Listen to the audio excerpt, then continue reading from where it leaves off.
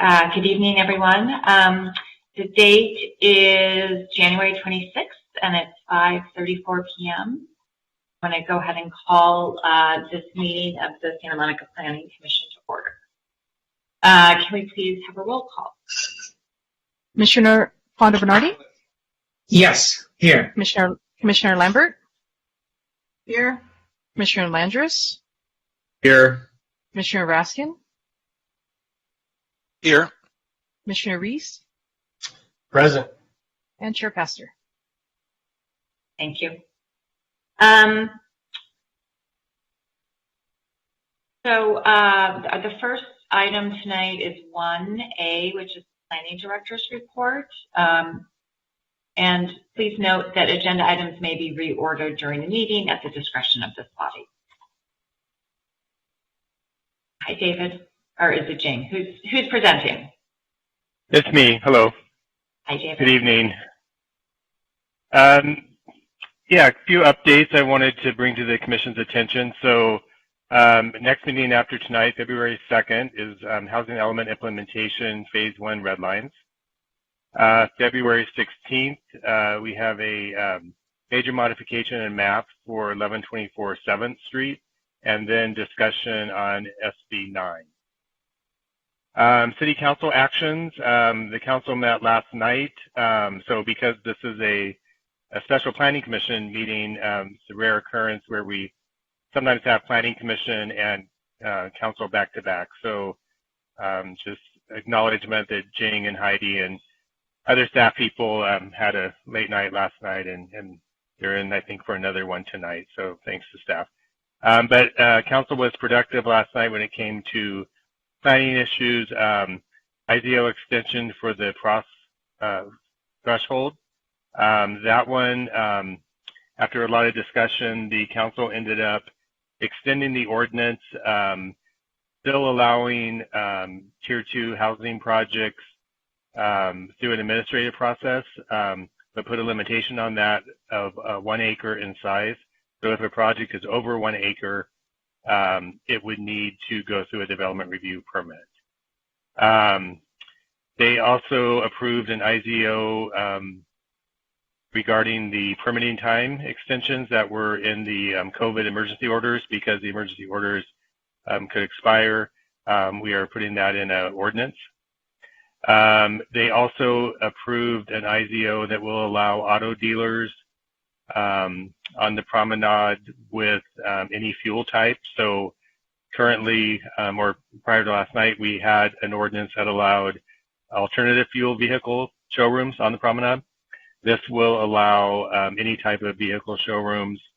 After some discussion, the Council put a limitation of no more than 6 in the promenade area. So that's the promenade and the east side of 2nd Street and west side of 4th Street is what the ordinance covers. So the way the limitation works is just that there can be no more than 6 total in that area, which I don't think we'll get anywhere near that. And then finally, an IZO extension for the demolition procedures that are currently in effect. Upcoming at Council, February 8th is mid-year budget. And then on February 22nd, the Carl Thorpe School appeal, and then the SB 9 study session. And then housing element update, no updates there really, other than we're still awaiting comments on our adopted housing element from HCD. And that concludes my report. Thank you. Thank you, David. Commissioner Raskin. Thanks. I have a hopefully quick question. I've received some inquiries from the public regarding the status of the application for the project at the Gelson site at Lincoln Ocean Park, and I'm hoping you can just give a quick update on the status of that application. Sure. So the city has not received the administrative approval application for that project yet. The applicant did file a preliminary application. Probably the big news on that project this week is that because the community meeting that the applicant held was limited in terms of the number of people who could attend, there was a cap of 100 on the Zoom meeting or whatever kind of meeting it was. And also because it was held on a council night, the city determined that that meeting didn't meet the requirements for the community meeting that's required before they submit their application. So the applicant has been notified of that, and they will be holding another community meeting, one that doesn't have the 100 attendee limitation, and one, again, that's obviously not on a council night, that should meet their requirement for the community meeting, and then they can file their AA application following that. We don't know yet when that follow-up meeting will be, but they were notified of the city's position yesterday afternoon on that. Any other follow-up to that, Commissioner Raskin? Anyone else have questions for the planning director, Commissioner Landris? Yes, I'm curious, the 1 acre threshold for administrative review, does that apply to all projects or just tier 2 projects? It would apply to all projects, except 100% affordable are still administrative approval, but any other projects, if the site is over 1 acre, then it would trigger a development review permit. I see. Okay. And do you know how many sites there are in Santa Monica at that? We don't know how many sites there are total. Staff went back and looked at the suitable sites inventory, and there were 3 sites in the suitable sites inventory that are over 1 acre. So what is the expected impact on us ultimately reducing both time and certainty on properties in the suitable sites inventory? I mean, are we gearing up to throw down with HCD, or, I mean, what's happening here? Yeah, we hope not. That was discussed at length at the council last night. We don't know exactly how HCD will respond to that. I guess our hope is that because it really impacts a very limited number of sites in the city, and the majority of housing projects will still be ministerial, that it won't be a problem. But you raising a good point, one that was and has been discussed, and we will see how HCD responds to that issue. Thanks. Anyone else? Questions for the director? Okay, so let's go ahead and move on to, I'm going to announce the public comment procedures for tonight. Please note tonight's procedures for public comment. We are accepting real-time oral public comment by phone for each item. Please check the top of the posted agenda for the phone number to call once the caller queue for each item opens. The caller queue will open when each item is introduced and will close after the first 5 public comments are heard. Let me repeat that. The caller queue will open when each item is introduced and will close after the first 5 public comments are heard. Written comments received up until noon today have been read by the Commission. Comments received after 12 p.m. today will be considered part of the record of proceedings, but may not be posted online with the Commission's agenda prior to the meeting. Also, please note that the moderator chat function in BlueJeans is for technical help from admin staff only. It is not for public comment. I repeat, the moderator chat function is not for public comment. The Commission cannot see the chat, and comments will not be forwarded to the Commission or entered into the record. So the next item is item 1B, and I would like to make a motion to move this item, which is Planning Commissioner announcements, to the end of the meeting. Do you have a second for that? Second. All right, second. Thank you, Commissioner Raskin. Can we have a roll call vote, please? Commissioner Fonda Bernardi? Yes. Commissioner Lambert? Yes. Commissioner Landris? Yes. Commissioner Raskin? Yes.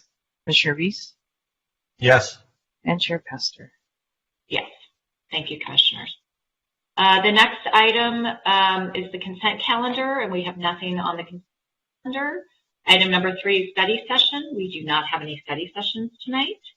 The next item is 4 continued items, none. 5 is staff administrative items. So that brings us to item 6, which is a public hearing, which is 6A. This is the Providence St. John's Health Center Phase 2 Master Plan, Development Agreement Amendment, and Final Environmental Impact Report and related entitlements. And I'm not going to read all of those. So before we start, are there any commissioners that would like to say anything? Commissioner Fonda-Bernardi. I'm going to have to recuse myself, unfortunately, from this project because my office is within 50 feet of the boundaries of this project, or actually specific plans, so I'm going to be leaving you at this point. Thank you, Commissioner Fonda-Bernardi. We will miss you. Have a nice evening. I see that our Deputy City Attorney has joined us. Did I forget something? You're on mute, Heidi. Thank you. No, I just wanted to make a quick note about ex parte communications when you get there. So whenever you're ready for me, I'm ready to say a few words. Thank you. So just a minute. So I just want to announce that the caller queue is open for this item, and staff will share the phone number on the screen. And anyone wishing to provide oral public comment on this item may call now. Once you are in the queue, you will hear the meeting over the phone. When it is time for public comment and it is your turn to speak, you will be notified that you are being unmuted by the moderator. For this public comment, Melissa, I think it's going to take some time to get through the staff report and the presentation. So is it correct that people can call at any time during the staff presentation or the applicant presentation, so they don't necessarily need to call right this very second? Is that correct? That's correct. They can call anytime between now and when the public comment session opens. Okay, thank you. So let's go ahead and move on to ex parte disclosures. And Heidi, we'll turn it over to you. Thank you. I just wanted to remind the Commission that your rules of order require ex parte communications, site visits, oral communications, and written communications for pending quasi-judicial matters. However, this evening before you is a DA and a recommendation to the City Council on a development agreement and amendments to a specific plan and the general plan. Those are all quasi-legislative matters, so that does not fall under your rules of order for ex parte communications. However, should commissioners wish to make disclosures, you may do so. Thank you. Does anybody want to make a disclosure? Let's start with Commissioner Landreth. Sure. This is an institution that has, I think, quite a reach in our community, and it's appropriate in this context to acknowledge that the applicant has, in fact, provided health care to myself and to members of my family over many, many decades. But that does not in any way affect my ability to follow the obligations, both written and unwritten, of being an appropriate planning commissioner for this hearing. So I just wanted to acknowledge that in the spirit of transparency.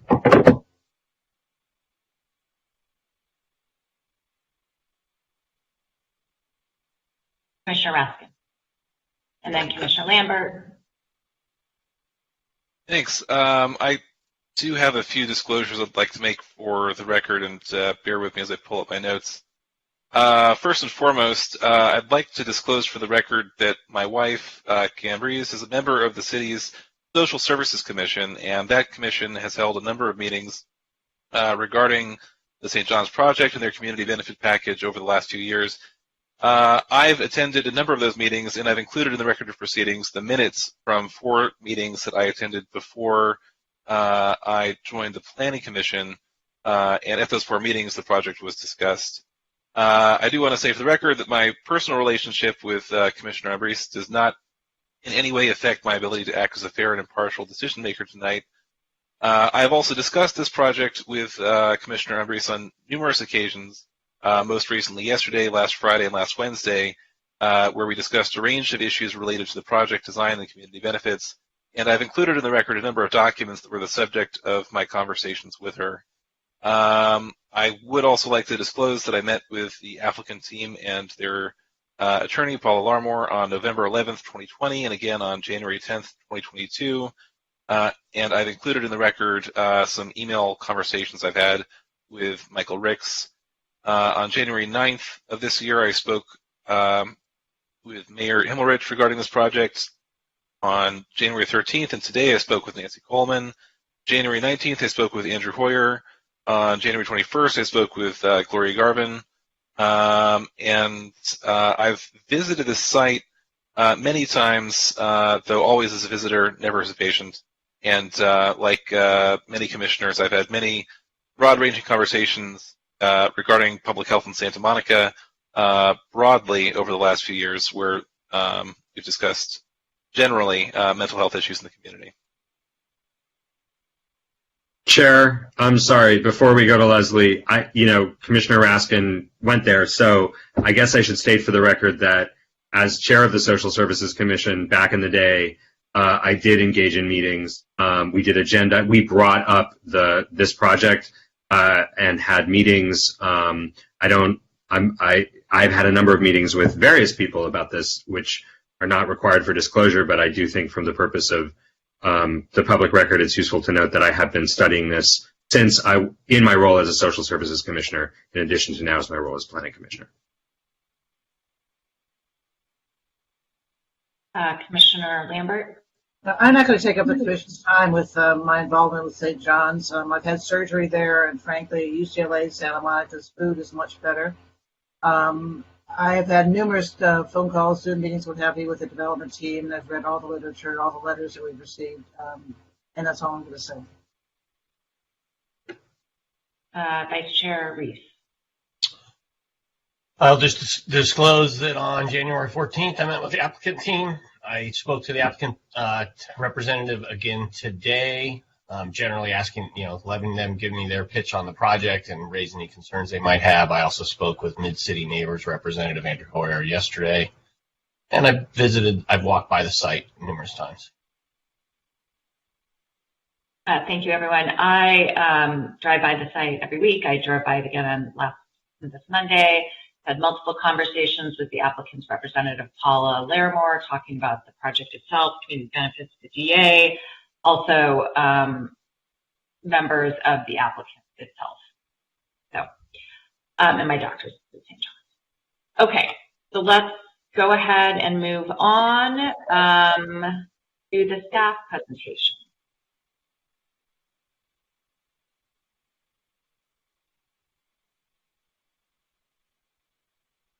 Thank you.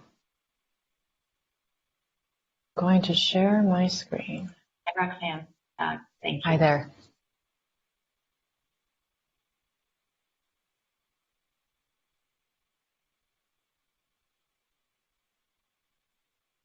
All right. You can see my slides. Your slides now.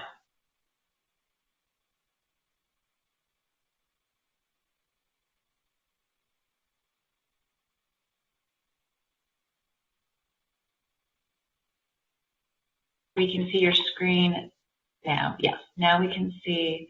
And if you could make it yes, excellent. Thank you. Okay.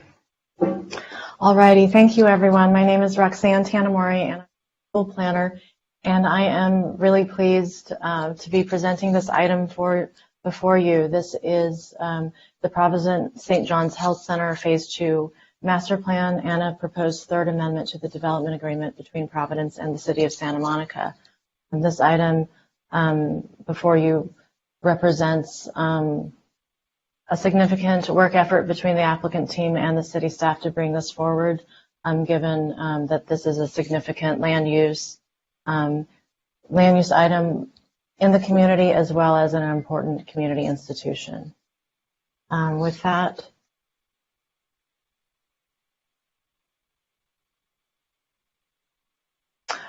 what you see on your slide before you is just a little bit A couple of highlights of what I will be presenting. I am going to ask that you bear with me. This is a fairly comprehensive overview, but I did try to stay up at a higher level to really frame some of the guiding principles that we used as we went through the staff work, negotiation, and shaping of this proposal that's before you. But I did want to give you a little overview of what will be covered.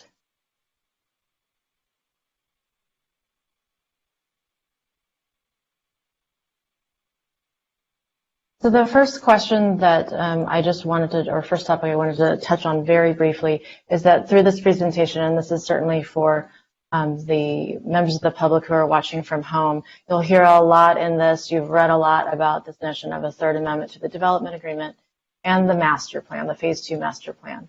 And so I just wanted to say, touch on a couple of things of what's the difference, at least at the beginning of this presentation. It may become more clear as we go through it. The development agreement is the contract between the city and Providence.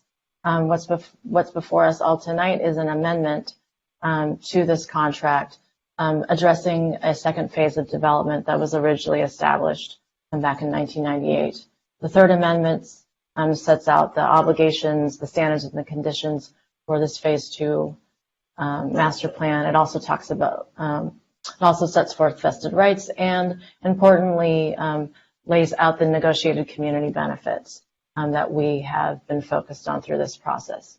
Parallel to that is the phase 2 master plan. That's really the long-range plan for development. It sets out the goals, the visions, the policies, and the variety of development standards that would govern development of the phase 2 parcels over this vesting period that I'll talk a little bit more about.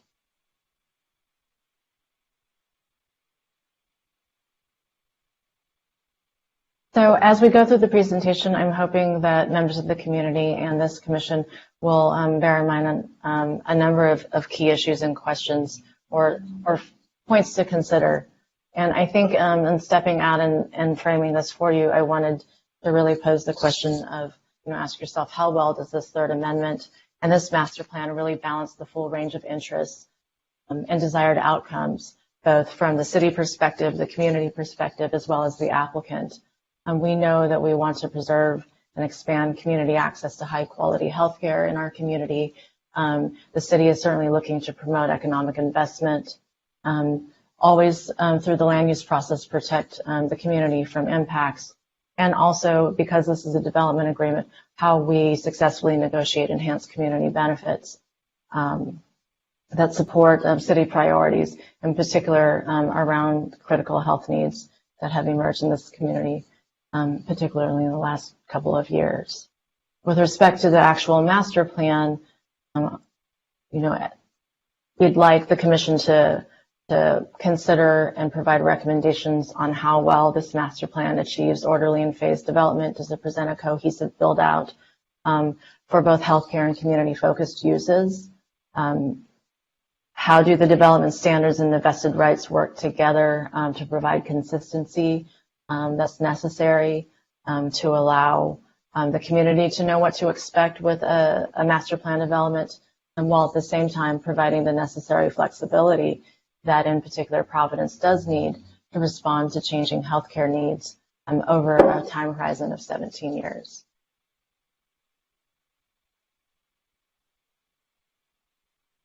Where this little part's going to go.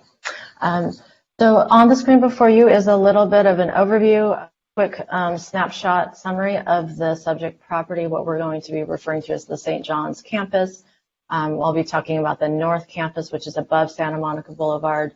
That's the A, B, and C parcels, or the notations there on the screen. And then also the South Campus, the St. John's owned parcels between Santa Monica Boulevard and Broadway. And this just gives you a little bit of data about the site and the existing buildings that are on the property that are a part of the phase 2.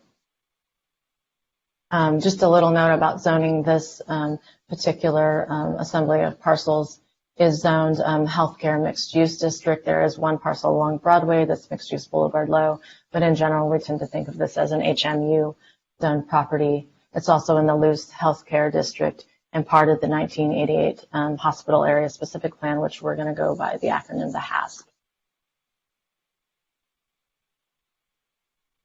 These are just a couple of shots of the property taken, I guess, over the last couple of years when I've been out there at the site. These are pictures of the main facility, also a shot along 23rd Street, 20th Street, the emergency department, and then down here in the lower right-hand corner is the foundation building at the corner of 23rd and Santa Monica Boulevard. This is a view looking toward the South Campus, looking south along 21st Street in that center image. Also, the St. John's Cancer Institute on your upper left-hand corner. Upper right-hand corner is the multifamily and the vacant multifamily apartment building that's owned by Providence. That's been vacant since before the original 1998 development agreement went forward to the City Council. On the lower panes, those are images of properties looking north from Broadway, some of the surface parking lots on the South Campus. This is just a quick snapshot of some of the uses in the surrounding neighborhood. It is quite a mix of healthcare, various types of office. There's a big residential component in the surrounding neighborhood. There's places of worship, a public school, and a variety of commercial uses. In terms of background in the original development agreement, which this is proposing to amend, the original agreement was executed in 1998. It was for post-earthquake reconstruction. It did authorize 2 phases of development. Phase 1, which is complete. That's the 475,000 square foot project on the North Campus. And the original DA did authorize a second phase of development with a maximum vested square footage of 799,000 square feet. The original term of the DA, unlike most DAs that the city does enter into contracts, this was for a 55-year term starting back in 1998. So that's a bit of a unique characteristic of this particular agreement. The community benefits that were negotiated are in effect today. Those are tied to the Phase 1 development. There was an annual community benefit program that was required. Also, the provision of an on-site child care program with 49 full-time spaces, tuition subsidies, and a variety of operational requirements. And there were also physical improvements on the campus that were required. In 2011, there was a first amendment to the agreement to really address an alternative format for part of the Phase 1 parking obligation. At that time, we instituted a transportation demand management plan requirement that is still in effect, and still Providence is still actively implementing that program. There also were a series of neighborhood protection measures put into place at that time. Noting the Phase 1 development that was completed in 2013, that facility was smaller with fewer beds in comparison to the hospital in its form pre-earthquake. A lot on this slide. It's in your staff report. I hope you had a chance to take a look at it. As we're speaking about process, I'll pick up where we left off on the second amendment in 2017. That was a largely procedural in nature amendment, which really addressed essentially a future council action, which we're here today discussing. At that time, that amendment established the requirement for a comprehensive Phase 2 master plan instead of what the original DA required. It was just this master plan requirement for the South Campus parcels. We did see the value in a comprehensive approach, so that became a requirement at the time in 2017.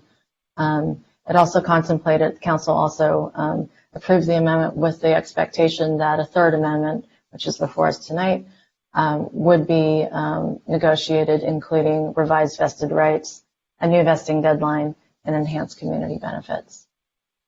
The graphic on the slide also shows you, just giving you a snapshot of the timeline going back to 98, but also so you can follow along and just take a look and see what were the major milestones in getting us to a hearing where we are presenting the Phase 2 master plan and the third amendment.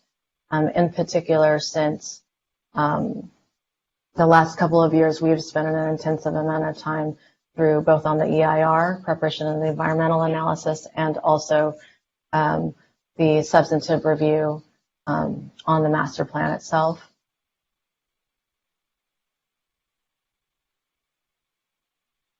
The master plan sets out, as I noted before, a series of development standards that would govern development for the Phase 2 master plan area. The first most important category of development standard is really around the vested or permitted uses. And because this is a healthcare campus, there are some particular kinds of uses that aren't typically laid out in the detail or in the format that in the zoning ordinance that we would need for a healthcare campus. So this proposal before you, the master plan, proposes a series of permitted uses that would be looked to over the course of development over the next 17 years. These uses were discussed originally in the 98 agreement for Phase 2, but also refined through Providence's outreach process. When they assumed sponsorship in 2014, they did do an assessment, a needs assessment for the Phase 2 development, and so some of the uses were refined and discussed at that point. The image on the right just talks about this notion of sort of functional zoning and thinking about where these uses should go in the master plan relative to the improvements that would remain, most importantly, the North Campus main hospital center. This is a quick snapshot looking at the macro level of the Phase 2 buildings that are proposed with this plan. There are 3 main buildings proposed on the North Campus, as shown on the graphic. There's also a small cafe proposed in the North Campus Mullen Plaza. Those buildings are outlined in your staff report and in the master plan document, but I wanted to give you a breakdown of those buildings. And also, too, on the South Campus, there are 5 buildings proposed, primary buildings along with the cafe. There's some of the more community-focused uses are placed on the South Campus, whereas the more intensive medical program is placed both closer to Santa Monica Boulevard and also on the North Campus, closest to the main hospital.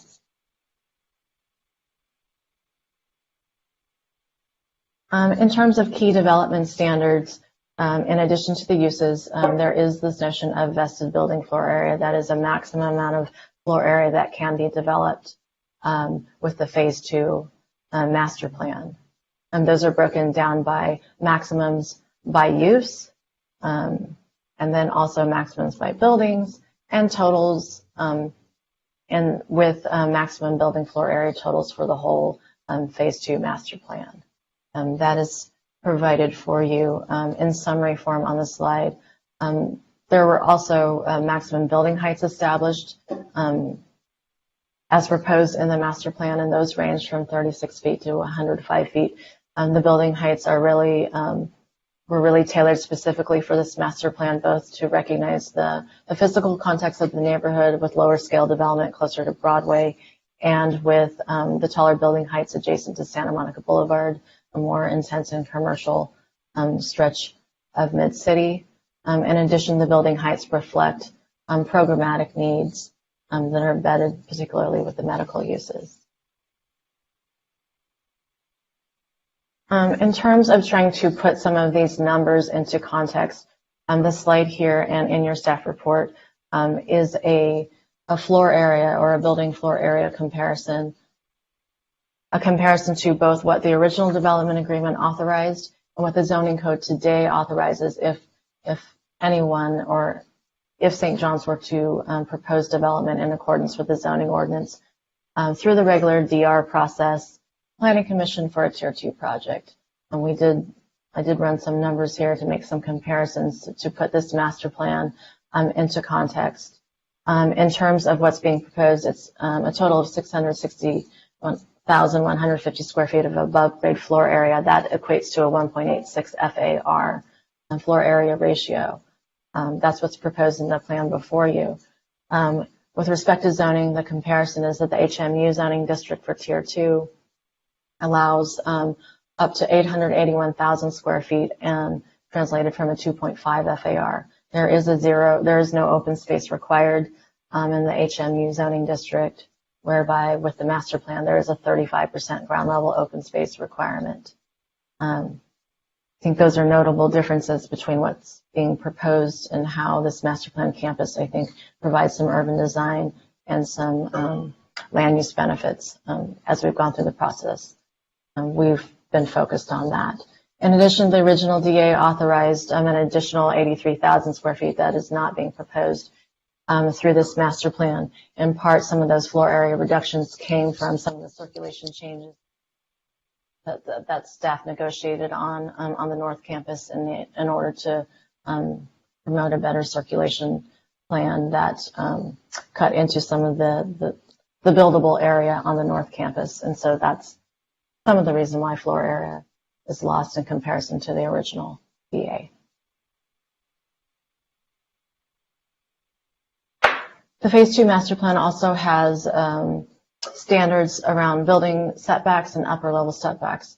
I won't go into all of these details, but I did want to, from a conceptual standpoint, what we think is valuable in this plan, what we spent a lot of time negotiating on, is how to bring a sense of continuity into the buildings as they are constructed through the various phases. We think that building setbacks, open space, upper level setbacks, while in the context of a healthcare campus, brings continuity, brings helps us modulate and adjust that scale.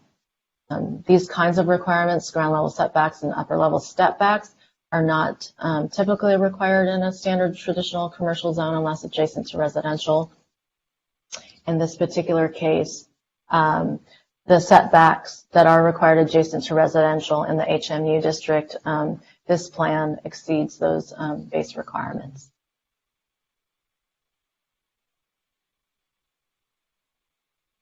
Open space was really a foundational principle in how this plan was approached, both from the applicant staff. That original 35% ground level open space requirement on the South Campus was embedded in the 1998 DA. Both parties worked hard to keep that requirement in place. A lot of the site planning grew out of that, is my understanding from working with the Providence team. We have certainly looked at open space, both from a regulatory standpoint, making sure the 35% is going to be provided through the different phases and stages of development. We looked at the location, the quality, how that relates to buildings, how that impacts circulation. We wanted to set some minimum size requirements, et cetera. So the master plan addresses open space. It addresses this layer over it, which is the publicly accessible open space component, which is, frankly, most of the open space that is provided, unless it's been restricted or proposed for restriction, to not have that public access provided because, for instance, of the child care center or a pocket of open space that is most close to an adjacent residential building, given the hours and the regulations that we would put on that open space. Importantly, staff also negotiated a couple of 24/7, what we call 24/7 pedestrian connections through the open spaces and through the South Campus to make sure that there is bicycle and pedestrian access through from Santa Monica Boulevard to Broadway. Those were important aspects tied into the overall open space plan.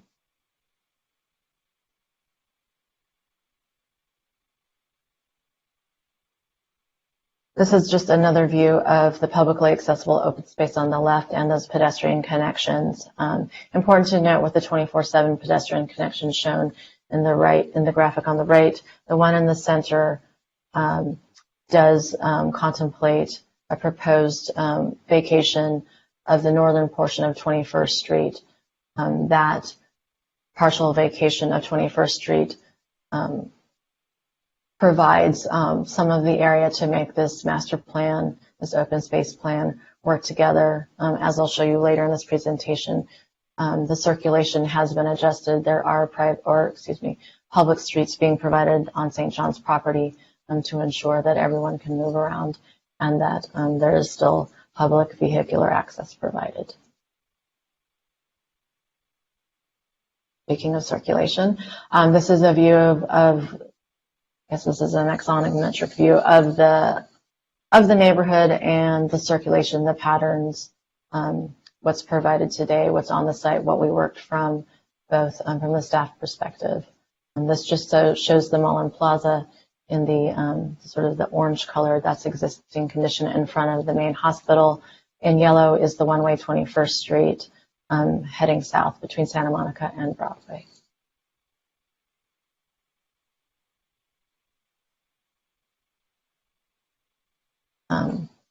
In terms of guiding principles, looking at circulation, I would say took up the better part of, I'd say, over a solid year of meeting with the applicant team in order to iron out a couple of really big questions that we had for the applicant team. We really did go back to looking at, this is a master plan, it's going to be phased development, there are some changes proposed to our grid, there's a variety of entrance points to buildings, how does this all work together? We really did want to take our time and make sure that we studied this from all angles.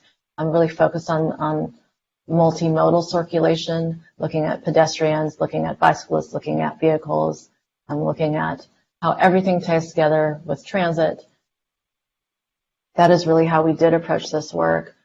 So some of the guiding principles that we did use to help frame our review and our negotiation with the applicant on the proposal, those are on the slide for you and detailed a bit more fully in your staff report.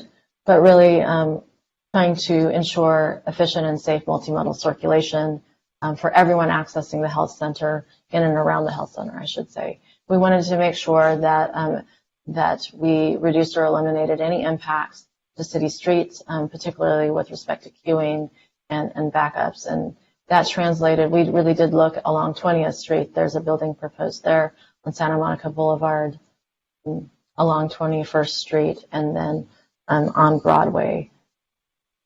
We looked at minimizing impacts to our city streets. We did, consistent with the loose, our general plan policies, we did want to make sure that Santa Monica Boulevard remained as the priority street for vehicular access.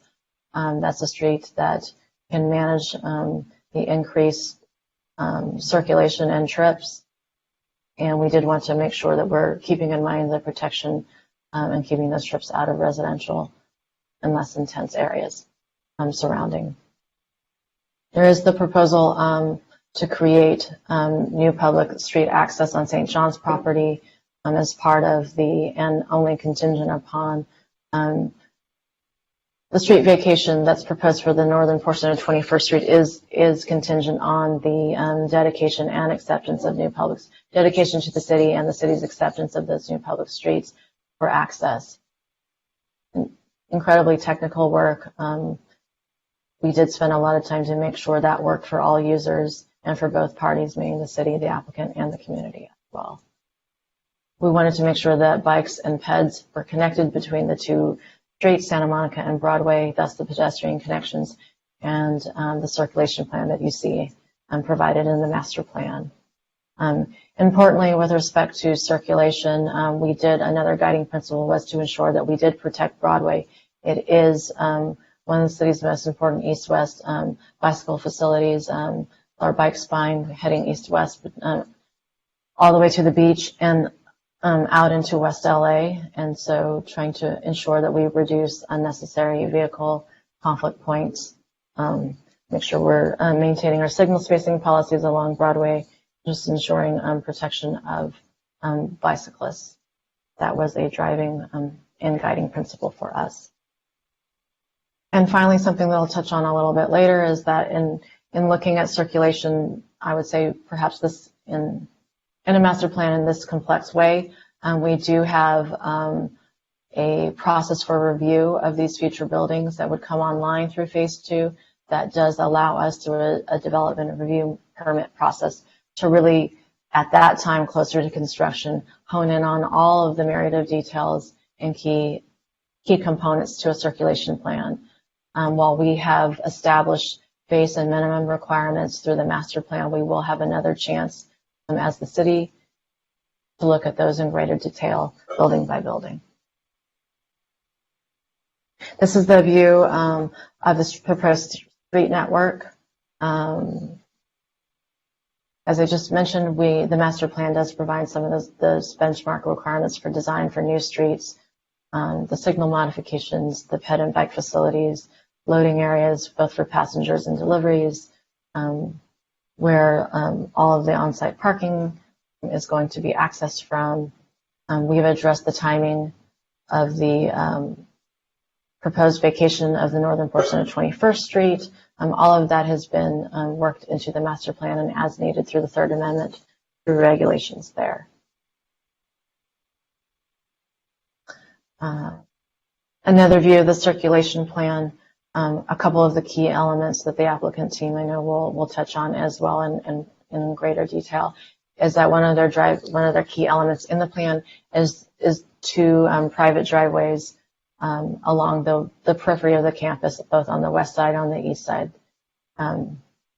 Those provide access into the campus. They pull those cars pulling off Santa Monica Boulevard. They pull everybody into the South Campus to ease with vehicle flow. There is a fairly, as you can see on the Mullen Plaza on the North Campus, there is a realignment that's being proposed in order to facilitate ingress and egress and efficient circulation to the buildings that are proposed on either side of the Mullen Plaza. We also wanted to sync those up with the driveways and with the access points on the South Campus. So there is some widening of the drive in order to consolidate signals and driveways. The plan before you has changed over time, but that is being presented now with all of those factors coming to bear on the plan before you. Parking.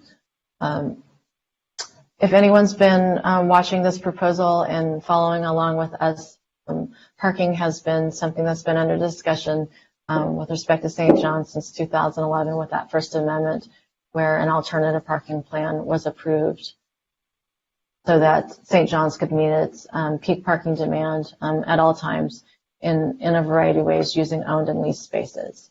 As we looked at how parking would be incorporated into the Phase 2 master plan, one of our main goals was to ensure that a comprehensive parking strategy is provided in the Phase 2 master plan such that parking is on-site and there's less reliance over time by the end of the build-out on that leased off-site parking.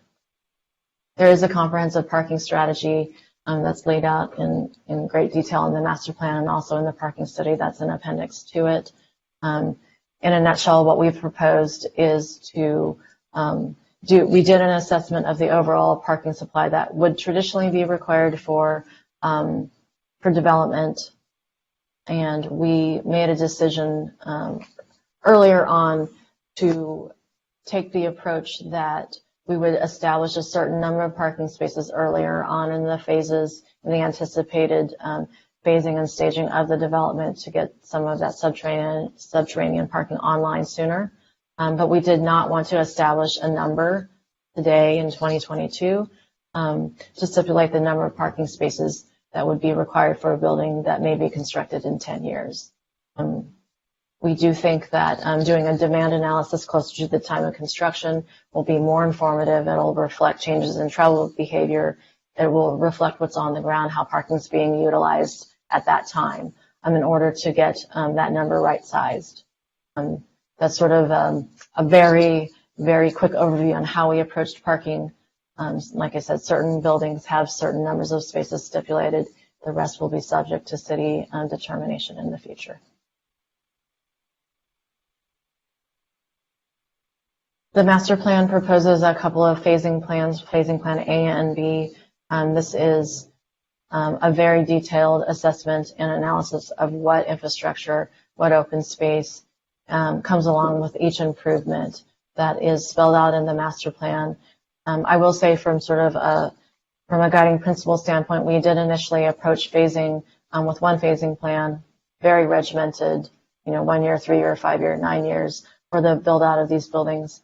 We took a step back from that approach, recognizing that it really would be necessary for St. John's and the city to a certain extent, to have that flexibility to respond to changing healthcare needs as programmatic needs change, as new technologies change, and as community needs change with respect to healthcare, being able to really modulate that order of construction while still staying within the envelopes and the maximums and the parameters established by the plan. We felt that that was a more realistic approach for a development and a proposal of this size.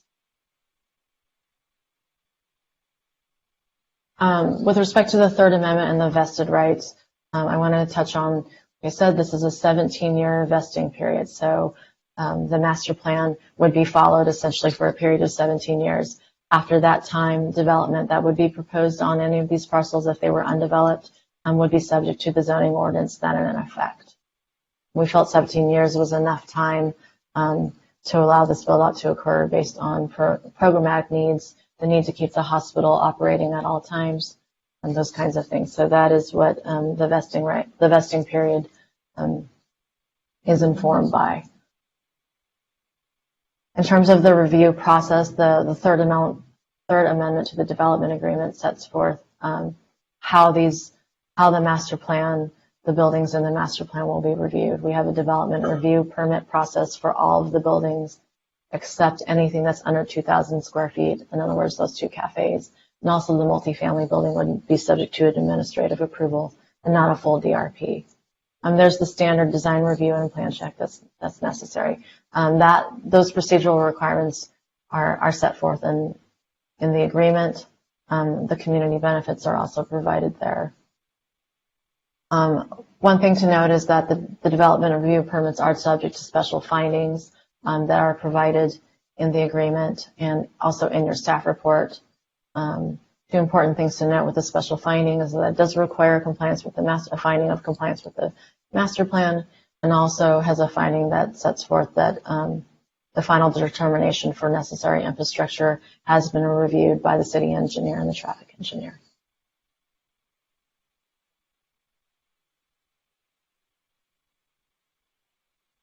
In terms of community benefits, I wanted to lay out for you a couple of the guiding principles, again, how we approach the community benefit negotiation.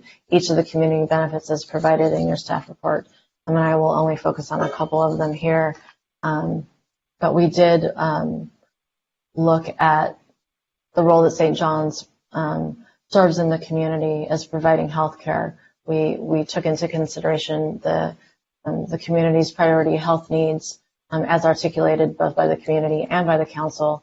We looked at loose policies around placemaking, mobility, and trip reduction that informed our negotiation.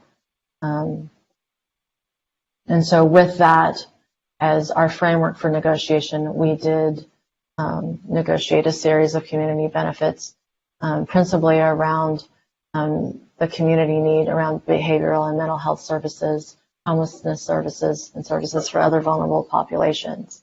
That's where we started in this negotiation. And of course, there are other community benefits that are outlined in your report and that'll be summarized on slides. But really the focus of our attention was around those core issues.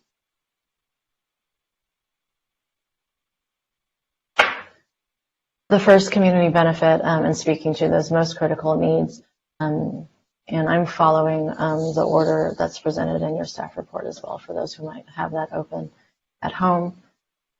The first significant negotiated community benefit is a program for homeless services and services to other vulnerable populations. This is a requirement that would run the entire length of the DA term until 2053. That's that original 55-year term that I had mentioned. This structures an annual requirement for a minimum value of $1 million to be provided for the first 20 years.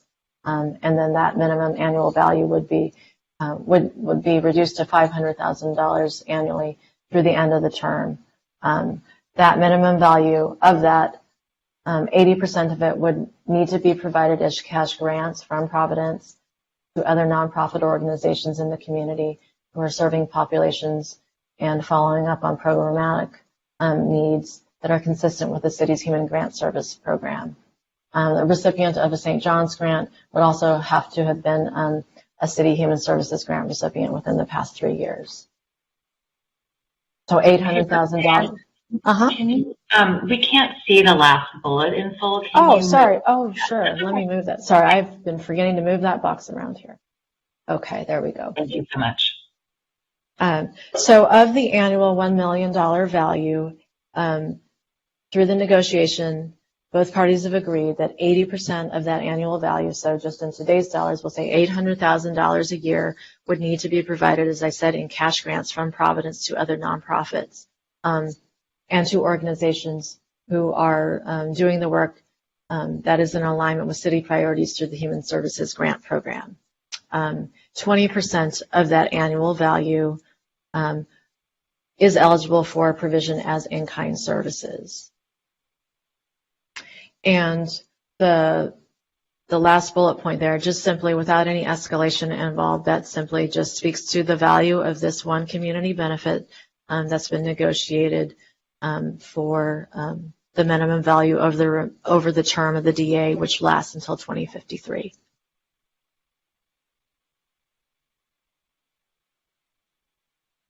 The next community benefit, this is their on-site child care program obligation.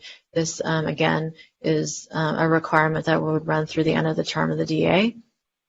This builds on the existing on-site child care program that St. John's implements today that grew out of a requirement from 1998. This is really an incremental expansion of the operational capacity of the on-site child care center in order to meet the demand generated by the Phase 2 development. That was a framework that was established in 1998, and we have stuck with that format. There will be additional spaces provided. The tuition subsidies that are currently provided will continue to be provided. So this is really just a continuation and an incremental but important add-on to this program. If you have questions about anything specific about that, we have a team here answer questions during commissioner questions on that. The third community benefit that I want to spend more than a moment on, is with respect to the monetary contribution for Santa Monica behavioral health initiatives that's been negotiated. This is a community benefit that the city and Providence have been in substantial discussions around. I would say that both parties are in agreement on the importance of this particular community benefit. We are not in full agreement, however, on the timing of the second payment that I will describe here. And so with respect to really addressing the council and community priority around behavioral health and community, that community around behavioral health initiatives, we did negotiate a new and a significant investment from Providence to help expand access, the community's access to behavioral health initiatives. This money could be used, the funds that we negotiate could be used for capital needs, for operational funding, in-kind staffing, and could be used for a potential behavioral health center or any other city-sponsored program to address that that gap in the continuum of care that folks are seeing and wanting to address sooner rather than later. This contribution has been negotiated to be paid directly to the city, with the city making the final determination on the most effective ways to use those funds. I do want to underscore this, that the way that planning staff has negotiated this is that the discussion and the process regarding the most effective way to use those funds, we believe should be and does need to be a separate process from this actual Phase 2 master plan and land use entitlement process that we're going through vis-a-vis the DA.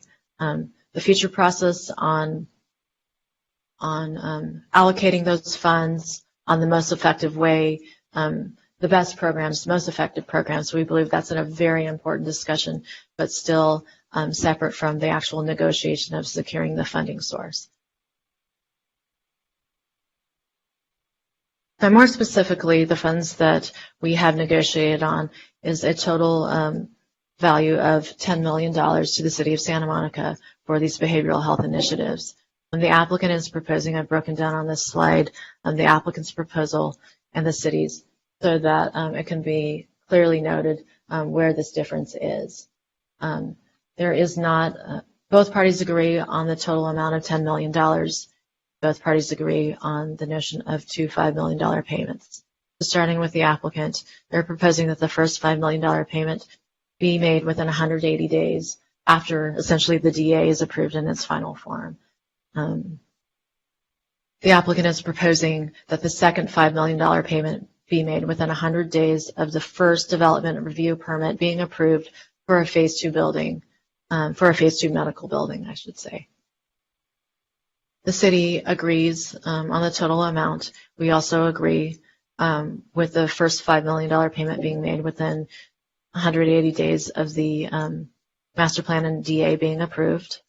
However, for that second $5 million payment, we are proposing that that payment be made upon the earlier of either that 100 days after the DRP is approved or with an outside payment date of 8 years after the third amendment is in effect.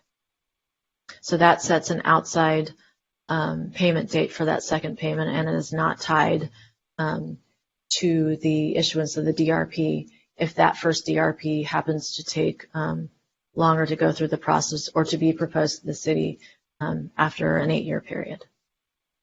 Staff is also proposing that this second payment, that there be an escalation, an annual escalation of that amount by 1.5% if the second payment is not made to the city within 3 years of the effective date of the third amendment.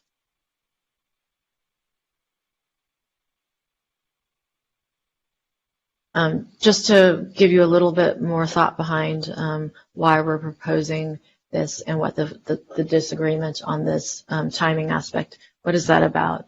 The city is recommending that outside time limit for the second payment because from our standpoint it is important for us to have a clear timeline so that we have the fullest ability to plan for the use of those funds and to address the critical community need that's before us. We also believe that having the ability to plan for when those funds will be paid to the submitted to the city, that may help the city of Santa Monica leverage other partnerships, access other resources, knowing that we have a firm commitment on time from Providence. Providence has been clear through this negotiation while they agree to the overall dollar amount and the structure around the first payment. They do want to note that that first payment is not contingent on any construction. It's just payable to the city within 180 days of the DA being approved. So again, not tied to construction. They believe that as such that is an ample demonstration of both their commitment to the community, their commitment on this issue around behavioral health, and their overall investment in this phase 2 process. While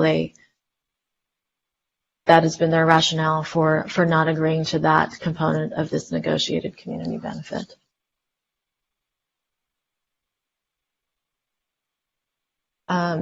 Other community benefits negotiated, those are described in your staff report, but this really does look at the assumption of the full cost of a Child and Family Development Center Youth and Family Program that is ongoing. Traditionally, Providence has received some grant dollars from the city to operate that program, and they have agreed to carry that program forward without the city grant.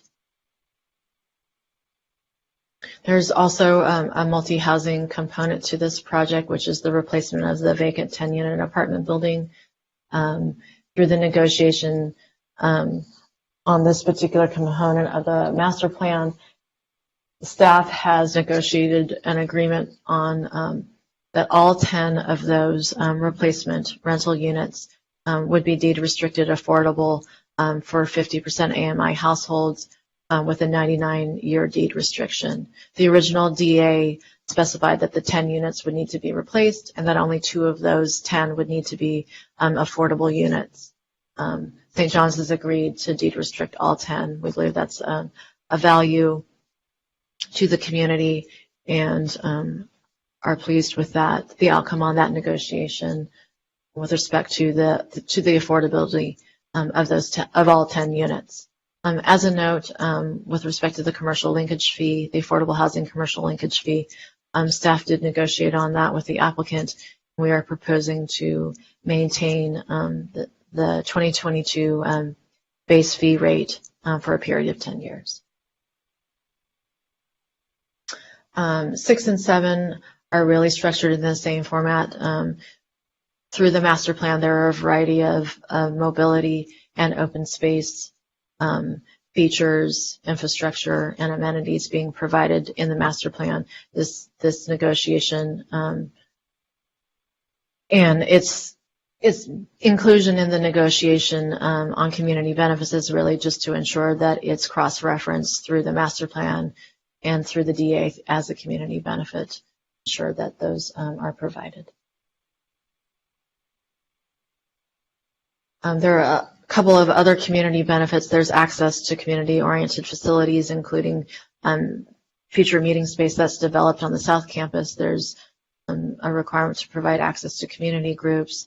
There's discounted admissions for community events that would be held in that facility.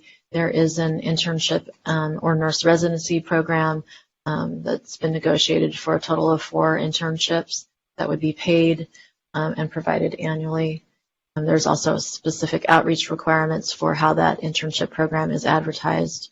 We think that's a great value to the community as well. There are a series of neighborhood protection measures outlined in your staff report. Some of these are continuations of those measures that were established in 2011. We wanted to build on those. There's also a requirement for a discounted daily parking rate for visitors with disabled person license plates or placards when visiting St. John's. That's something that came out of community comments. There is also a local hiring program using language that's been updated most recently or somewhat recently around the notion of first priority. That's provided on your screen. That's included here. There's also a requirement for equal opportunity subcontracting. And with respect to those other entitlements not entitlements, the other applications that come along with this proposed third amendment and the master plan, there is a necessity to repeal the 1988 hospital area specific plan and make some corresponding loose amendments to modify references to the HASP that are contained in the loose. The reason for this is the HASP is outdated. It's really based on 1984 general plan policies and 1988 zoning ordinance designations. The HASP hasn't been updated since the loose was adopted or since the zoning ordinance in 2015 was adopted.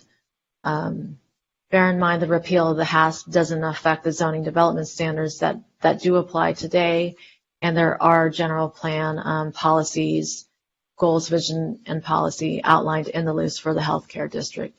So we think substantively the repeal of the HASP leaves no gaps with respect to development standards or land use guidance. The corresponding general plan amendments to modify those references to the HASP are contained in your staff report and your attachments. So those are provided for you.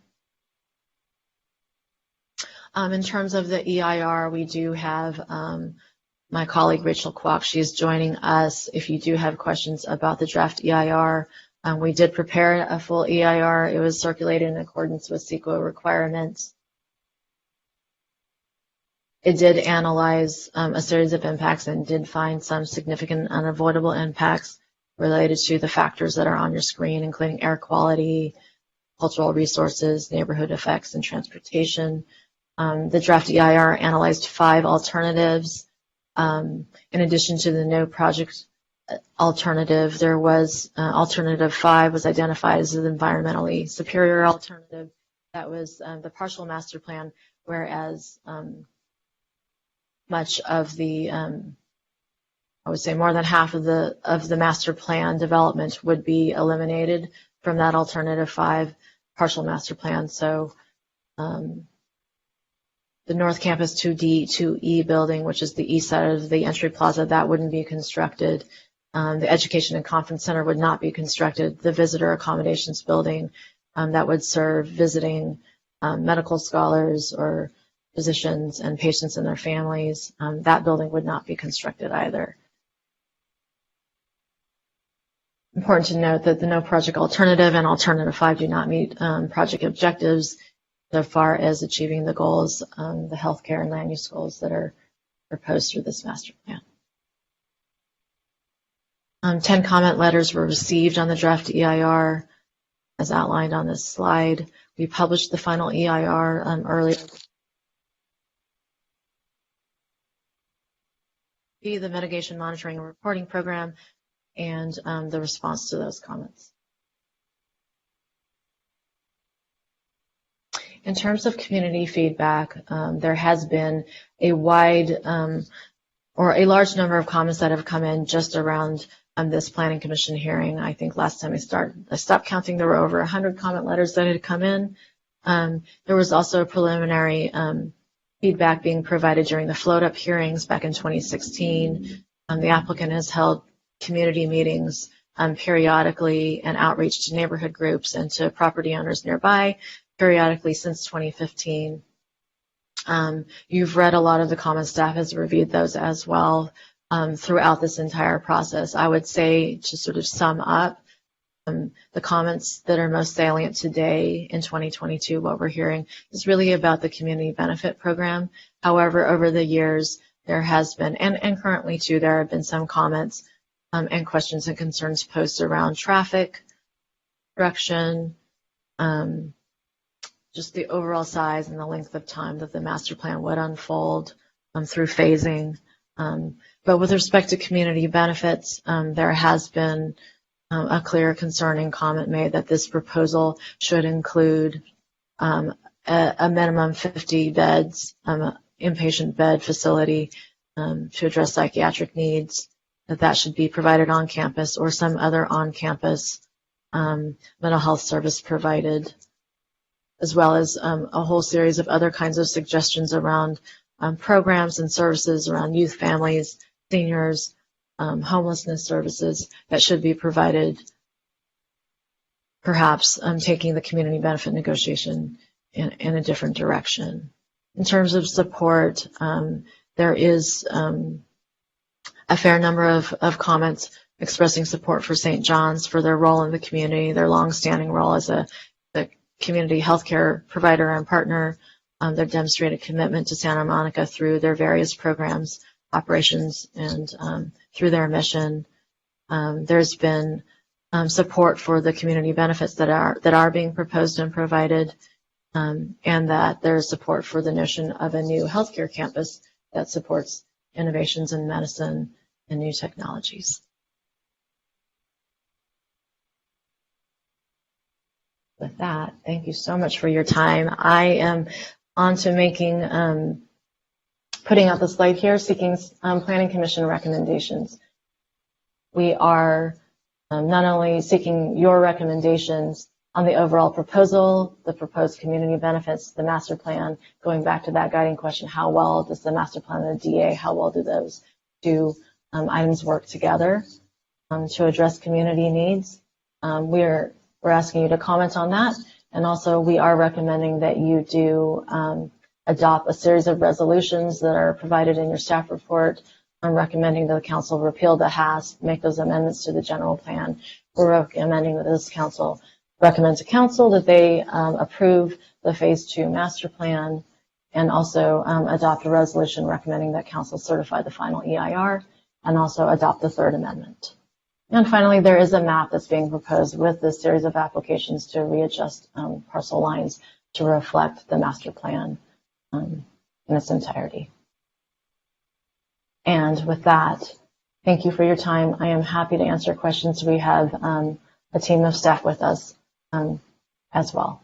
Thank you. I'm going to stop sharing my screen. Okay, thank you, Roxanne. So here's what I want to do. Leslie, I see you. I want to do one round of questions to staff, and I'd like them at this point to stay pretty high level.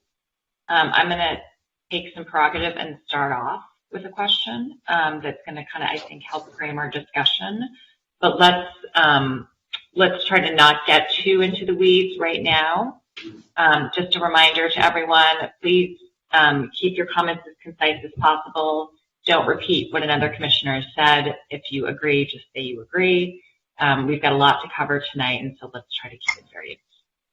So the question I have is actually really for Heidi. And so as we think about this discussion, because I get the sense that what we're mostly going to be talking about tonight is the DA and community benefits. Can you give us a little bit of a sense of,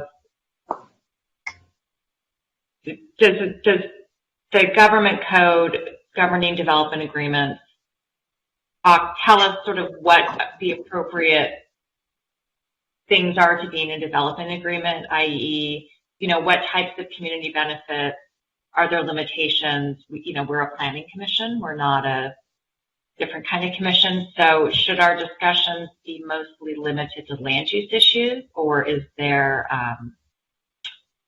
a difference? I'm sorry, Susan, hi, yes. I'm so used to saying hi, but hi, Susan. That's okay, we're interchangeable for all practical purposes. So it does not. I mean, it really boils down to the fact that it is viewed as a contract, and therefore the community benefits are consideration. There's no limitation. However, I think there are practical aspects to this. So, for example, whether the community benefit can be enforced, whether staff is able to monitor adequately the community benefit implementation, whether the city understands that if the community benefit is not made, that the city would have the remedy of defaulting the developer, but would the city actually do that? And, that's a very difficult question. So I think, the practical issue is that the community benefits should be structured so that they are enforceable and can be monitored. And so that's sort of a qualitative answer. And I know that there used to be a lot of, before my time, this commission saw a lot of development agreements. Do you know whether there's a history of approval of development agreements with consideration for things that were not exactly land use related or were not just payments of fees? I do think that the development agreements have stretched depending on the community needs, but I think on this one I have to defer to Jing and David because they have a much longer history than I do on sort of the breadth of the community benefits. Yeah, excuse me, sorry.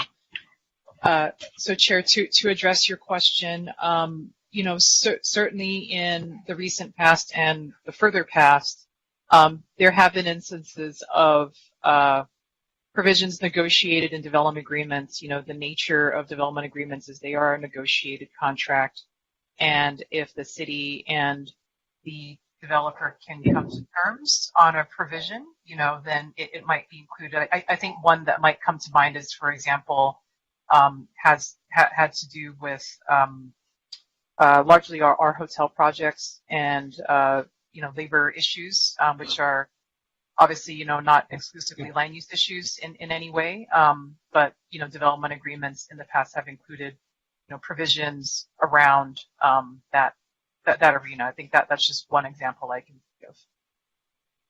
And then what would happen if we recommend and then the city council approves the development agreement that the developer doesn't agree to? What would happen? I mean, could they come back and just submit DRPs for individual sites? Would they not be able to develop? I mean, would the hospital be stopped in its tracks, right? Like, what would happen? Well, we need a meeting of the minds in order to have an enforceable development agreement. So if they do not agree, then we don't have a meeting of the minds, and either the city has to revise its expectations or the developer has to accede to the city's desires for community benefits. So, it does hinge upon a meeting of the minds, and otherwise you don't have a contract. But what would happen procedurally, right? Like we saw in one of the slides that the underlying zoning allows a certain amount of development, and that, right, that they could essentially, could they come in and just put a DRP on a site-by-site basis? Yeah, they could. They could. Okay. So with that, Commissioner Lambert. I just have several questions of staff, and this may be one too. Procedurally, if we have consensus generally on what we're doing tonight, there may be a few points of difference. Would those points of difference result in some people not voting for the entire development agreement amendment, or how are we going to do that? If there are one or 2 points that do not have the votes needed, does the whole development agreement go down? Well, I think we have staff's recommendation, and I believe you can have your recommendations as well. And then even if there wasn't 100% consensus as of today, we would still proceed because it's really your recommendation of what staff has presented to you as the development agreement with your comments and your findings, and then it would go to council. And if council doesn't agree either, then obviously we don't have a development agreement, and at that point it would go down. But I don't think the fact that there are still some open points today really does preclude that, as long as you have a majority vote on the overall recommendations and the findings that are required in order to continue with the development agreement and the other amendments. Okay, thank you. And to follow up on what Chair Pastor was saying, if the developer doesn't agree to something we want tonight in the development agreement, does it still go to City Council with our recommendation, even though the developer doesn't agree with it? Yeah. Yeah? Yeah, they would just proceed. They would just make their case to the City Council, and then, yeah. But they have to agree to it for it to be real anyway, but they wouldn't sign the agreement, right? Correct. If ultimately they don't agree, then there will be no development agreement. I understand. Okay, I have a couple, they're kind of big pictures, big questions, but maybe they're not. I was confused about the impact fee language. As I understood it, and what you said tonight, is that basically the impact fees are set for 10 years, and then are they readjusted based on the adjustment, the new fees in 10 years? So the impact, right, let me. Do you understand my question? I think I do. The impact fees that I was addressing, or it applies to the TIF, and it applies to the Affordable Housing Commercial Linkage Fee. And so, because it's a development agreement, we can approach fees in a variety of ways. In this particular instance, what we've proposed is that, again, because this is phased development, buildings are coming along over time instead of a single building permit for one development. So that influenced how we approach this issue. But we are proposing that, for instance, the TIF, that the rate that's in effect today from 2022, right, plus adjustments that are allowed in the zoning, that per the zoning ordinance, that rate structure applies for a period of 10 years.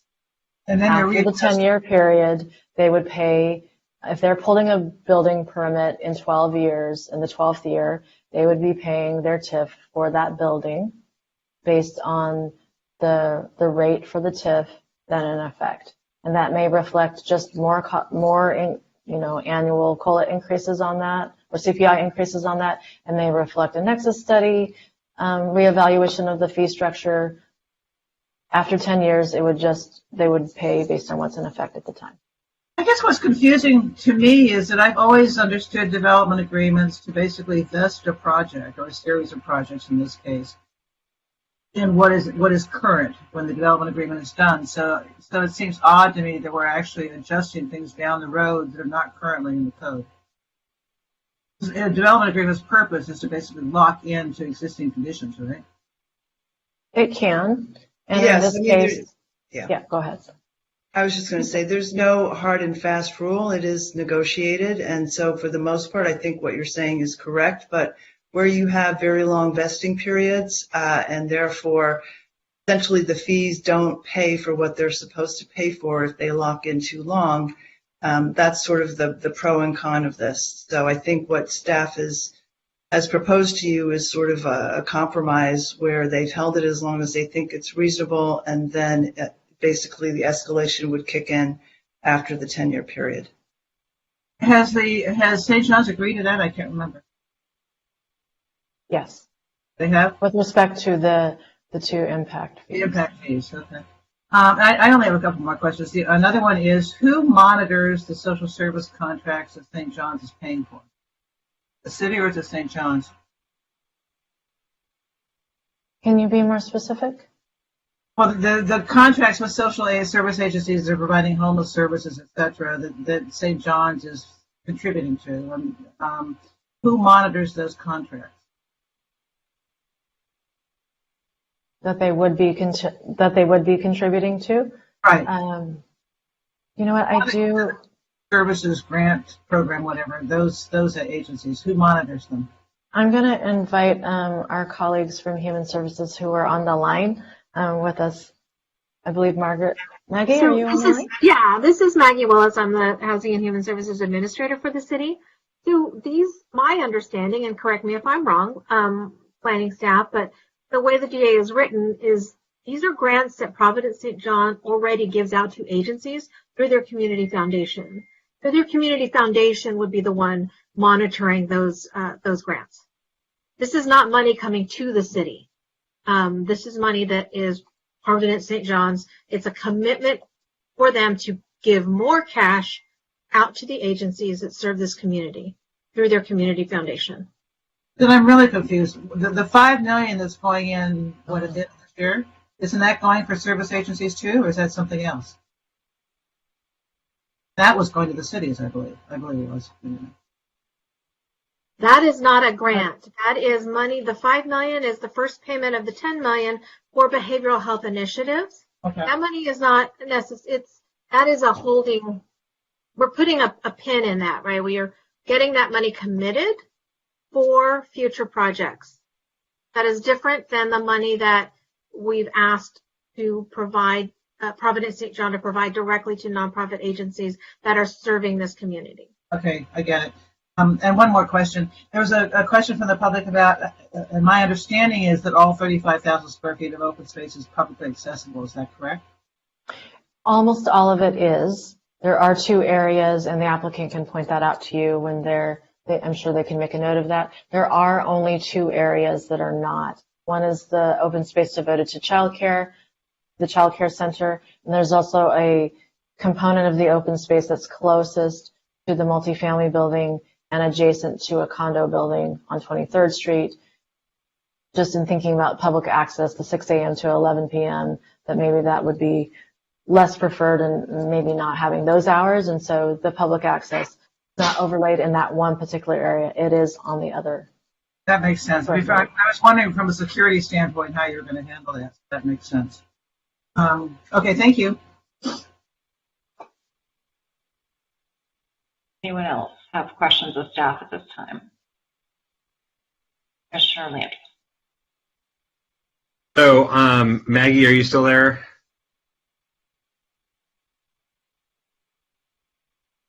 Yes, sir. Hi, Maggie. How are you? It's been a minute. It has. Yeah. What can I do for you? Thank you. So here's my question. I have been carefully reading the and listened to your clarification. I was going back over the text. Could you talk a little bit more about how you got to this idea of the 80-20 split in the grant making? And I'll give you the context up front. I know there has been a lot of conversation at council about how to open up the HSGP to innovative new grantees. Obviously, innovative, not innovative when it comes to like meeting their audit requirements and being qualified grantees and all of that stuff. but innovative in terms of new approaches to homelessness and behavioral health and things like that. So how did you arrive at the 80-20, and how do you think that these funds could advance innovation in particularly those areas of homelessness and behavioral health? Sure. I think what we are hoping will happen is that this will bring a little bit more collaboration and synergy between the work that the Providence St. John's Foundation does already, funding these agencies, and the work and priorities of the city.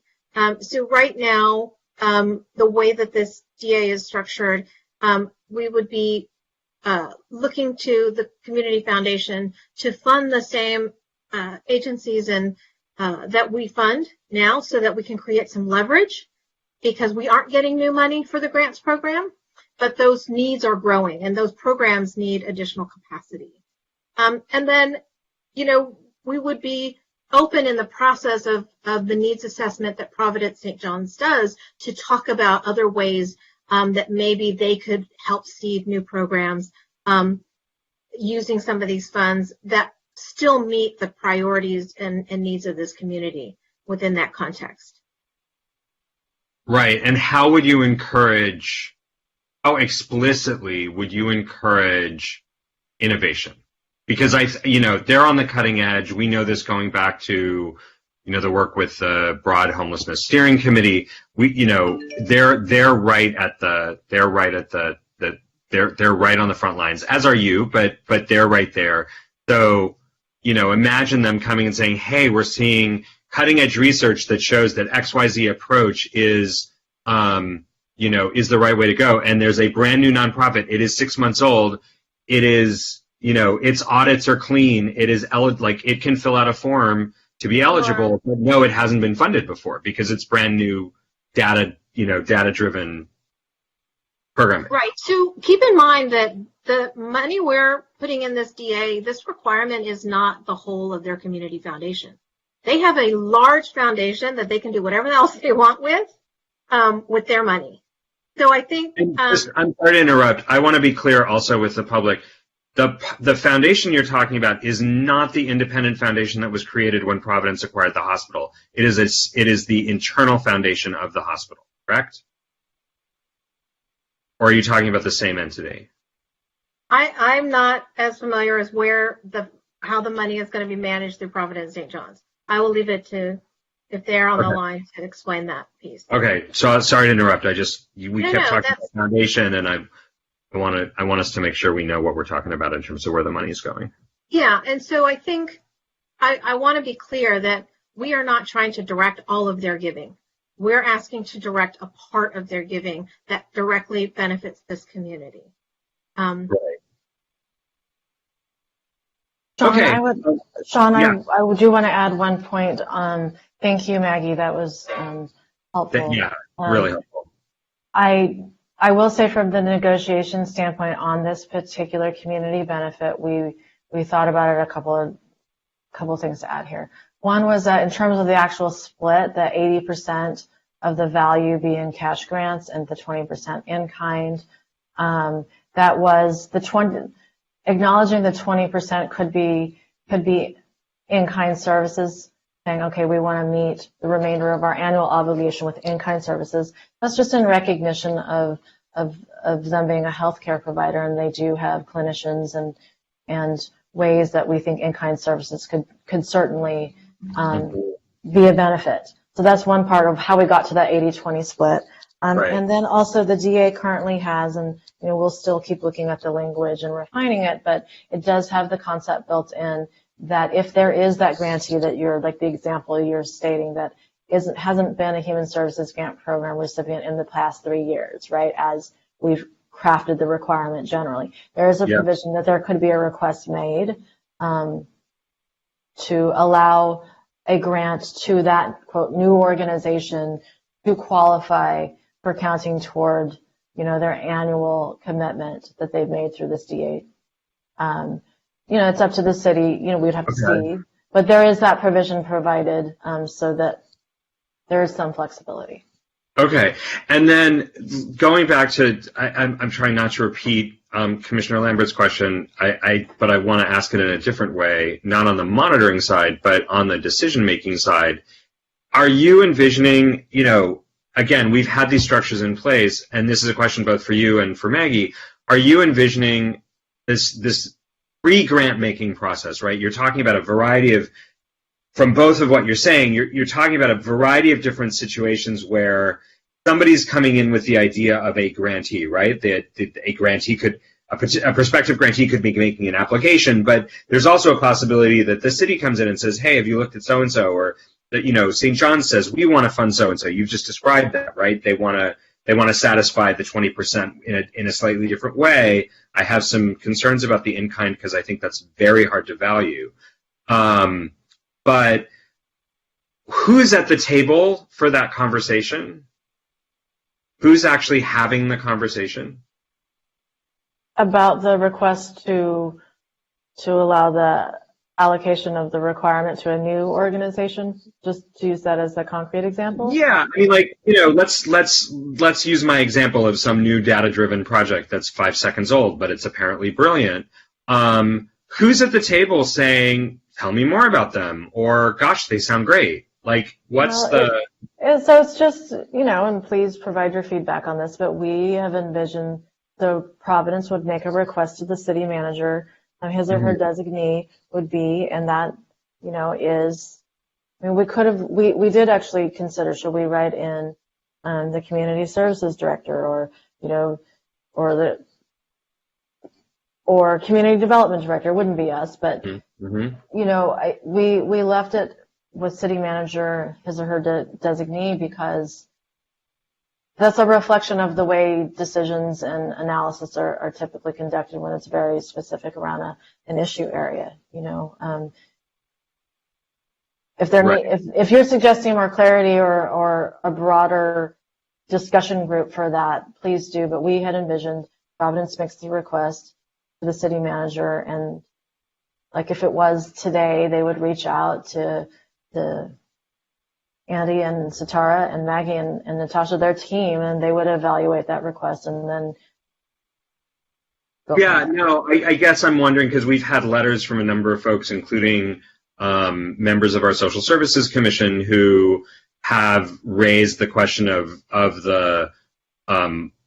different stakeholder models, right? So the We Are Santa Monica is one model. Another model would be that the city would establish a for-purpose task force with experts in, right?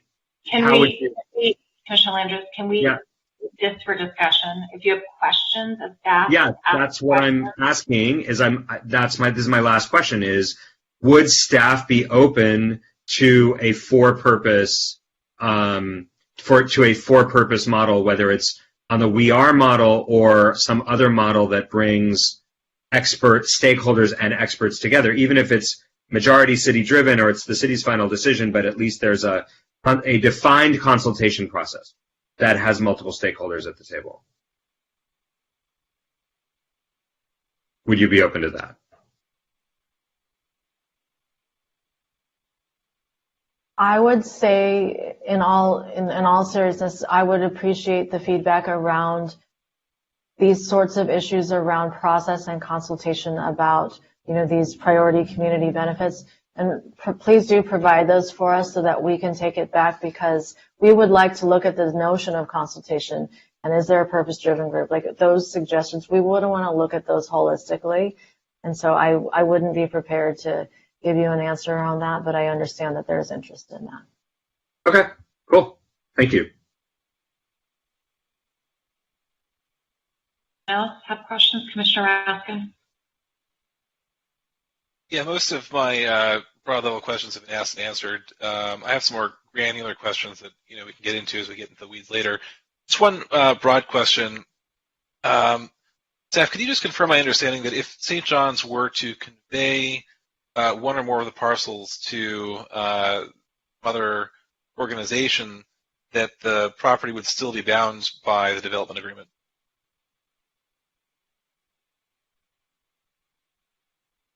Yes, there's an assignment provision which would still require compliance with the development agreement. And I think the way it's worded in particular is that St. John's, regardless of the assignment, would be responsible for providing the community benefits. Got it. So, I mean, yeah. Perfect. All right, that's all I got. Thanks. Vice Chair Reese, anything? I'm going to wait, hold my questions for a little while. Thank you. Okay, so let's Commissioner Pastor, can I just ask staff, because we can come back to it later, but or later, is staff prepared to discuss the questions we've raised? I believe some of us have raised questions about maximizing the affordable housing production on this site. I know I emailed staff earlier today with some language. Are we prepared to discuss that later? We don't have to do it now, but I want to. That should be part of the motion. I understand that, but I just wonder how to react. Not a question. It is a question because I think in order to maximize the incentive for PSJ to build more than 10 units, we would be explicitly, for example, allowing them to use PCAC rents. I'd like to know if staff is at least open to that. It doesn't matter if they're open. Staff, are you open to discussing the affordable housing issue at a later time in this? Of course, yes. I mean, I think we did review the requests that came in. I think there is some general understanding of the requests, and I mean, staff can speak to this later when we get to it, but we will address that. Great. Thank you. Let's move on to the applicant presentation. Who do we have here for the applicant? I think there's a whole team of you. Hello, it's Michael Ricks. Hi, Michael. Hi. So we're using a laptop here, and it's a little quirky. So we're gonna share the laptop. So I'll present. I'll turn it over to Suzanne for part of the presentation, then she'll turn it back to me. All right, Michael, hang tight for 1 second. Jing. Sorry, I apologize. I don't mean to cut off Mr. Ricks there. I just wanted to just pause just for a procedural issue. According to the Planning Commission Rules of Order, if there are more than 20 speakers in the queue, there are time limits that are triggered that affect the applicant's speaking time and public comment. So at this time, I think we should just take a moment just to check how many callers we have in the queue to make sure that we are following the Rules of Order. So we are currently hovering around 25. So we're well over 20. Okay, and so just a reminder to the Commission, with more than 20 callers in the queue, the applicant's time is reduced to 10 minutes and 3 minutes for rebuttal, and public comment is reduced to 2 minutes. Okay, can we make a motion to allow them, can we allow them a longer time? Yes, you may, with a 2/3 vote of the Commission. Okay, I'd like to make a motion to allow them 15 minutes with the normal rebuttal time. Do I have a second? Yeah. Can we get a roll call vote? Commissioner Lambert? Yes. Commissioner Landris? Yes. Commissioner Raskin? Yes. Commissioner Reese appears to somewhere else, and Chair Pastor. Yes. So is it 2/3 of the entire commission or 2/3 of who's here? Oh, Commissioner Reese is back. Sorry, folks. Why don't we do a roll call vote again? So Jim, the motion on the table is to allow the applicant 15 minutes for their presentation. Yep. Commissioner Lambert? Yes. Commissioner Landris? Yes. Commissioner Raskin? Yes. Commissioner Reese? Yes. Chair Pastor? Yes. Thank you, Jane, for that. Okay. Michael, it's all you. Let's put 15 minutes on the clock for him. And do you want a 1-minute warning? Please. I might need multiple minute warnings. So thank you very much. 5-minute, Melissa, will you give them a 5-minute warning? Will do. And Michael, your screen not, yeah, let's get that all set before we start the clock here. Yeah, when we go into presentation mode, it looks like it cuts a little bit off. So there we go. How does that? Yeah, that looks great. Okay, let's get going. Before my clock starts, can I just say real quick that out of that amazing presentation given by Roxanne and a good Q&A, I can't help but get Commissioner Lambert's critique of my food here at St. John's out of my head. So Commissioner Lambert, I do want you to know we have a new and improved gourmet food offering that's on its way to your house right now.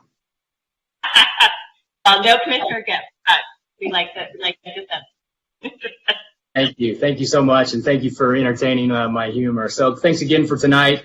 Again, I think we can honor the time frame because Roxanne did a fabulous job of covering a lot of what is in our presentation as well. We'd like to start our presentation just quickly. I think that anytime we engage in significant projects or initiatives at St. John's, we always focus on our true north of our mission, our values, and our vision. I know most of you have seen this, but we honor this in everything that we do, especially proud of being able to take care of the poor and the vulnerable on a daily basis through the walls of the health center here at St. John's. Many of you are familiar with the background, and so I won't go into the detail. Hopefully some of you will recognize this amazing picture, black and white picture from back in the day.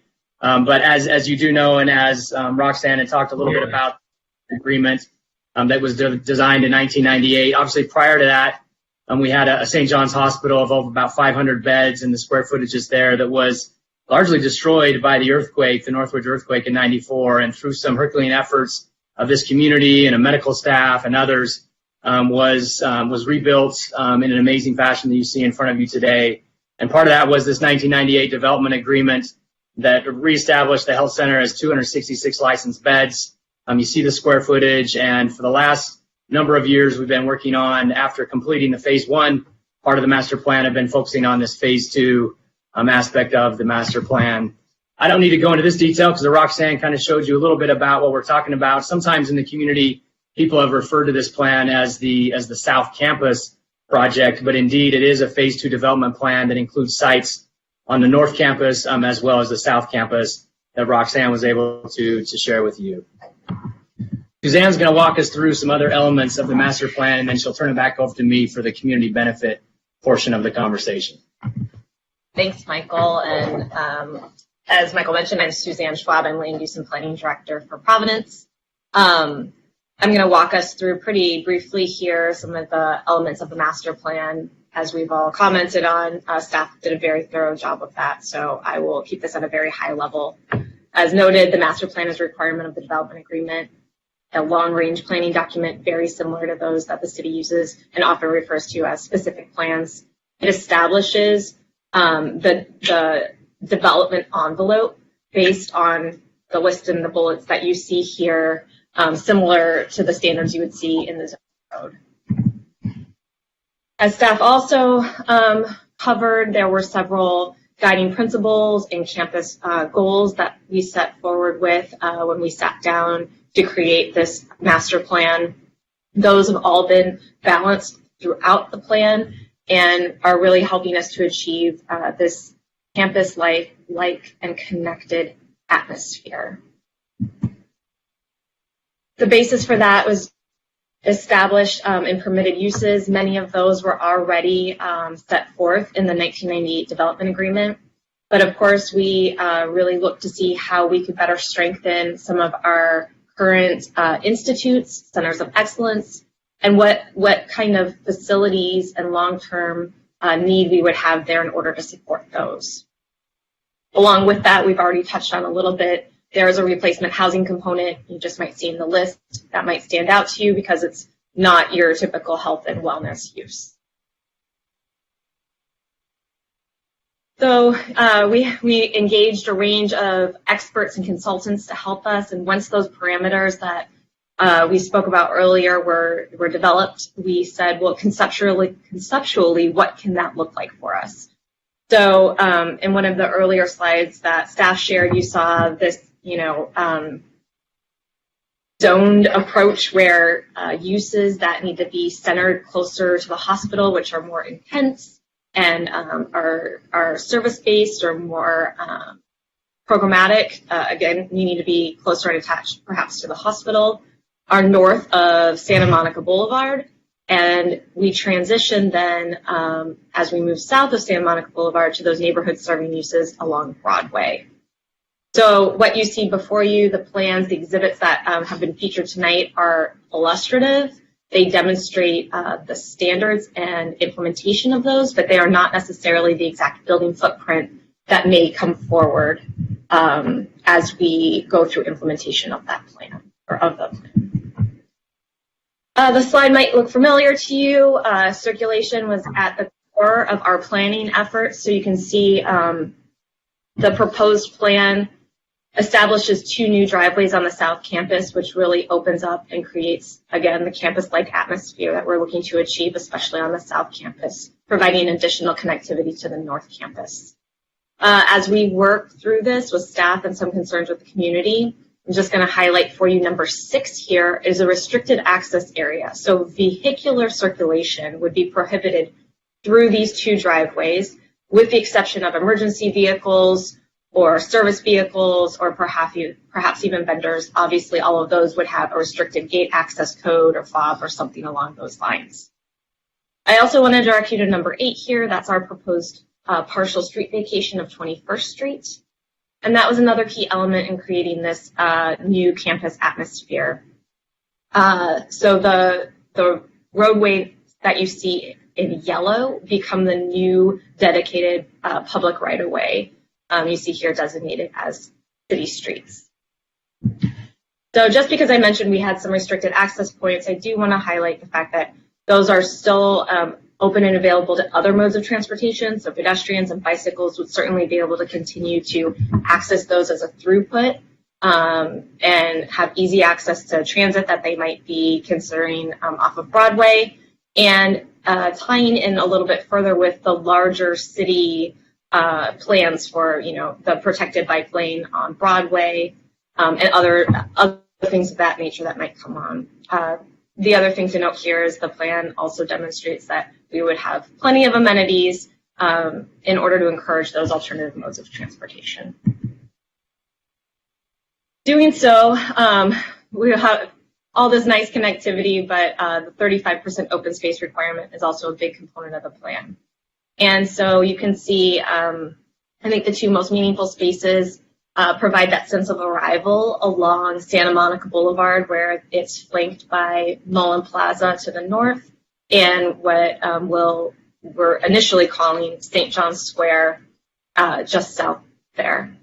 Additionally, it was highlighted that many of these open space areas, provide relief from adjacent property owners and a buffer space. And it might be hard to see on the slide. I apologize, some of the numbers are small, but there is an area behind the housing development that would be restricted. We would not have 24/7 access because that's intended to be used by multifamily housing. And then a few of these little pocketed areas you see, which would be a daycare use, and those would also be restricted. Other than that, though, the open space areas are intended to be varied and provide active and passive opportunities. It wouldn't be a master plan without, a statistical summary, and I think Roxanne walked through this earlier quite a bit. I just wanted to also reiterate that we have maximum vested floor area that's vested by site and by usage.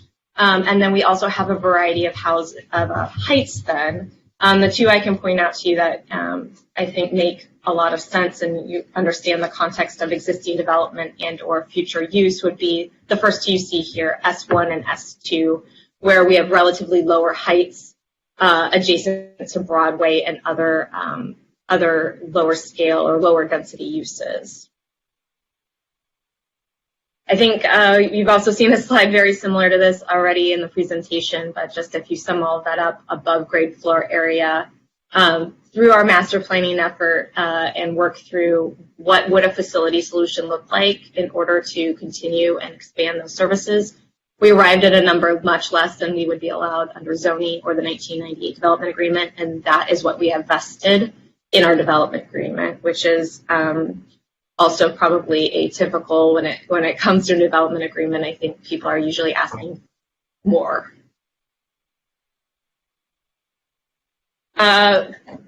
What happens post-approval has been a question that has come up a lot in the more recent community meetings we've had and emails and what other correspondence we've received. So just wanted to highlight as a reminder, the DRP process for each building will come through to the Planning Commission, and the multifamily housing development would go through the AA. And Architectural Review Board will certainly have a chance to weigh in as well. And as previously noted, we have a phased build out. We carried 2 different plans in or phasing and staging plans in the master plan, and they were studied in the EIR. That was to allow us some flexibility. We know we have various economic cycles, funding and whatnot, and this is a large, long-term plan with probably close to a 20-year build-out horizon. And this is your 5-minute warning. Thank you. With that, I'm going to turn it over to Michael. All right, run through the community benefits. Again, we talked about with Roxanne, the categories. This is something we had great alignment with the city and the necessity of being able to put resources into these categories. I think that one of the words we have on here is unprecedented. I think that's an important word. It's a word that you need to be able to back up, and I think one of that is applicable is in our mental and behavioral health. To be able to offer $10 million prior to any building in your development being established, and one of those within 180 days, at 180 days post council approval is pretty remarkable, and we believe unprecedented. So $10 million towards the use of mental and behavioral health services in partnership with the city has been explained. The homelessness services and prevention, the reason you see a slight difference between the $25 million that Roxanne had and the 28.5 on this is with the escalator. So the escalator over a 30-year period adds another $3.5 million to that overall term. So again, Roxanne did a nice job, and I'm sure there'll be some more questions on the 80-20 split. But this again is something that we'll be able to offer to our nonprofit community partners and in-kind support for these homeless services and prevention. Investing in our future around child and youth is super important to all of us. We have, again, a grant that we will be allowing the city to keep and to use at their as they see fit, and be able to continue to offer the services and the additional costs that were above and beyond that grant at about $750,000 per year to continue to offer the different services that you see on the slide in front of you. I won't read that to you, but a significant program that we are honored to be able to participate in and provide as a community benefit to the future of our city.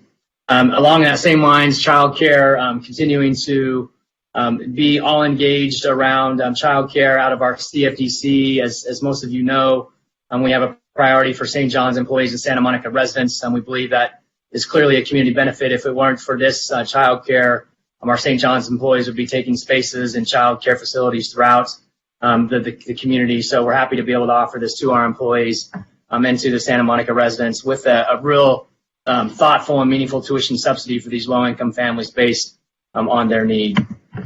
Affordable housing, again, this is, as Roxanne said, we have 10 vacant units or apartments that will be replaced with a minimum of 10 units of affordable apartments. All of these deed restricted to 50% AMI households. As a note, the DA requirement of 98 only required 2 units to be deed restricted 80% AMI. So in addition to that, a code is 55 years, yet we've put forward a 99-year deed restriction. So it's important to note that this will be the first thing that goes live on our South Campus from a building perspective, and then obviously having the linkage fee associated with that. So all in all, when you sum it all up, when you add all the dollars, direct dollars, the value of certain community benefit line items, it comes up to nearly $100 million of investments that we're willing to make. A lot of that money up front, and the rest of it spread throughout the 30 years, and we're honored to be able to do so. Suzanne is going to wrap us up. Well, thank you again. I think this really helps to put into a nice chart format, very similar to what you have seen throughout. What we would get, the city, the community would get under zoning, the 1998 development agreement, and all of this really, in my view, a very comprehensive master plan that's put forward. We've got a lot of great programs and services through the development agreement, as well as a nice long-term vision for our campus moving forward. I'll leave that at that. Thank you. Thank you, Suzanne, and Michael. So let's go ahead. What I'm going to propose is that we go ahead, do questions to the applicant, and I want to take a 5-minute break, and then I want to come back and public comment. So who wants to start us off with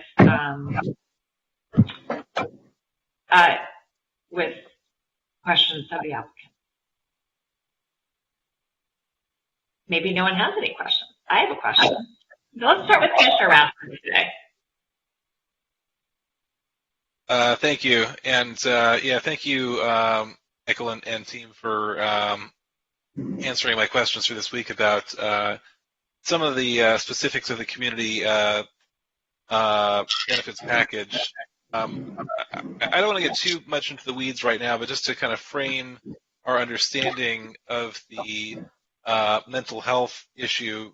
As I understand it from our correspondence, the capital cost to set up inpatient beds is somewhere in the ballpark of $1.4 million per bed.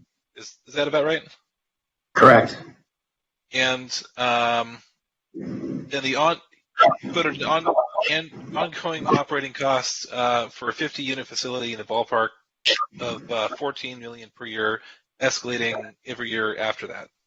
That's correct. And you also quoted for an outpatient facility. I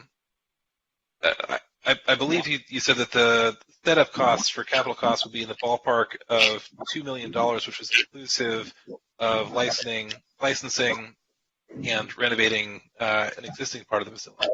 Yeah, that cost would be more if it was a new building from the ground up, but what is potentially being looked at is taking some existing space within an existing building, and that's why that cost is only at $2 million to get that to meet the OSHPD requirements associated with licensing. Got it. And just to wrap that up, then the operating cost annually would be $1.5 million for the outpatient facility, and I assume that would escalate as well. Sure.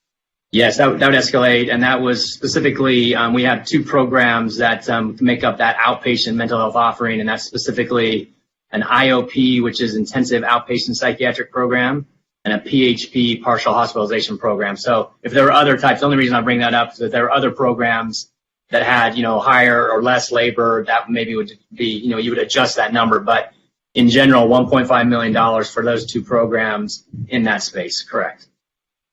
And forgive me for not asking this earlier, but do you have statistics about the number of patients who come into your facility seeking the services on an ongoing basis right now?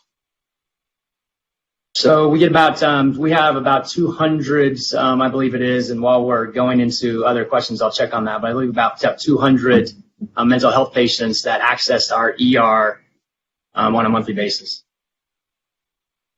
And do you have... And the services, just to clarify, Alice, so the services, you say access those services, I'm giving you the ER because the services that we're talking about are not available right now. Got it, yeah. I think we're going to get into the weeds more about this in the future, but I just wanted to set the table with those clarifying questions. And that's all I've got for now, so thank you very much. Welcome. John. Commissioner Landris. So thank you. I want to follow on Commissioner Raskin's questions. Hi, Michael.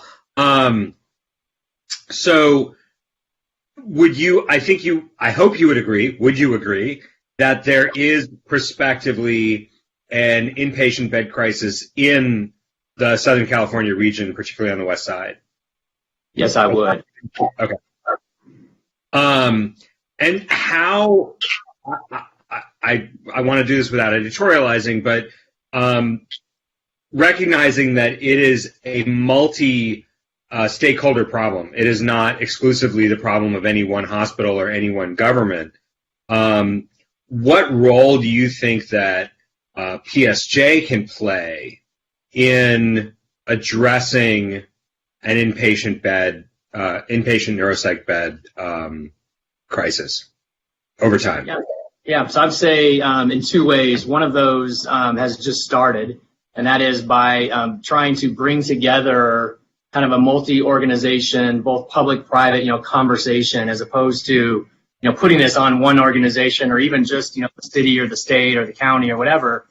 And we recently have been engaged in conversation with the LA County Department of Mental Health and their leadership around, what are the possibilities and what is needed to advance a mental health comprehensive strategy, not just one that is solely inpatient, but does include inpatient in addition to other services that would make an inpatient psychiatric unit even more successful.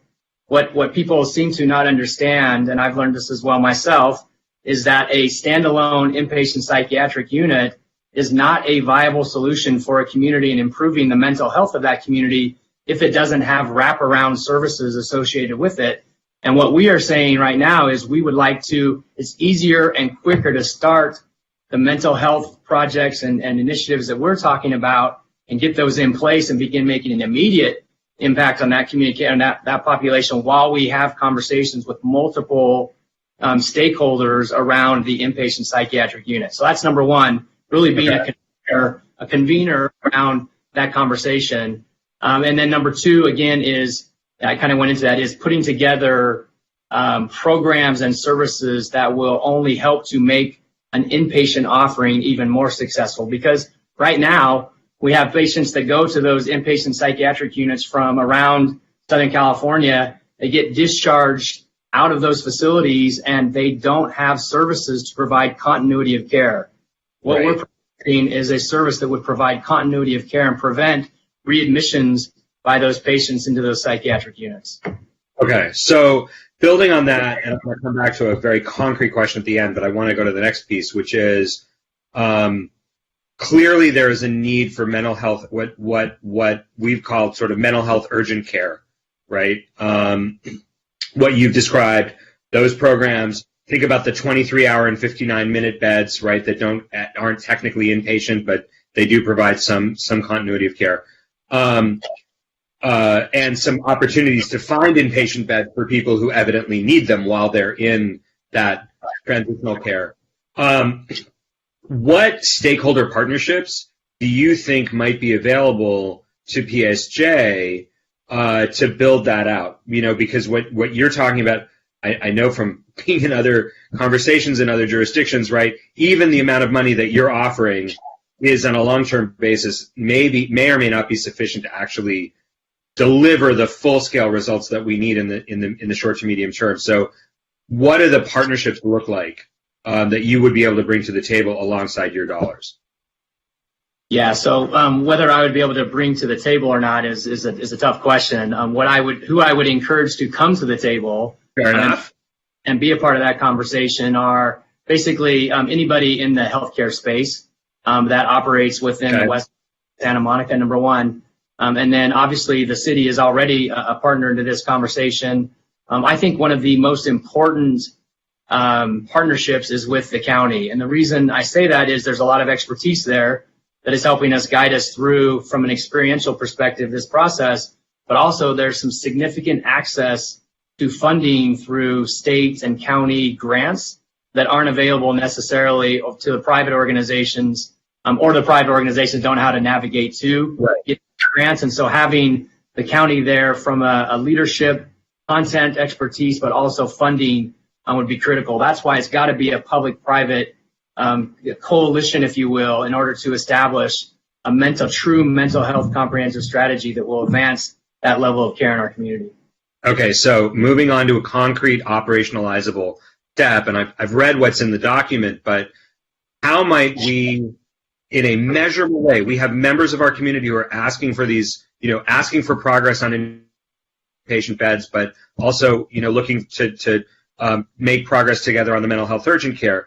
How might we operationalize in a DA like this those two pieces in ways that achieve our goals but also build trust? So on the first side,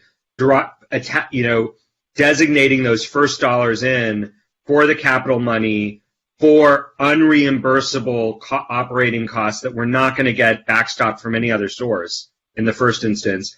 And then on the second, how would we measure, right, so that the city and you and the public, in terms of evaluating the success of the DA, how would we say progress on a regional inpatient bed solution? Like what could we all say as a benchmark that we would agree, you know, we're making progress? The two-parter, right? Yeah, so let me answer where I thought you were going, and then I'll try to come back to what I was thinking about is if the use of funds, how do we ensure accountability and progress towards the improvement of mental community health? I think that's question number one. Number two is specific to the inpatient side. Okay. On the first side, I would tell you that there is, again, there's a number of ideas and conversations that are being circulated, good productive conversations around that level of accountability. Should it be the city only? Should it be the city and St. John's? Should it be the city, St. John's, and some well-respected and established community groups such as the We Are Santa Monica Fund or others that could participate in having a responsibility and an accountability to ensuring that these funds are spent in the way that is agreed upon by those organizations.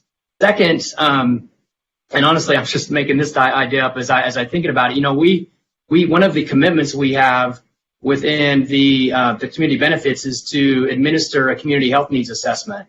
What would be interesting is to have, as part of that, a report out on the progress of how those use of funds and what they're delivering on. So, for example, if we were able to use those funds for behavioral health services, which is how it's written in the community benefit plan, for a specific service like these outpatient mental health services, be doing an annual report out of how many patients we've served, how many people have achieved certain kind of clinical outcomes, back to life outcomes, return to school, return to work. There's got to be a number of other factors that we could begin to use to monitor the effectiveness of those programs and use those as a report out to make sure that we're getting an appropriate community return on investment of those funds that we're talking about. So I would say that would be number one. Coming up with a way to do that would be something that we'd be interested in doing to demonstrate usefulness of the funds and accountability. And then second, I think specific to the inpatient side, that's a good question. I don't have an answer for that other than I think that if you have the right people at the table, being able to talk about how we're going to develop a plan to acquire land, develop land, create buildings. Is it going to be inpatient? I think really what has to be done is those groups have to come together and develop that mental health strategy. And within that strategy, there needs to be a publishable set of timelines and milestones that go along with that would help in that accountability process. So, Gret, taking you at your word here, we're getting somewhere. You're absolutely right, on the community health needs assessment. I would add, if you would be open to it, a report on the leveraging of the dollars, because I think what we want to make sure is that your dollars that you're spending are not dollars that could be reimbursed from another source or otherwise accessible. We want to make sure that we're maximizing the total available dollars so that your dollars are matched and are not simply spent when we could have gotten them back from the state or from some other source. So I think there's a dollar report as well as a health report. On your inpatient side, you mentioned this earlier, that PSJ wants to serve as a convener in this conversation. Would you be willing to make some kind of an in-kind commitment? This is on the administrative side, to kind of quarterback that stakeholder table, right? Host the meetings, provide some administrative support to get people to the table and do that work. I'm spitballing too here. I'm looking for something that we can say, you brought the people to the table, the conversation was had, the report was issued. Yeah, we need $1 gazillion from the feds. That's not there, but we've done everything in good faith to try to move it forward. Yeah, I think what I am willing to commit to is I think that in partnership with the county, yep. Having some more conversation, I think learning a little bit from them and their experience of how they've been able to successfully establish a comprehensive mental health strategy in the community is what we would like to have that conversation first to find out what's the most effective way to do this. And then clearly St. John's is going to play its part in being an advocate, for that plan that has been, had success in other communities from the ground up. So we're willing to be a major and active part of that for sure. Last question, I promise. I raised a concern with staff about in-kind. There are a couple of places in the DA where it's proposed that St. John's would provide in-kind. How would you propose to independently third-party audit the value of in-kind so that there's never a question about, well, we provide, I'm going to be absurd about it. Like, we provided a pencil in-kind and we charged it out at $50. You know what I mean? How do we audit that? I don't know how to audit that other than we're willing to work with how to come up with a way that's acceptable for the community, for us as an organization, and also the city. But we're open to ways to, I think what it is we're open to ways to reestablishing the trust. And I realize it's more than trust, but I feel like there's a lack of trust here around that. And we're more than happy to engage in that conversation of what levels of accountability can we put into place to reinstill trust around true community benefit, that the dollars that are being offered are really advancing what we want to accomplish out of a community benefit agreement. Thank you very much.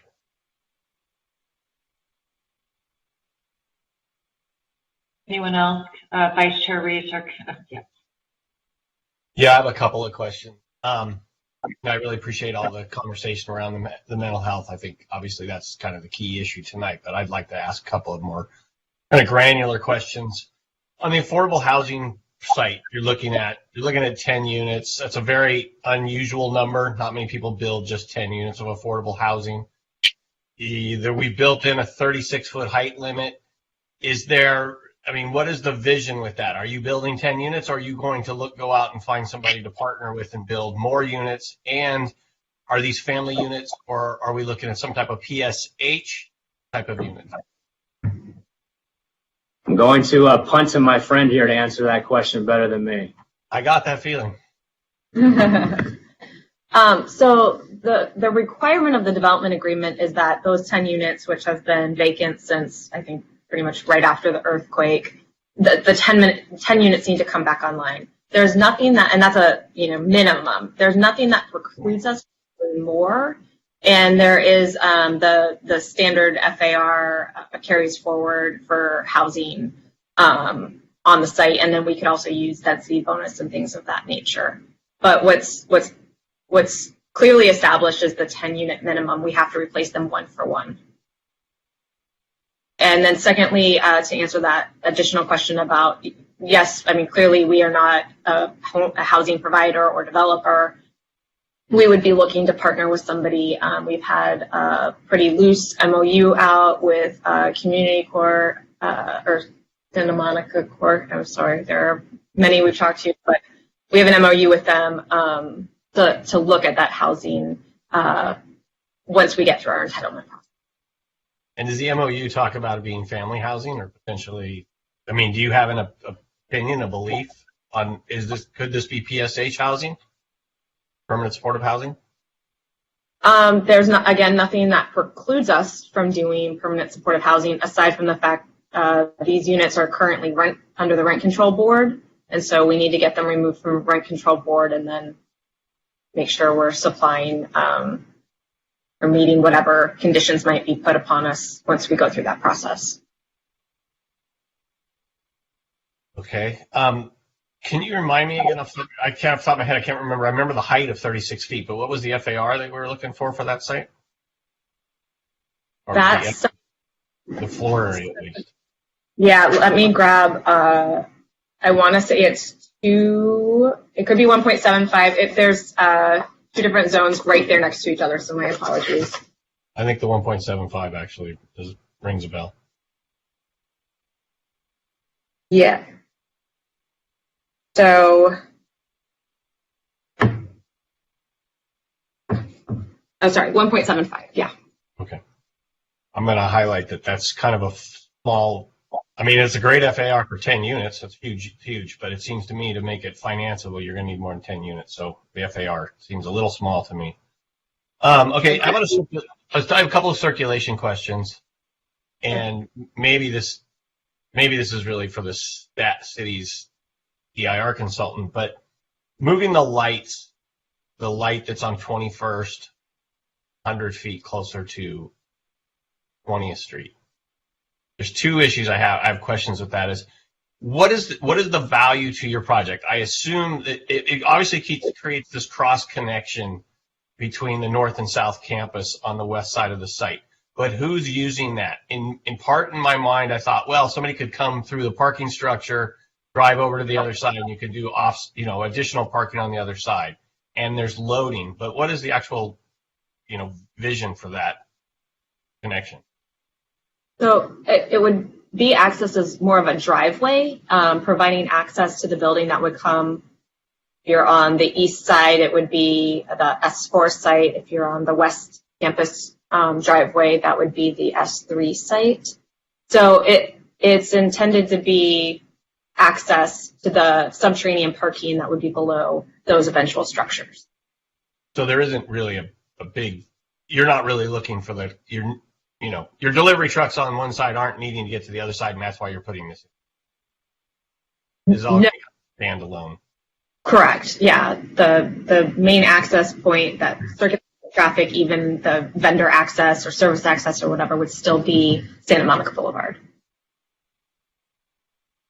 Okay. I think the next question I was just going to ask is from a traffic circulation standpoint, what are the pluses and minuses of moving that closer to 20th Street? But I am going to save you that question and ask the EIR consultant to respond to that at a later date or a later time.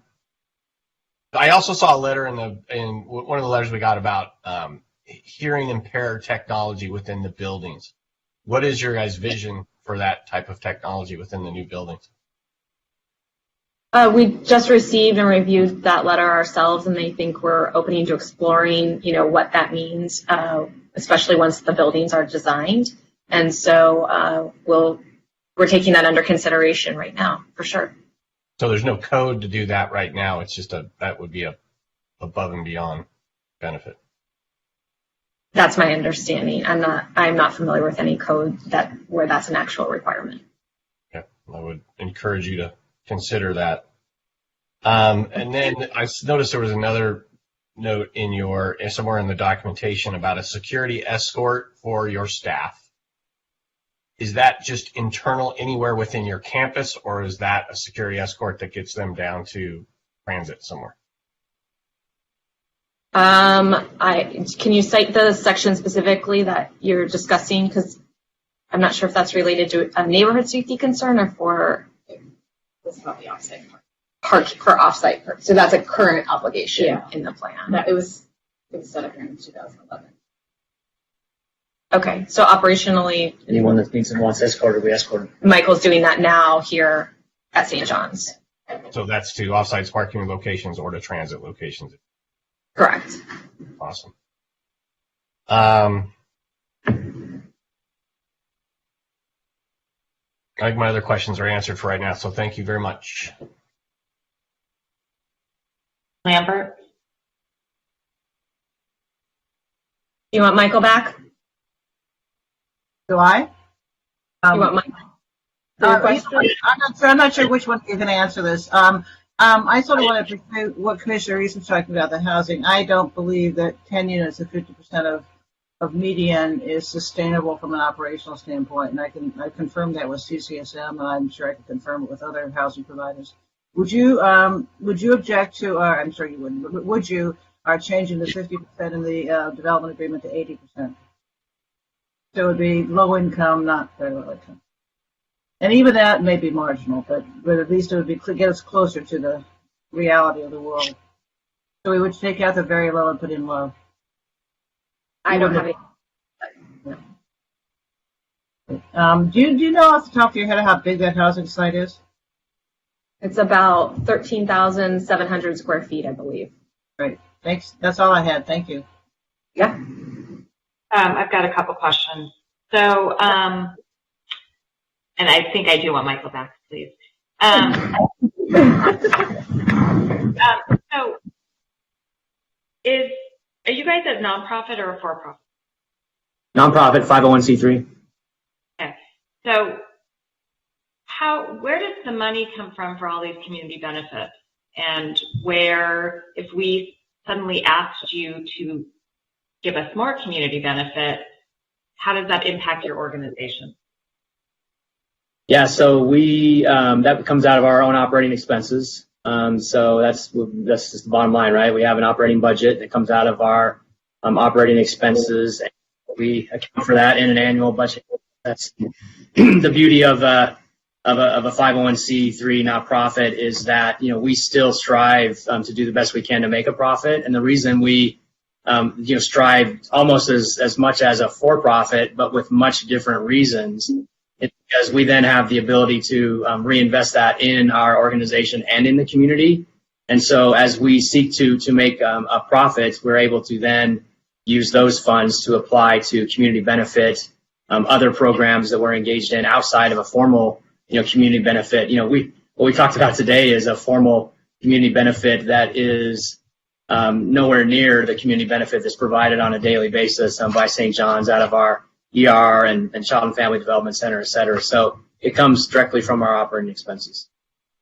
And did St. John's ever have inpatient mental health beds, to your knowledge? Not to my knowledge. So that's not, so it's not like you had that facility and then it went away during the 80s or whatever when Monty grew up. I'm being told by some self-proclaimed historians in the room that we may have had inpatient psych beds prior to the earthquake. And I don't know if we had to measure whether we provided some level of services, but in order for that to be fact, I would want to get that information for you. I'm sorry I didn't ask you that before. And do you have outpatient psych treatment now? We do. We have that again through our Child and Family Development Center.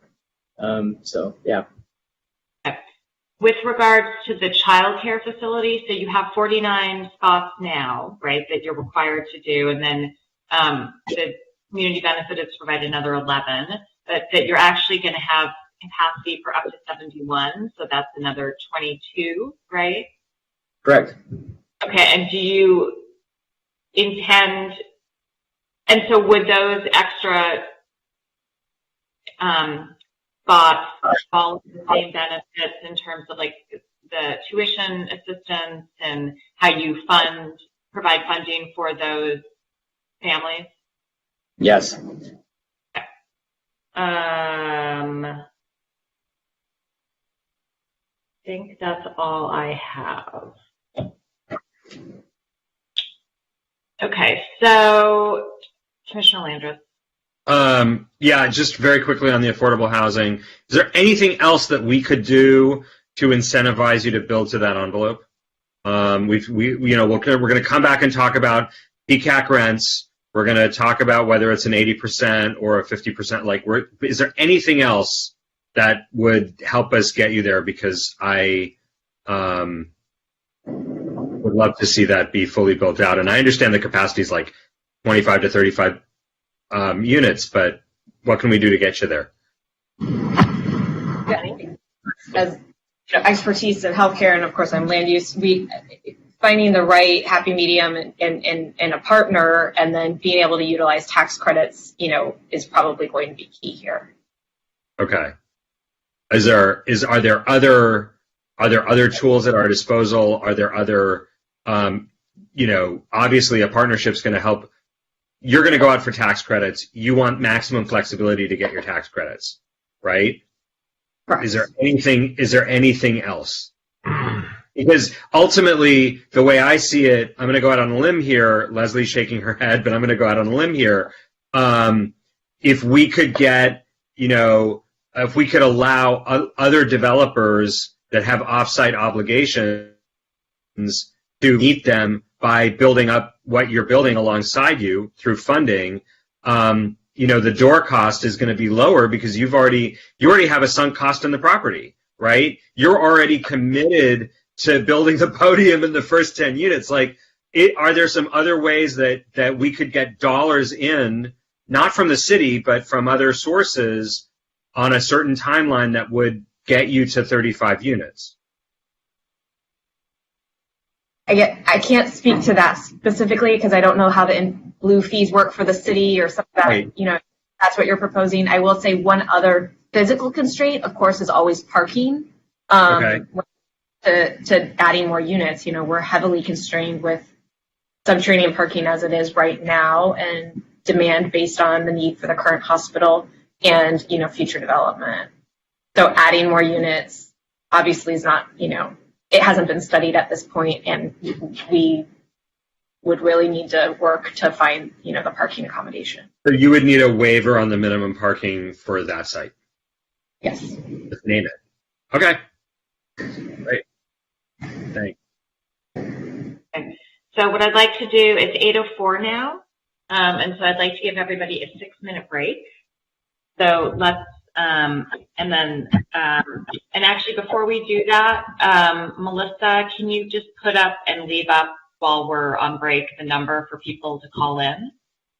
So just a reminder that everyone that the queue is open, you can call in. Also, the late submitted letters have been uploaded to the public correspondence, and I've asked staff to also upload the presentation when they have a chance. So let's go ahead and take a break till 8:10, and we'll be back. Thanks.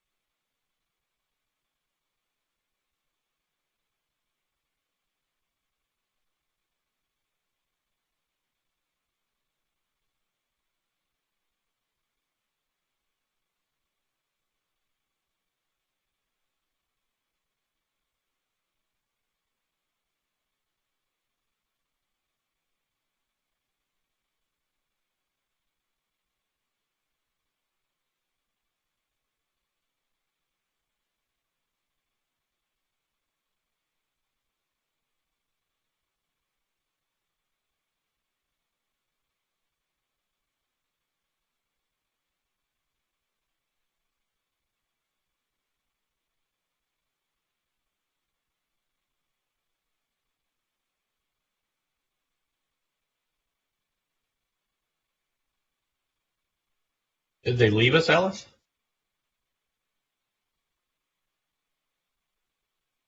I don't know. Sorry. I took a little longer to warm up my dinner. I was just I just had my very unhealthy dinner during the hearing. Okay, so it is now 8:13. We're going to go ahead and move into public comment. Commissioner Lambert hopefully will join us momentarily. There she is. So Mel, you can go ahead and or you can leave the call number up for the 5. You're not on a break. So how many speakers do we have? I was just in the middle of counting. Give me just one more moment, but I'm sure we still have over 20. Thank you. And then also the staff presentation is now up on the website. So we're going to do 2 minutes per caller.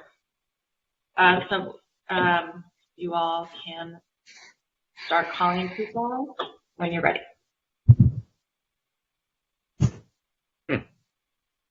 Okay, we have right about 30 callers right now. Okay, so we're going to do 2 minutes per caller. You don't have to take your whole 2 minutes. You can just say you support. You don't have to repeat. And as a reminder, the queue is going to close after the 5th public speaker.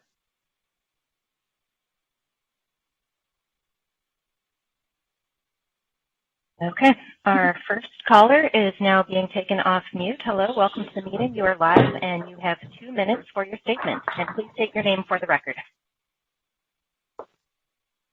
Is this me or? Yes, it is you. Welcome. Oh, sorry. Hi, I'm Evelyn Gerboyan. Great. I'm Evelyn Gerboyan, a resident of Santa Monica and a longtime community member along with my husband. And I have served and continue to serve in multiple local charitable organizations, including the Irene Dunn Guild of St. John's Health Center as past president and current board member. And as a volunteer, I have seen our health center's leadership prove time and time again its vision of health for a better world, extending it to all patients, especially for those who are poor and vulnerable in our community. They have continuously reinvested in our community. They continue to provide funds for breakthrough medical research and recruit highly specialized and respected physicians. I trust their vision and strongly support it because seeing how St. John's already has given us the Pacific Neuroscience Institute for research and treatment of neurological and cranial disorders, the renowned St. John's Cancer Institute dedicated to advanced therapeutics and cancer research and clinical trials, the Pacific Heart Institute, which I use with its fabulous cardiologists and stroke program in the ER, and now what I'm hearing supporting the much needed mental health program is totally awesome and very timely. I hope you agree with me, and I do believe in phase 2 definitely will continue to benefit our community, patients in need of acute care and treatment, and provide non-medical benefits and programs for the residents and their healthcare workers. So I hope you agree with me, and I think it's a win-win situation for our city. And I thank you for taking my call, and good luck to all of you. Thank you. Our next caller is being taken off mute for your statement, and please state your name for the record. Welcome. Hi, good evening. Hi, good evening. For your statement, and please state your name for the record. Welcome. Hi, good evening. Hi, good evening. Thank you for the time. My name is Adam Cortez. I'm a licensed clinical social worker at Presentation. So I'm here to speak on behalf. My journey here at CFDC, Child and Family Development Center, started as an intern, a graduate student intern, working on the Youth Development Project, which is one of the many teams at our agency. And I currently work there as a full-time therapist. As counselors and mental health professionals, it's not uncommon for us to encounter quite a range of Many intersected clinical, case management, substance use, traumatic stress, legal counsel, food access challenges, and transportation challenges. These needs are often quite exasperated and become much more intense when they intersect with complex systematic issues, including community financial hardship, challenges with resource allocation, and cultural stigma towards mental health. So these issues are really at the core of some of the work that we try to do at our Child and Family Development Center and the greater St. John's through its mission to work towards health equity. So our center has taken actionable steps such as onboarding ethnically diverse and linguistically responsive staff, conducting community needs assessments, and establishing programs such as our Youth and Development Project to extend our presence in the community and extend a more equitable opportunity for more vulnerable families to access mental health services. Our efforts in health equity, I believe, align directly with the values and initiatives that the city has taken to advance equity and inclusion and foster a more balanced community for its residents. And that is one of the goals that we're hoping to achieve with the passing of the Phase 2 Master Plan. It's my belief that this Phase 2 Master Plan will allow us the opportunity to address some of these barriers and challenges to provide more equitable services by allowing us to move to a new facility which will directly address some of those barriers like parking. Okay, thank you so much. Thank you. Thank you. Our next caller is now off mute. Welcome to the meeting. Please state your name, and you have 2 minutes for your statements. Good evening, and thank you, Council, for this opportunity to testify in favor of Providence St. John's St. John's Phase 2 Master Plan. My name is Jordan Kaplan. My company is headquartered in Santa Monica. I also grew up in the community, and I'm on the board of St. John's Health Center Foundation. Having reviewed the plan, I couldn't be more thrilled for our city. As I know is the case with many Santa Monica residents, Christine and I delivered all 3 of our kids at Providence St. John's Hospital. We appreciated the experience so much that we began supporting the health center 21 years ago, and eventually I joined that board. The Phase 2 plan is a wonderful mix of community support, needed community amenities, and what is sure to be a world-class cancer research center. Since being on the board, I have seen firsthand that Providence St. John's walks their talk with the many activities and charities they support in our city's neighborhoods. I know the outpatient services, the Child and Family Development Center for Daycare and Community Mental Health, and the Health and Wellness Center will exceed the expectations of our residents because the program goals are so ingrained in the greater Providence St. John's mission. I'm also co-founder of Teen Cancer America. Too many of us have been touched by cancer or seen the impact on a family member. The most exciting thing about this plan for me is the new Cancer Research Center, which will locate a world-class cancer research and treatment program right in the heart of our community. We have all seen the need to reinvest in our most precious city assets to keep up with our growing population. And I think we can all agree that the last 2 years has shown how important a robust community healthcare platform can be during an emergency. I feel this campus will be a marquee asset for Santa Monica and is the perfect healthcare complement to our wonderful parks, the 3rd Street Promenade, and our other community amenities. It is my hope that the Council will approve this plan. Thank you. Thank you.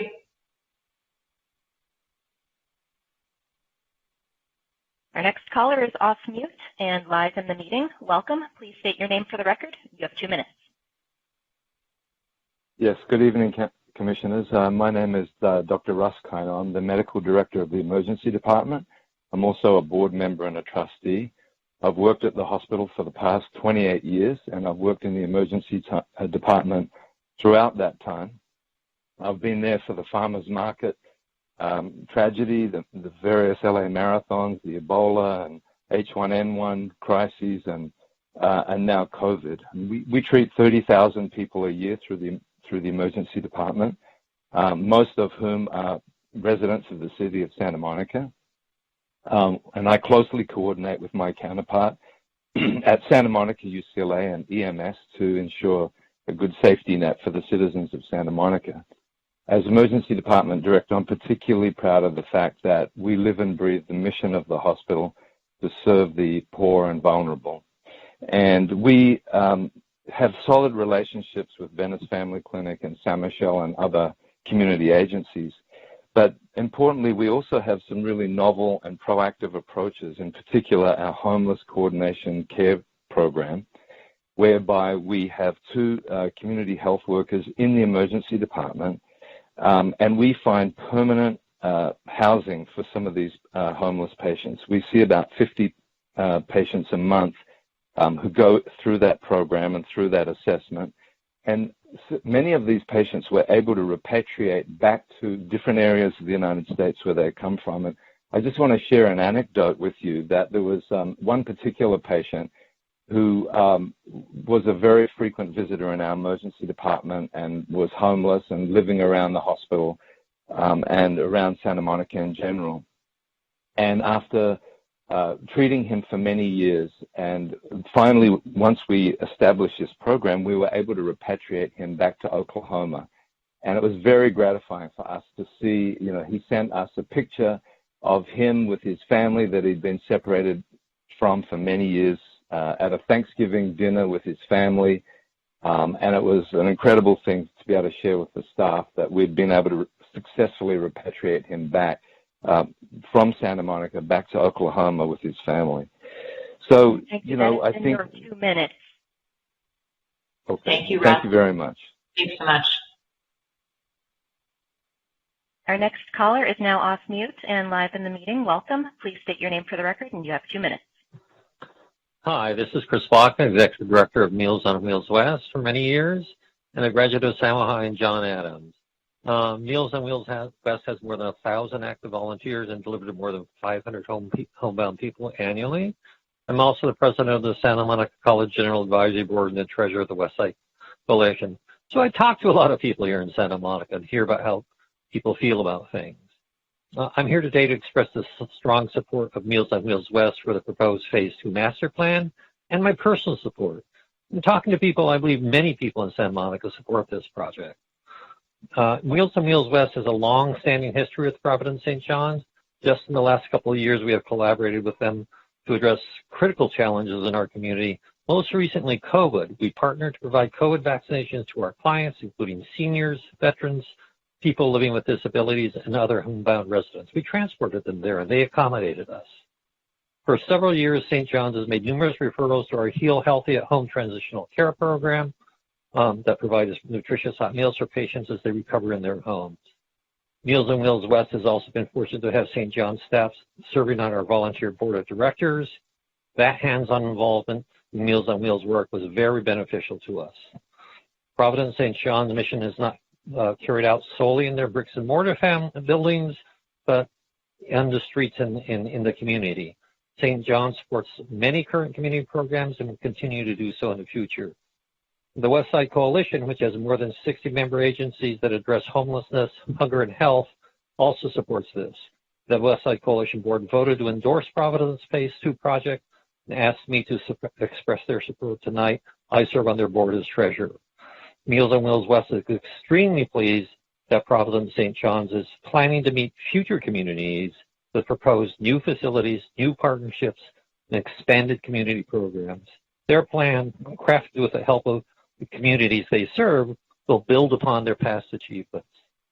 We wish Providence St. John's every success and urge you to vote yes on the forward-looking project built to serve our community. Thank you.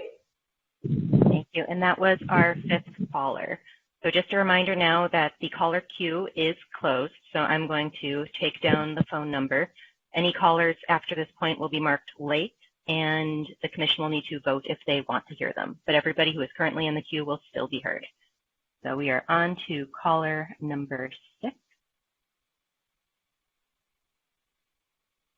And hello to our 6th caller. You are now live in the hearing. Please state your name for the record. You have 2 minutes.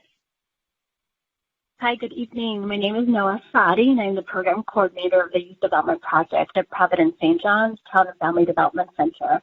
I began my journey here as a graduate student interning within the Youth Development Project, a program that has provided mental health services to some of the most vulnerable, underserved youth and families residing within our community since its inception in 1995.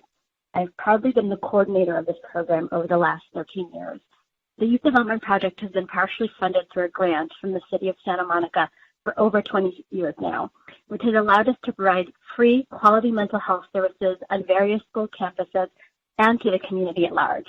It has allowed us to engage in meaningful collaborations and trainings with school staff and to provide expert consultation regarding individual student needs and their complex mental health needs.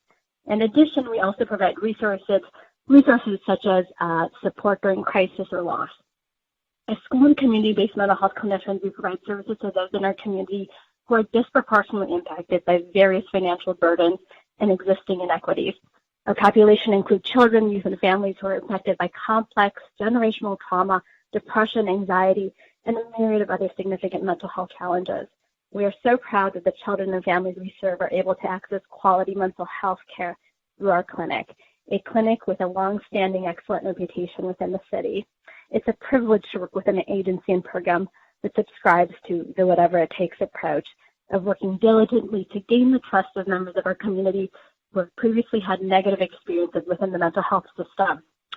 Through these efforts, we've been able to reach and serve thousands of Santa Monica youth and families more equitably.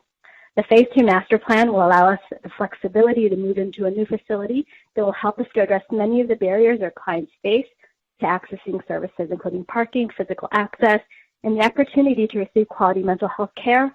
It is my sincere hope that you will vote yes on moving forward with the Phase 2 Master Plan so that we may have the opportunity to further serve those who are most vulnerable within the Santa Monica community. Thank you so much for your time. Thank you. Okay, our next caller is live in the meeting. Please state your name for the record. You have 2 minutes. Welcome. Hello, my name is Michael Kahn, and I am going to give you a little bit of a different vision of what St. John's is.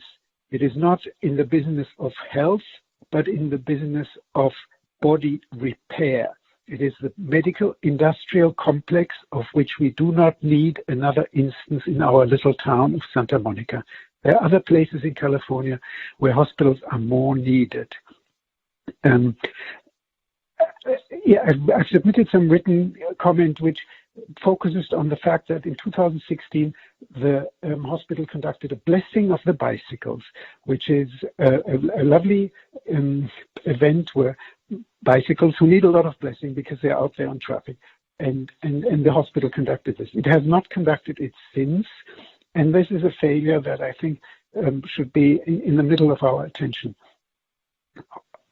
When Mr. Ricks comes to the Planning Commission, he comes to build a new building. He never comes to the Planning Commission when you are considering converting a street to a bike lane or removing parking or reducing traffic throughput. He only wants to build new buildings because he does not understand that health does not happen in hospitals. In hospitals, it can be repaired, but health happens how you eat and how you get around and how you move. And this misunderstanding and this lack of understanding is really catastrophic. And it puts us into a health system, and you are supporting this in a way where health is understood to be a repair of the body, and the more cancer, the better. But health really happens in communities. It happens the way we eat and the way we live and the way we get around. And to think that we have to pay for their public services because they are tax exempt is really a little bit of an insult. Why should we pay for the public services they receive in Santa Monica and then listen to the community health needs assessments that must be conducted as part of their tax and exemption thank you. That has charity. been your 2 minutes. Thank you. Our next caller is now live in the meeting. Welcome. Please state your name for the record, and you have 2 minutes. Hi, good evening. My name is Dr. Mina King. I've been practicing hospital medicine at St. John's Health Center for the past 10 years, and I now serve as the Chief Medical Officer for the Health Center.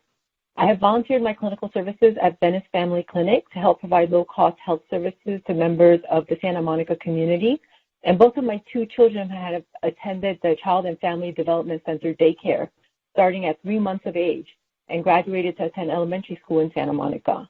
I'm also a patient at St. John's along with my parents and children, Not too long ago, a close friend of ours had life-saving emergency surgery at St. John's. These experiences have given me a unique perspective of the role that St. John's Health Center has in our community.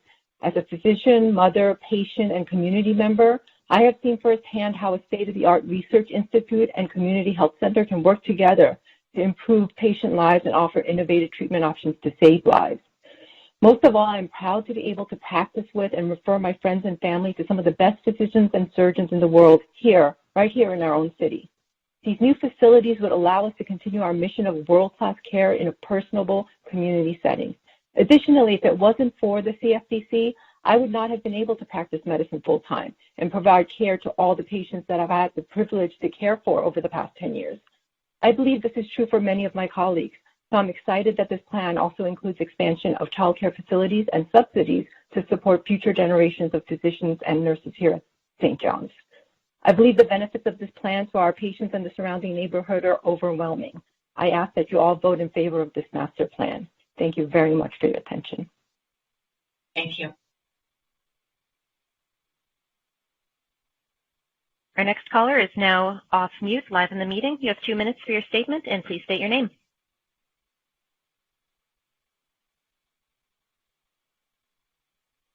Hello to our newest caller, calling from a phone number ending in 5024. Hi, you are live. Thank you. Hi, good evening, commissioners. My name is Serenia Matute. I live in the Mid-City neighborhood with my husband, my 5-year-old son. I'm also part of the Early Childhood Task Force, but I'm speaking tonight for myself. And I'm here tonight to support Providence's updated community benefits agreement, in particular the planned expansion of their child care capacity. As drafted, the Phase 2 master plan will increase their existing capacity from 49 spaces to 71 spaces. But what I want to impress upon people here tonight is the significant long-term investment that St. John's is committing by providing child care right here in Santa Monica. Right now, the child care sector is under tremendous stress. Since the start of COVID, over 1,500 licensed providers have closed their doors in LA County, including some here in Santa Monica. And when child care slots go away, this means kids suffer educationally and parents can't work. So the fact that Providence is willing to commit to providing extended day child care in this community long term, in a time when the child care sector is really struggling, is bold and laudable. Honestly, I don't think I could look at any other child care providers and ask us, so do you expect to be around 20 years? And this is because the economics of child care are hard unless you have outside subsidies. And for decades, St. John's has been putting in their own resources into these programs, which allows them to pay their educator better than most. I've seen St. John's rates. They are among the lowest in this area. It is lower than my son's home-based childcare program, which actually has to turn a profit. So my last comment is just to urge Providence to look closely at the employee and community outreach program component of their Phase 2 child care implementation plan. They will want the word on the street to be that these slots that they're adding are not just for Providence employees, but also for Santa Monica families, especially those who are expecting children. Thank you. Thanks, Serenia. Next caller is now off mute. Hello, you're live in the meeting. Please state your name for the record, and you have 2 minutes.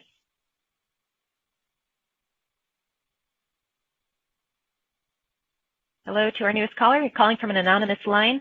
You are live.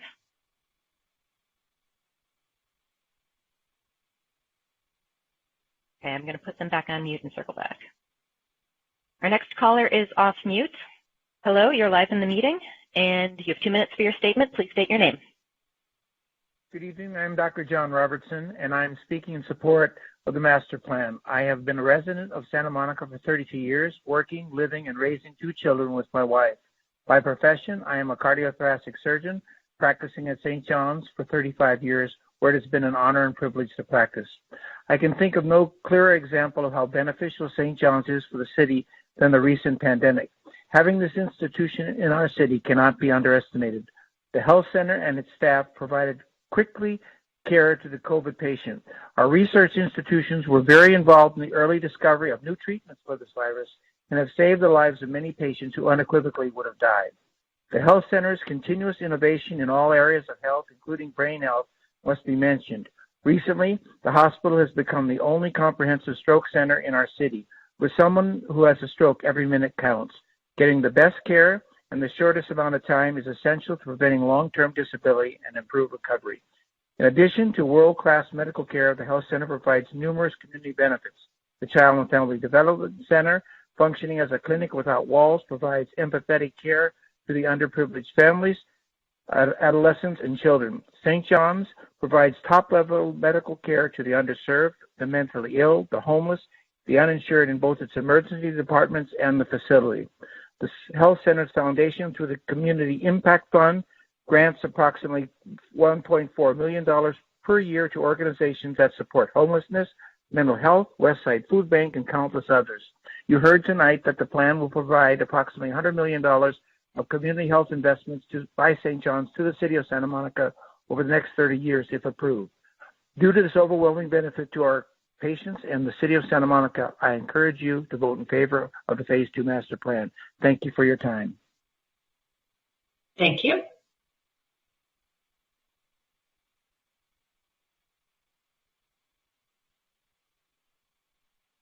Sorry, we have a long list of attendees tonight, and I got lost scrolling through all of them. Okay, we are back. Okay, our next caller is now off mute, and you're live in the meeting. You have 2 minutes for your statement. Please state your name. Hi, thank you, Commissioners. This is Matt Stauffer calling on behalf of the Santa Monica Chamber of Commerce in support of this project. Last month, the applicants gave a very detailed and thorough presentation to our members via our Government Affairs Committee, and after a lengthy discussion and Q&A, the committee voted to support the project. The Chamber looks forward to St. John's continuing to deliver high-quality health care to Santa Monica and the surrounding communities, while also expanding its focus on health and wellness, education and research, and improving its physical integration with the city. The Chamber is also excited about the unprecedented community benefits package, including millions of dollars for mental and behavioral health initiatives, cash grants and services for homeless services and prevention, and the 10 units of deed-restricted affordable housing and child and youth development projects. So the Chamber respectfully urges you to support this plan. Thank you for your time. Thank you. Our next caller is off mute. Hello and welcome to the meeting. Please state your name for the record, and you have 2 minutes. Hi, my name is Julie Fortune. I'm a licensed marriage and family therapist and the executive director of the Providence Southern California Mental Health Institute. I have been in the behavioral health field since 2006, starting as a bilingual pediatric mental health therapist in Los Angeles County to my current role as an executive and advocate for behavioral health. Providence Mental Health Institute is committed to advancing behavioral health initiatives and improving access to services across the entire behavioral health continuum in our Southern California hospitals, medical groups, and communities. In my role, I have the privilege of collaborating with experts in behavioral health, such as Dr. Megan Chiarelli, board-certified child and adolescent psychiatrist, and the medical director for our Mental Health Institute. And she will be available to answer questions later in the agenda. We lead our organization in the community in tackling the growing behavioral health needs with evidence-based treatments and clinically effective modalities. At St. John's, we are committed to improving whole person care, implementing innovative programs and care delivery models across the care continuum. Our emergency department's homeless navigator program goes above and beyond the requirements, improving social outcomes as well as meeting the immediate mental and medical care needs of our patients. Our collaborative care programs in primary care, pediatrics, and women's health clinics help decrease mental health stigma, steward resources, and advance preventative care. In addition, St. John's has specialty programs focused on early life and late life emotional and behavioral support. Improved identification and early intervention has been shown to decrease psychiatric crises, including homelessness, and prevent hospitalization. Let me repeat that. Improved identification and early intervention has shown to decrease psychiatric crises, including homelessness, and prevent hospitalization. Focusing our efforts in intensive outpatient and partial day hospitalization programs aligns with these preventative treatment models and improves access to care. St. John's partners with other medical. All right, thank you for your time. And our next caller is now live in the meeting. Hello, welcome. Please state your name and you have 2 minutes. Hello to our next caller. Calling from the line, ending in 9888. Yes, that's you. Yes, Thank you for allowing me to speak about St. John's and my support of the master plan. I'm Paul Natterson. I'm in my 26th year of cardiology practice at St. John's, but my connection to the health center dates back much further. My sisters and I were delivered at St. John's, and I grew up on the west side with St. John's serving my family's medical needs. Decades later, after marrying another St. John's physician, our 2 children were born there. I've had the opportunity to serve as medical staff president and subsequently chief medical officer. And during the transition to the Providence health system, I saw how physicians and administrators, community leaders, and the Providence leadership never deviated from the health center's mission, providing the highest level of healthcare in a community setting. The core mission of the health center resonates in the Phase 2 master plan. Of particular significance to me is the commitment to mental and behavioral health. Both of my parents work in mental health, a psychiatrist and a social worker. They've served in hospitals, schools, and other local community-based organizations. The plan's commitment to the city's behavioral health initiatives and the multi-decade commitment to fund and operate the Child and Youth Development Project truly speak to me. They're emblematic of how St. John's is so deeply tied to the fabric of the community. Thank you for allowing me to share my thoughts. St. John's is truly a home to me and so many of us. I am really so excited that through this master plan, St. John's will impact so many more of our community members. Thank you for your time. Thank you. Our next caller is now off mute, live in the meeting. Hello, you have 2 minutes. Please state your name for the record. Hi, this is Valerie Griffin. Am I on now? Yes, you are. Please proceed. Okay, yeah. I wasn't sure because I didn't hear a response. Anyway, I've spoken at other meetings in favor of St. John's. I've also spoken more critically during the time when they had some problems. And I am delighted with this plan. The thing I like most about the plan is that it really is future forward. It allows for growth. It allows for change. It doesn't say it's going to be like this in 55 years. We don't know what the future is that far. We don't know what climate change, what different modalities of transportation, what any of that will be like in 30 to 50 years. I like the focus on open space. I like the way, I really like the flexibility and the way the hospital has worked so much with Santa Monica to come up with something that truly is part of our city and should and will be part of it for many decades to come. Thank you. Thank you. Our next caller is off mute. Hello, welcome. You have 2 minutes for your statement, and please state your name. Am I unmuted?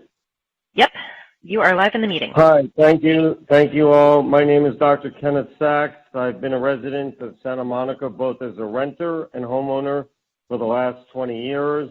Presently, I serve as Chief of Anesthesia and the Medical Director of the Operating Room at Providence St. Health Center.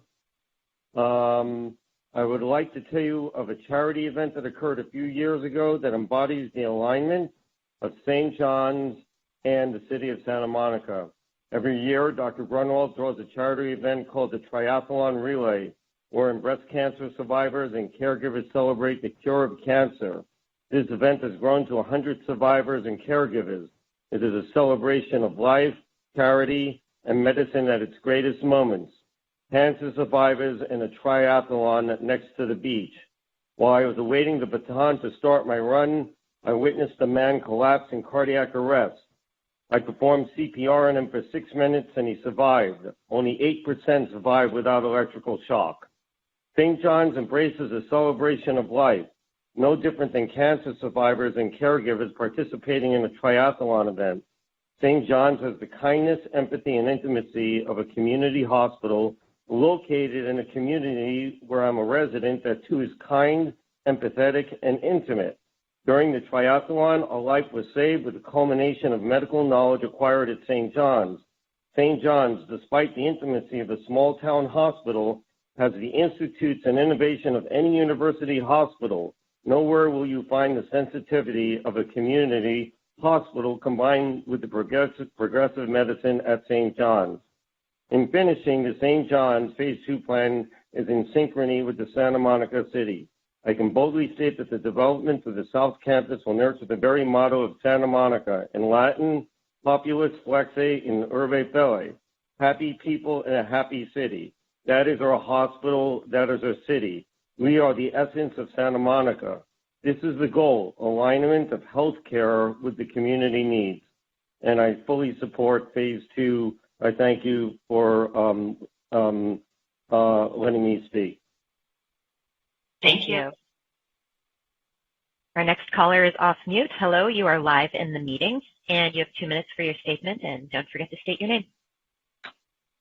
Hi, my name is Karen Stoyer. I work as the volunteer coordinator for the Positive Pet program as well as our No One Dies Alone program. On the weekend, I work at D.D. Hirsch Mental Health Services, their suicide prevention crisis line. I'm fortunate that I get to bike to work every day that I come to St. John's. I have the honor of being able to help ensure that none of our patients die alone, including those who are most vulnerable, usually suffering from substance use or other behavioral health concerns. Recently, with the pandemic, everything changed, and I had the opportunity to help out with our vaccine clinic.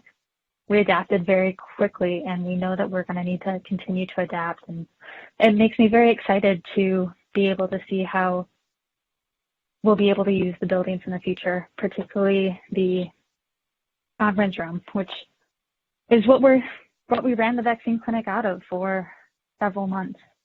And I'm excited to, as a biker, be able to get to work safely, because right now I take Broadway down and then I am on roads without bike access to get to work. So I'm excited for that.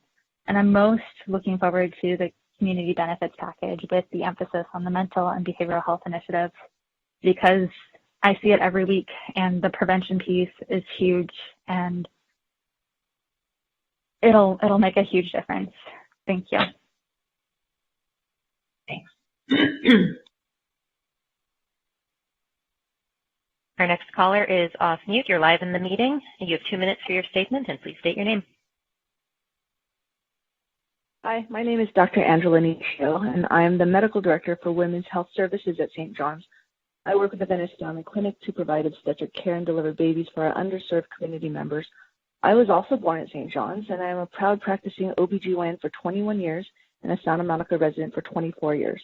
I moved back to Santa Monica when I started my residency at USC, and when I was offered an opportunity to practice here, I knew I would be a lifelong resident of Santa Monica. I gave up my rent-controlled apartment on 15th Street and became a homeowner north of Montana. I take the Big Blue bus to work on what used to be a crosstown ride and is now the Line 41. It picks me up at Pete's Coffee, drops me off at Tartine, which is obviously not good for my waistline or my pocketbook. My children started at the Child and Family Development Center when they were 3 months old, so I was very happy to learn that the master plan proposal included expanding its reach into the community. My children established friendships that have continued during their journey through Roosevelt Elementary, Lincoln Middle School, and now they're both at Samo High. So you've heard many of my colleagues' testimony on the benefits of the proposed plan. I feel my statement is unique because while my colleagues are actively caring for members of the community, I am actually growing our population.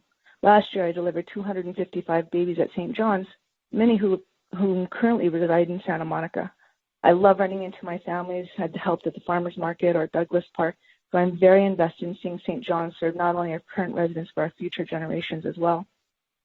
I'm part of the development of our future Women's Health and Wellness Institute, a comprehensive center for women of all ages to obtain services from multiple disciplines, including gynecology, breast health, pelvic floor rehabilitation, hormone management, and promoting healthy living. So the expansion will certainly help our project move forward as well. I feel in addition to high-quality health care, the additional community actions that St. John's has committed to will have immeasurable benefit to Santa Monica's next generations. Thank you. Thanks. Thank you. Our next caller is now off mute, live in the meeting. Hello, you have 2 minutes for your statement. Please state your name. Hi, my name is Carol Nishikubo. I'm currently the president of medical staff at Providence St. John's, the role I've held for less than a month now. So I want to speak more as an oncologist who's been practicing in Santa Monica for 22 years now. We've all heard the great benefits in terms of the package for the provisions that are included in this project for the homeless and for the Child and Family Development Center. I wanted to highlight, actually, as an oncologist, something that is also, I think, a great community benefit that St. John's has provided for decades, and that's the research program. You know, the Cancer Center at St. John's they've been pioneers in developing some of the surgical techniques that are now standard of care in treating women with breast cancer and in treating individuals with melanoma. And that's really changed the quality of life and improved the quality of life of tens of thousands, if not hundreds of thousands of people. And so that benefit extends not only to Santa Monica, but really nationwide and worldwide. So, this project, in addition to all the benefits that we've all been hearing about, also benefits the greater community in terms of the expansion and the expansion of research and the benefit that it provides for all members of our community. So I just wanted to voice my support of this project. I think it's worthy on multiple levels. So thank you very much. Thank you. Our next caller is live. Hello, welcome to the meeting. You have 2 minutes for your statement, and please state your name. Hello, my name is Dr. Parvin Petty, and I'm speaking in strong support of the Phase 2 Master Plan.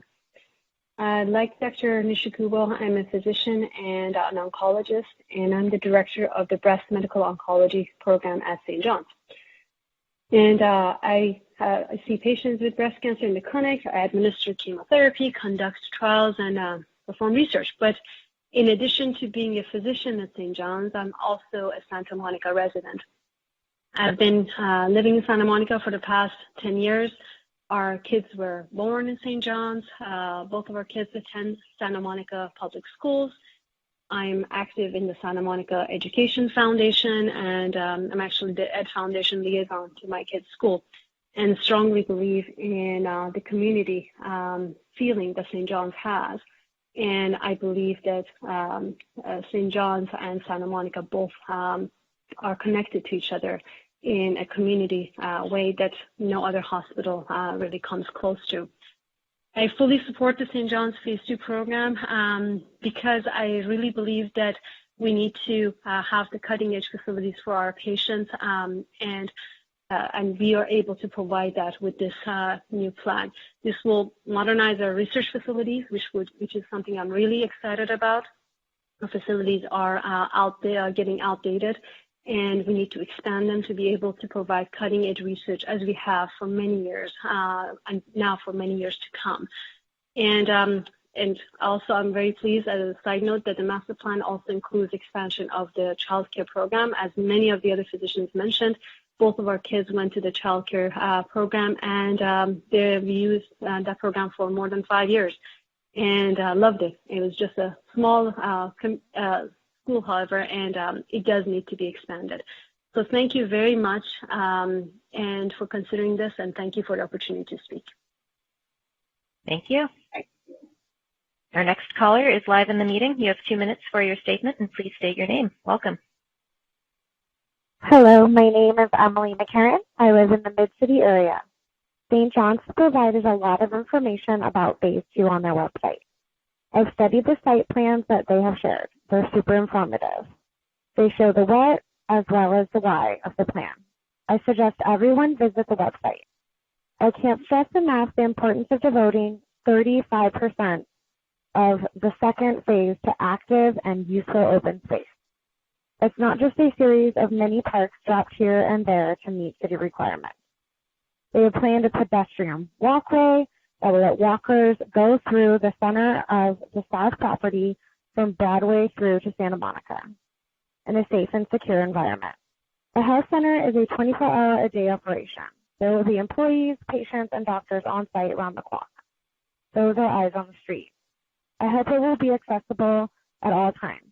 I assume that St. John's will provide ample security measures and good lighting on the walkway when it is finally designed. I hope that the lighting will be directed downward to prevent light pollution. We mid-city residents are proud of our walkable, pleasant neighborhood and our beautiful bike paths. It's great to see human beings on our streets, but that's not to say it's always safe. There are plenty of reckless drivers in this end of town. It's not up to St. John's to fix that problem, but I believe that the clear entrances to the campus walkway, the presence of the Children's Center, and housing will say, this is a people-oriented place and will help calm traffic. Thank you for your time. Please vote yes. Thank you. Okay, our next caller is now off mute and live in the meeting. Hello, you may begin your statement now. You have 2 minutes. Please state your name.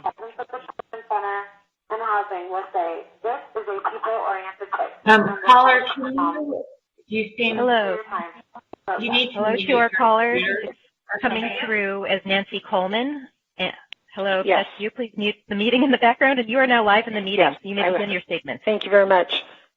Thank you very much. I'm going to say that I think it's a great thing that St. John's is doing this and doing community benefits, but I think we need to look at those community benefits in a critical kind of way. Number one, doing a health assessment is a requirement that the state puts on. It's not a community benefit for the city of Santa Monica. If St. John's wanted to use that process to look at mental health needs along with the other providers of healthcare services around the sort of west side area, that would be one thing. But just to offer a health assessment that's required by the state is not a community benefit.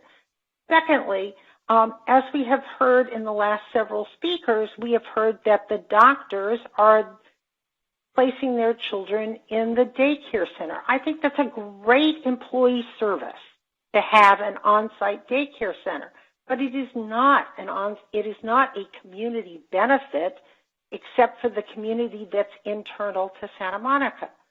Third, Roxanne, when she stated what the public access space was, said that it's probably almost the 35% minus the areas of X, Y, and Z. Well, I want to know what the percentage is. 35% open space is not the same as 35% public open space. And as we have seen in a number of previous development agreements, that open space is locked down. When was the last time that you were able to sit when you went to the farmer's market in the Milliken Garden? I've never been able to get in there because it's always locked. Yet, if one looks at their development agreement, it was a contribution. So I think that we need to look at, and I think that several people asked the question, including the chair. Alyssa asked the question, how do you measure whether or not the benefits which are to be delivered are actually delivered? And thank you. That has been your 2 minutes. Always a difficult question. Nancy, I have a question for you. You still there? Yeah, I'm still here. Hi, Nancy. So first of all, I'd like to ask you to finish that sentence because I had also asked something similar. So I'd like to understand what you think constitutes an independently measurable benchmark. Well, first of all, the money that the city receives both from Providence St. John's and the money which they use for the Human Services grants are not easily measurable. Is it the number of people? Is it the number of services provided? So I think those benchmarks need to be in both places, and they need to be measured in a way that we've been asking for many years. So that's number one. Number two, I want to rely on you, Sean, for some of those benchmarks. But the second is that we currently do not report. City does not report anything other than TDMs with regard to annual receipt of money coming into the child care fund or the arts fund or anything else, how is that money spent? Who gets to decide how it's spent? Those are accountable issues and so let me need pick up to there be because addressed. you're a member of the We Are Santa Monica Fund, which is a multi-stakeholder board advising the California Community Foundation, which holds the account. You heard us have a back and forth with Michael Ricks and with staff about the right structure for overseeing the grant making as well as the prospective multi-source money for mental health urgent care and hopefully some progress on the inpatient beds. Do you have thoughts that could be helpful for us in terms of the creation of a multi-stakeholder oversight or consultation group based on your experience? I think that using the foundation structure of actually giving out the money is a really good one. Having a community board that looks at the issues that are in the city, that are in the community about what needs to be done is a good model.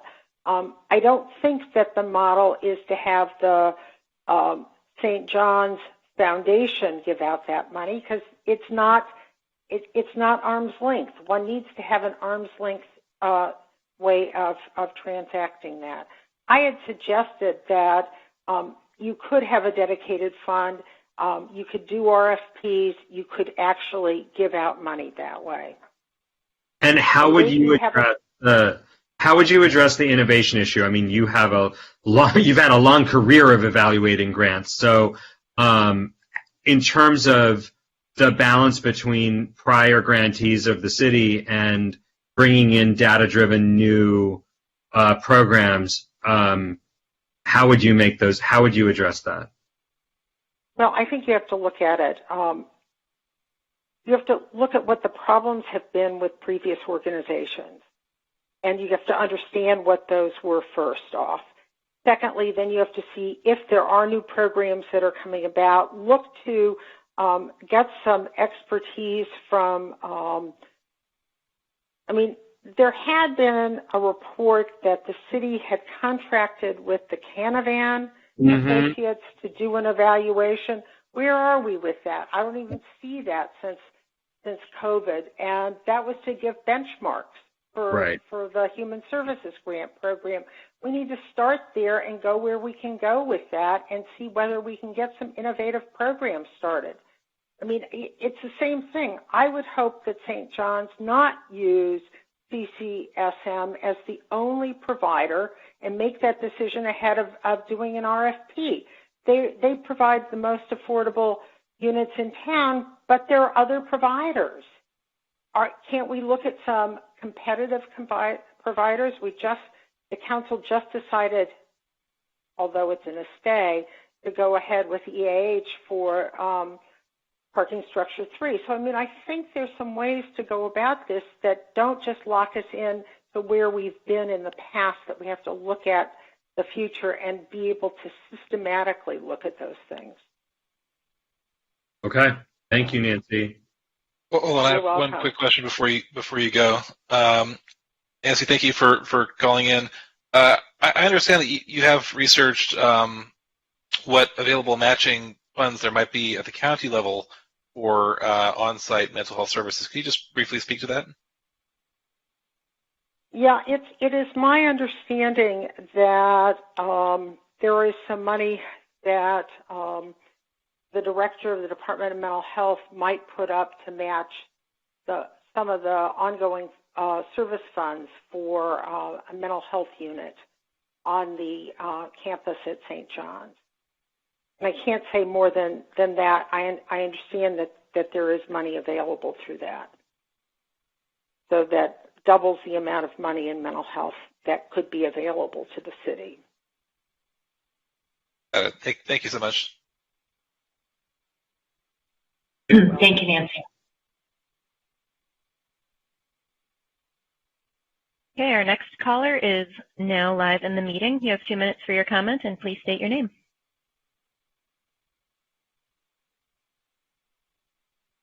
Hello to our caller with the phone number ending in 5559.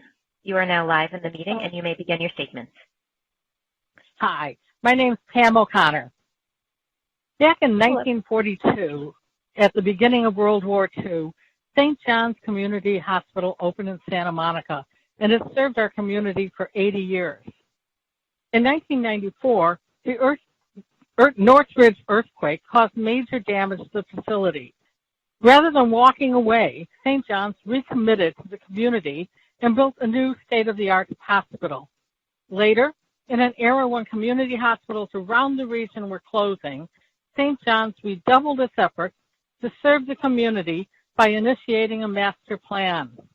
For over a decade now, St. John's has been working with the city and the community to create this plan, a plan for future service to Santa Monica. At the heart of the plan is a new cancer research center and a clinic. The plan also includes significant contributions to mental and behavioral health initiatives, services for unhoused people, affordable housing units, expanded on-site child care, community open space, and meeting facilities, as well as transportation improvements. But this is more than a plan. It's a commitment to the community to provide health care and related services to future generations of Santa Monicans. I urge you to move this plan forward without delay. Thank you. Thanks, Pam. Pam, hold on a second. Commissioner Lambert. Pam, I just want to congratulate you on your appointment to the Regional County Planning Commission. Oh, thank you. I'm looking forward to being a planning commissioner again. Wow. Welcome to the team. Join the club. Okay. Thanks. Moving on. Okay, our next caller is off mute and live in the meeting. Hello, welcome. Please state your name. You have 2 minutes. Good evening. My name is Philip Harrigan. I am the engineering coordinator. Hello? Yeah, we're here. We hear you. I'm the engineering coordinator at Providence St. John's Health Center. I've been here for 15 years. I live nearby, so I can take the big blue bus to work with my free pass from St. John's. We provide community hospital compassionate care with the latest in medical technology. When I had a total knee surgery a couple of years ago, I knew that I had to have it done here, where we use the newest minimally invasive computer-guided technique. I am also Vice President of the Los Angeles chapter of the California Society for Healthcare Engineering, so I am in regular contact with hospital facility operators throughout the state. I am proud to say that I work at St. John's. Healthcare facility operators provide the built environment that allows caregivers to do their great work. That environment has to constantly evolve for them to do their best work. St. John's needs this plan to move forward for us to continue to provide the quality care that this facility has long been known for. When COVID-19 hit, a state of emergency was declared.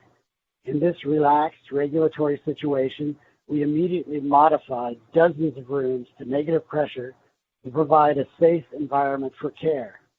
We had more negative pressure COVID rooms available faster than any hospital in the area because we were allowed to adapt quickly to the changing needs of our community. Our cancer research facility soon began conducting research on the virus so we can provide the latest treatments in this rapidly evolving area of medicine. It is our flexibility that allows us to do these things.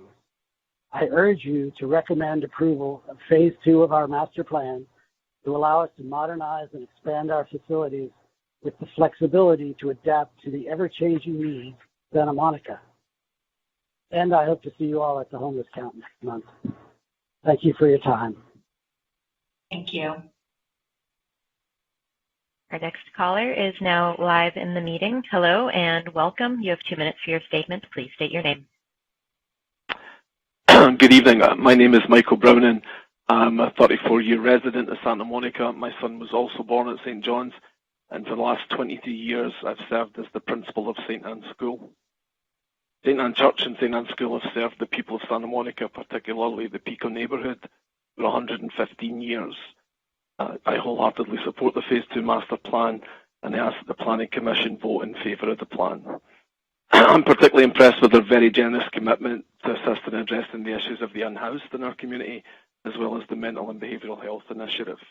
However, my principal reason in supporting this plan is that Providence St. John is the foremost institution that's continuously stepped up and offered the greatest support to us in meeting the needs of our community. They provide for a school nurse 2 days a week at our school, child and family counselling services.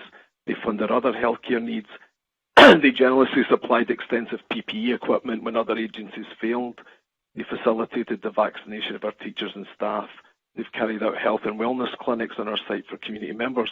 And most significantly, with the tragic death of a young girl in our community, it was St. John's that provided professional counsellors for our youth and then placed them strategically around the Pico neighbourhood to do the same. They absolutely exemplify what it means to be a good neighbour, particularly to a community that's so often underserved. For those reasons, I wholeheartedly support the plan, and I urge the Commission to vote in favour. Thank you. Thank you. Our next caller is now live in the meeting. Hello, welcome. You have 2 minutes for your statement. Please state your name. Good evening. My name is Andrew Hoyer, and I am the Government Affairs Officer for Santa Monica Mid-City Neighbors. I am speaking for myself as our board has already submitted a letter outlining our community's concerns. In 20 years, I will be 76 and looking forward to retiring soon. But I will still have a few more years of construction noise to deal with from this DA before you tonight. For over 10 years, St. John's has heard from our community that we want mental health beds in their facilities. But in their presentation at our December meeting, Michael Ricks gave a very impassioned speech about what is truly needed for mental health services, including walk-in clinics. But there was no mention of mental health facilities being provided in their Phase 2 plans. Although they did mention that they aren't sure what the new building on 20th will be, other than maybe a medical office building. Instead, their plan is to give the city $10 million to fritter away. Now, I've heard 2 separate things about this. I heard that they are concerned about not having any say in how that money is spent. So why is that their first offer? Yet I have also heard that they exhibited an attitude of, why us? Well, a very famous person once said, when you care for the least among you, you care for me. As a Catholic institution, they are well within their right to deny abortions and contraceptives to women because of their moral obligation. But if they are going to hang their hat on that morality, then they cannot, in good conscience, deny treatment to people in plain sight suffering from their mental health burdens. Give us the mental health beds that we have been requesting for 10 years, and honestly, why have you not already started with the walk-in clinics? You could have easily put it into your existing facilities already before you came to us with your very big ask. Thank you. Thank you. Thank you. Our next caller is now live in the meeting. Welcome. You have 2 minutes for your statement, and please state your name for the record.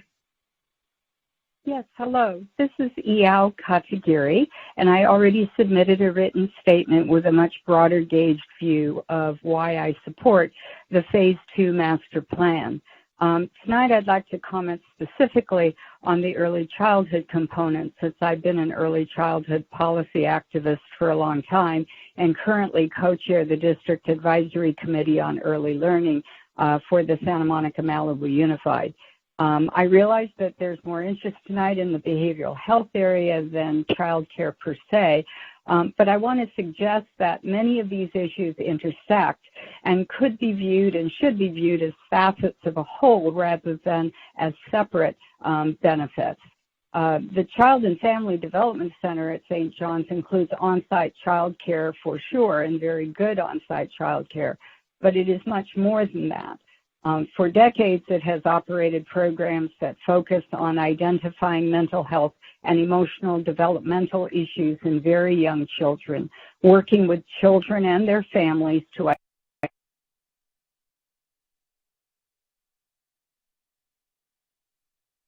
therapeutic preschool is nationally recognized for its early intervention programs, and it doesn't stop at its own doors. Its researchers developed a program to bring their expertise for identification and early intervention to our public preschools nearly 5 years ago. The research team pursued private research foundation funds via Robert Wood Johnson Clinical Scholars Grant, and the program has been providing professional mental health consultation staff to the school district preschools ever since. This is just one example of the complexity of the problems we're trying to deal with and how a single solution or single approach may not be as effective as bringing together multiple programs in a much more coordinated long-term effort. I hope you'll encourage this type of approach by approving the plan. Thanks very much. Good evening. Thank you. Our next caller is now live in the meeting. Welcome. You have 2 minutes for your statement, and please state your name. My name is Carl McKenzie. My wife, Rena McKenzie, and I have lived in the same home in Santa Monica, 1971. During these 51 years, we have raised 3 sons who went from elementary school through high school in Santa Monica's public schools, then attended outstanding universities. Rena was a co-founder of the Santa Monica High School Alumni Association and has spent many years supporting SAMO High as the first and longtime editor of the Alumni Association's newsletter, serving on SAMO High's scholarship committee. I began practicing law in Los Angeles in 1966 with my dear friend and longtime law partner, Richard Reardon, the 39th mayor of Los Angeles. I became a member of the board of directors of St. John's in 2001, chaired the board for 4 years, and have continued since in various ways, either as a director or as a senior advisor. And I also continue to serve on the board of trustees of St. John's Foundation. As a member of the Foundation's board, I was the initial chair of the Community Impact Fund, which was established to support local healthcare partners, provide and to improve the health of our community. Over $6 million has been awarded to our local healthcare partners, and an additional $5 million has been authorized to deal with COVID issues in our community.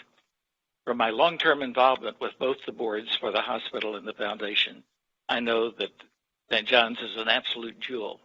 It has the unique distinction of being able to provide university quality care in a community hospital setting. Its reputation for compassionate care is well deserved. In its 80 years of existence, the hospital and the foundation have invested millions of dollars to provide cutting-edge medical care. Following the Northridge earthquake in 1994, $370 million was raised for the local community and FEMA to commence rebuilding of the health center. Many more millions of dollars have been invested pursuant to the hospital's Community Health Needs Assessment and the Foundation's Community Impact Fund. Thank you. That has been 2 minutes. Thank you so much. Thank you. I strongly.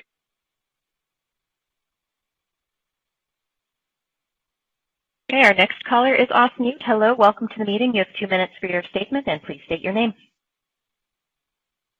My name is Paul McCarowitz, and I have served as the Chief Mission Integration Officer of Providence St. John's for the last 4 years, and I've also been a resident in Santa Monica during this period. It's an honor for me to be a part of Providence St. John's because of our commitment to a faith-based mission that has served this community for 80 years in the care of all, but especially those who are poor and vulnerable. You know, the Founding Sisters had a commitment of service to this community, and they reminded us to always respond to the changing times. As a community hospital providing university-level care and research, we seek to respond to these changing times through our Phase 2 master plan so that we can continue our mission of service. I'm so proud about the ways we live our mission in the hospital, but also through our commitment to the community. We bring compassionate care to vulnerable patients and families every day. But we also live our mission for those in need through partnerships with many Westside nonprofits who deliver vital services for the most vulnerable. I'm very honored to be on the advisory committee of the St. John Health Center's Foundation's Community Impact Fund that distributes millions of dollars to community organizations in support of their missions to serve those in need. In the Phase 2 Master Plan, I'm personally very excited about several of the community benefits that will be provided to address areas of mental and behavioral health, homeless services, community housing, and child development. These were some of the priority health needs that were identified in our Community Health Needs Assessment. Once approved, I believe the Phase 2 Master Plan will provide the future opportunities to better integrate Providence St. John's campus within the community. It will sustain our mission of caring for the most vulnerable through clinical and community services, and I ask you to vote in favor of the Phase 2 Master Plan so that we may continue to live our mission for the benefit of our patients and the surrounding community that we serve. Thank you. Thanks. Okay, we are now on our final caller of the evening. They've just been taken off mute. Hello, welcome to the meeting. Please state your name for the record, and you have 2 minutes. Hi, this is Zachary Geidzik. I am Field Deputy to LA County Supervisor Sheila Kuehl, and I also sit on the Board of Directors of the Ocean Park Association, but I want to be very clear that today I speak purely on behalf of myself. I have wholehearted support for Providence St. John's and for the Phase 2 Master Plan. I will never forget when my grandfather, who was in a assisted living facility very close to the hospital, suffered a terrible heart attack and was taken to the hospital.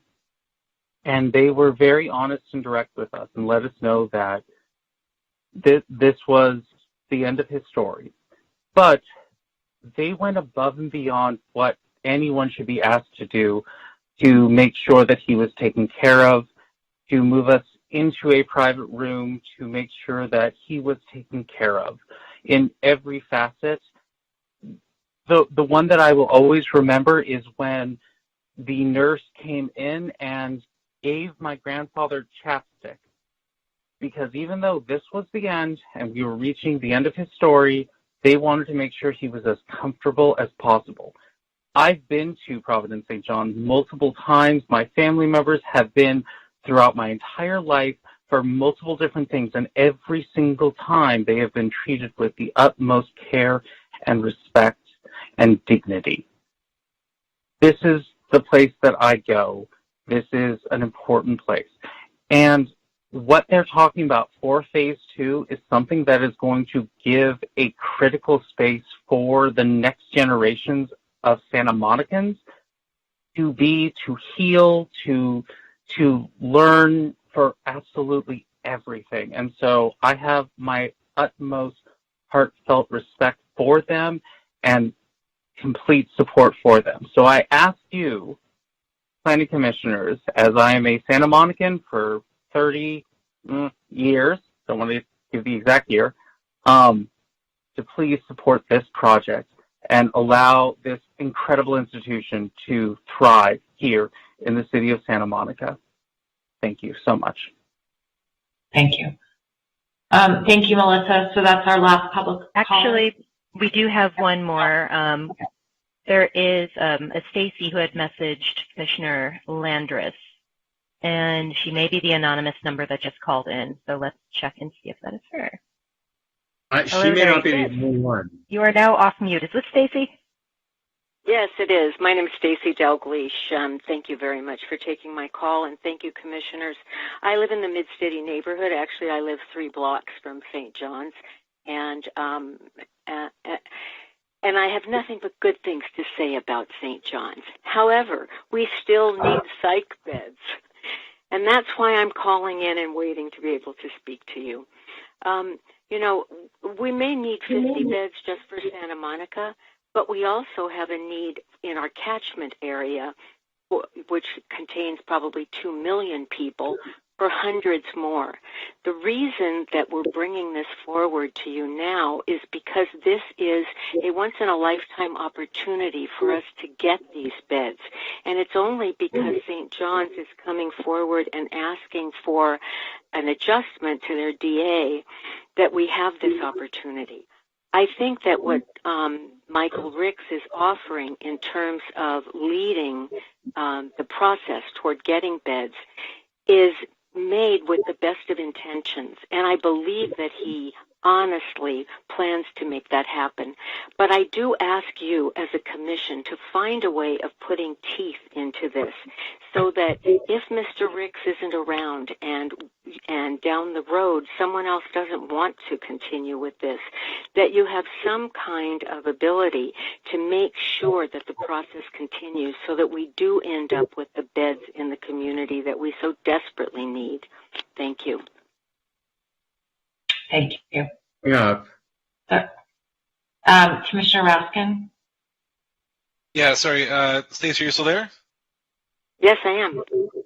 Thank you so much. I'd asked Nancy Coleman earlier about opportunities for leveraging county funds help make possible a broader range of mental health services. And I'm wondering if you could also speak to opportunities for leveraging county partners to bring in more funds here. Well, I do know that the director of the Department of Mental Health, Dr. John Sharon, has met with Michael Ricks, and I think that what they're talking about is very exciting. And I do think that between the two of them, they'll be able to put money together with what St. John's is bringing to the table, and also what the county, the state, other entities will be able to provide. We also will need philanthropic money as well to be brought forward. But this is a big project, and I think that while and I am not in a position to tell you what the county is prepared to do or what the state is prepared to do. I am the chair of the LA County Mental Health Commission, but that doesn't give me any right over that. I just can tell you that I am very excited about the fact that they are working together and collaborating. What they're talking about right now, though, does not include inpatient beds. And that's why I think that it's so important that we stay on this. It's not going to be a solution that's solved by one entity, because we have UCLA, we have Kaiser, we have St. John's, we also have Cedars that's here, and all of them need to come together. And I think that St. John's can provide the leadership for that if they so choose.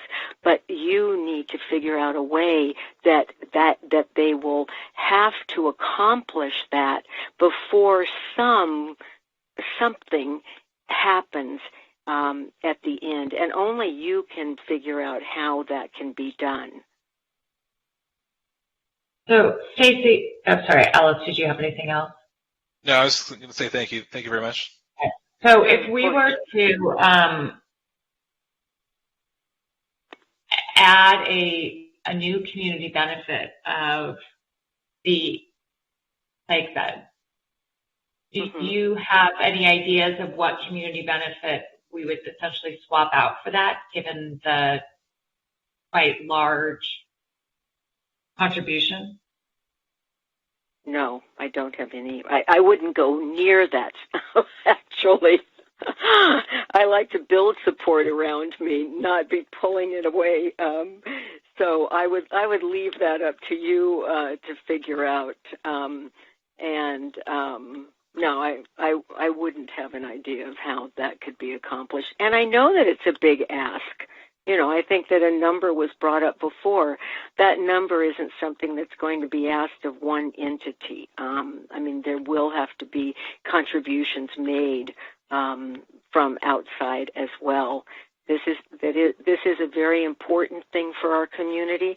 The residents are screaming about getting people who are experiencing homelessness, who also have severe and persistent mental illness, off of the streets of Santa Monica. But to where? And we need to have services on the front end and the back end, and I think that's what Michael Ricks is talking about providing, but we also need to have inpatient situations as well for the time period in which that's needed. Thanks, Stacey. Hold on, I'm going anywhere. I see you, Sean. Yeah. Go Okay. ahead.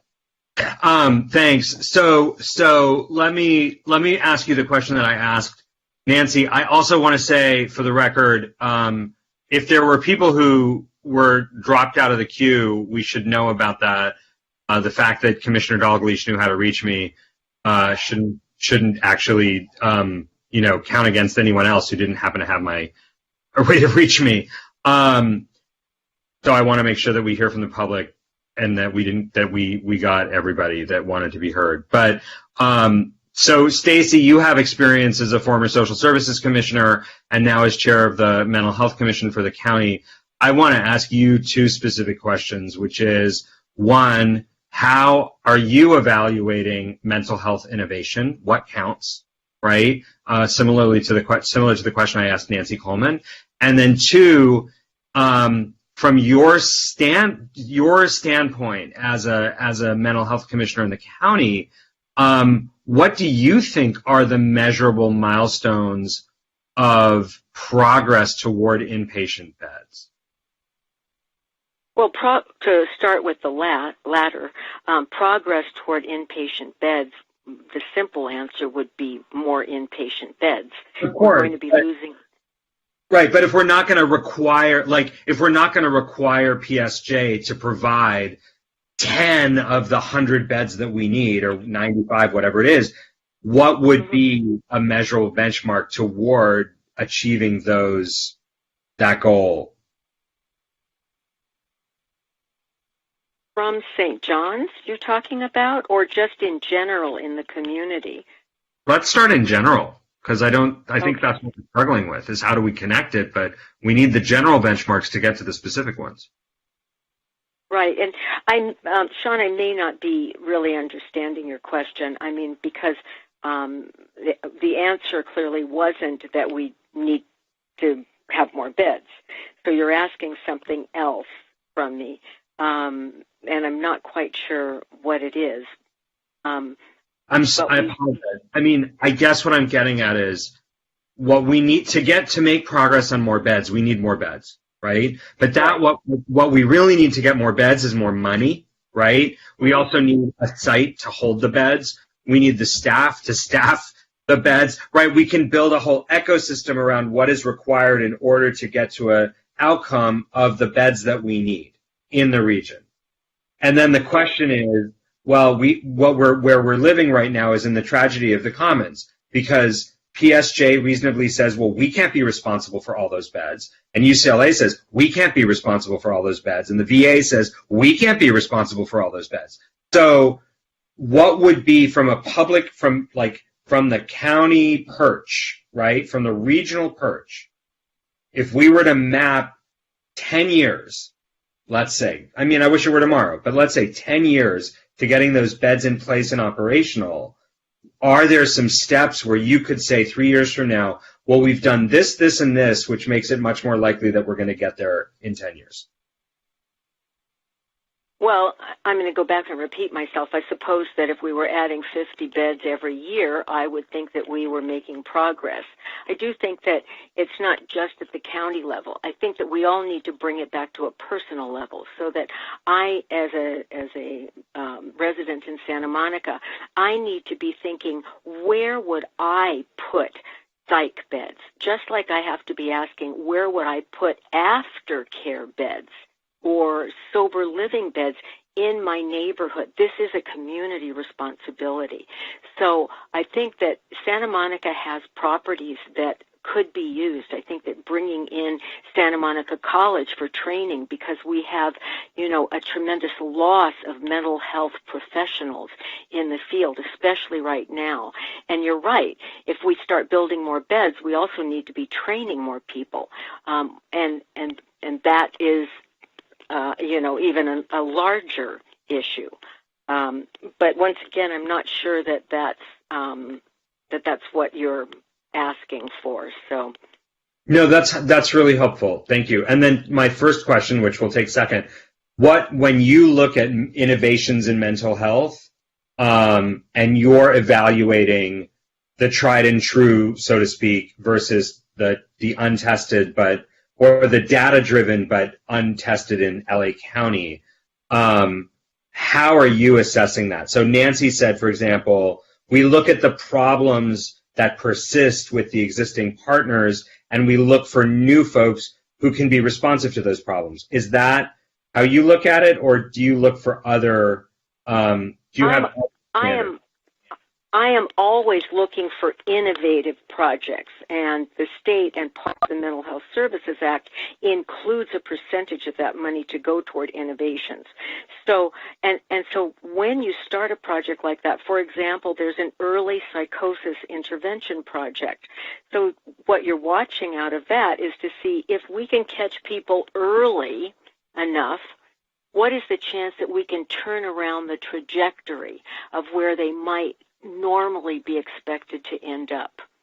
So in terms of inpatient beds, we're also going to be looking at, just like with jail, recidivism. You know, what can we be doing when somebody comes in to then make it possible that on the other side, when they're released, that they aren't just released back to the street, because that doesn't do anything for us, but that they're released someplace where they have a place to go to heal and to have recovery, and then to have whatever services are needed in order for them to be able to live on their own and thrive and survive and have a meaningful life. Okay, so I don't want to take up more time, but I think where I'm beginning to land, and I want to run this by you, is that because we've heard this from St. John's we heard this from Michael Ricks in his answer to me, where he was talking about aftercare. He mentioned that to Ellis as well.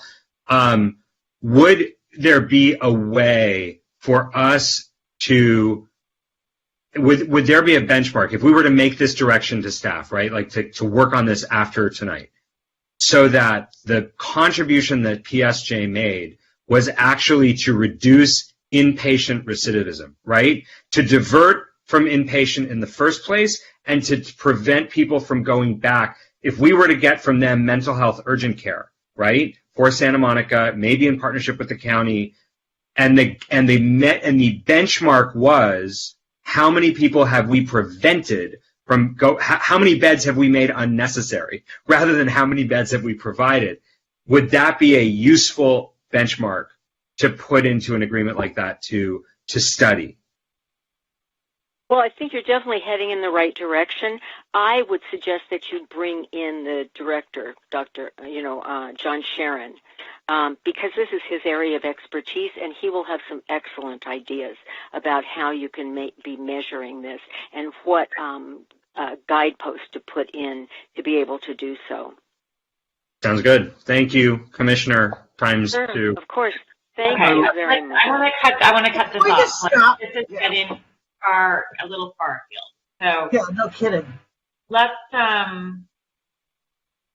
okay, so we're gonna do St. John's, you're going to get 3 minutes of rebuttal, and before we do that, I just want to say to my fellow commissioners that this is how I would like to structure the discussion, and that is that what I think I've heard, and I want you to think about this while they're doing the rebuttal, is that there are some very particular community benefit issues that people want to talk about, and then there are a couple other non-community benefit issues, and so when we're done, I want to identify the things that I think have been raised, and if there are other items, then tell me and I'll put those sort of on the agenda for discussion. Try to organize the discussion. And let's please try to stay focused on what we're doing here. Okay, so Michael and Suzanne, have any items for rebuttal you would like to, 3 minutes. Yes, Commissioner Pastor, may I ask if there are no further questions for any of the content expert consultants we have on the line? Could we release them to go back? Tell us who your content experts are, and then we can answer that question.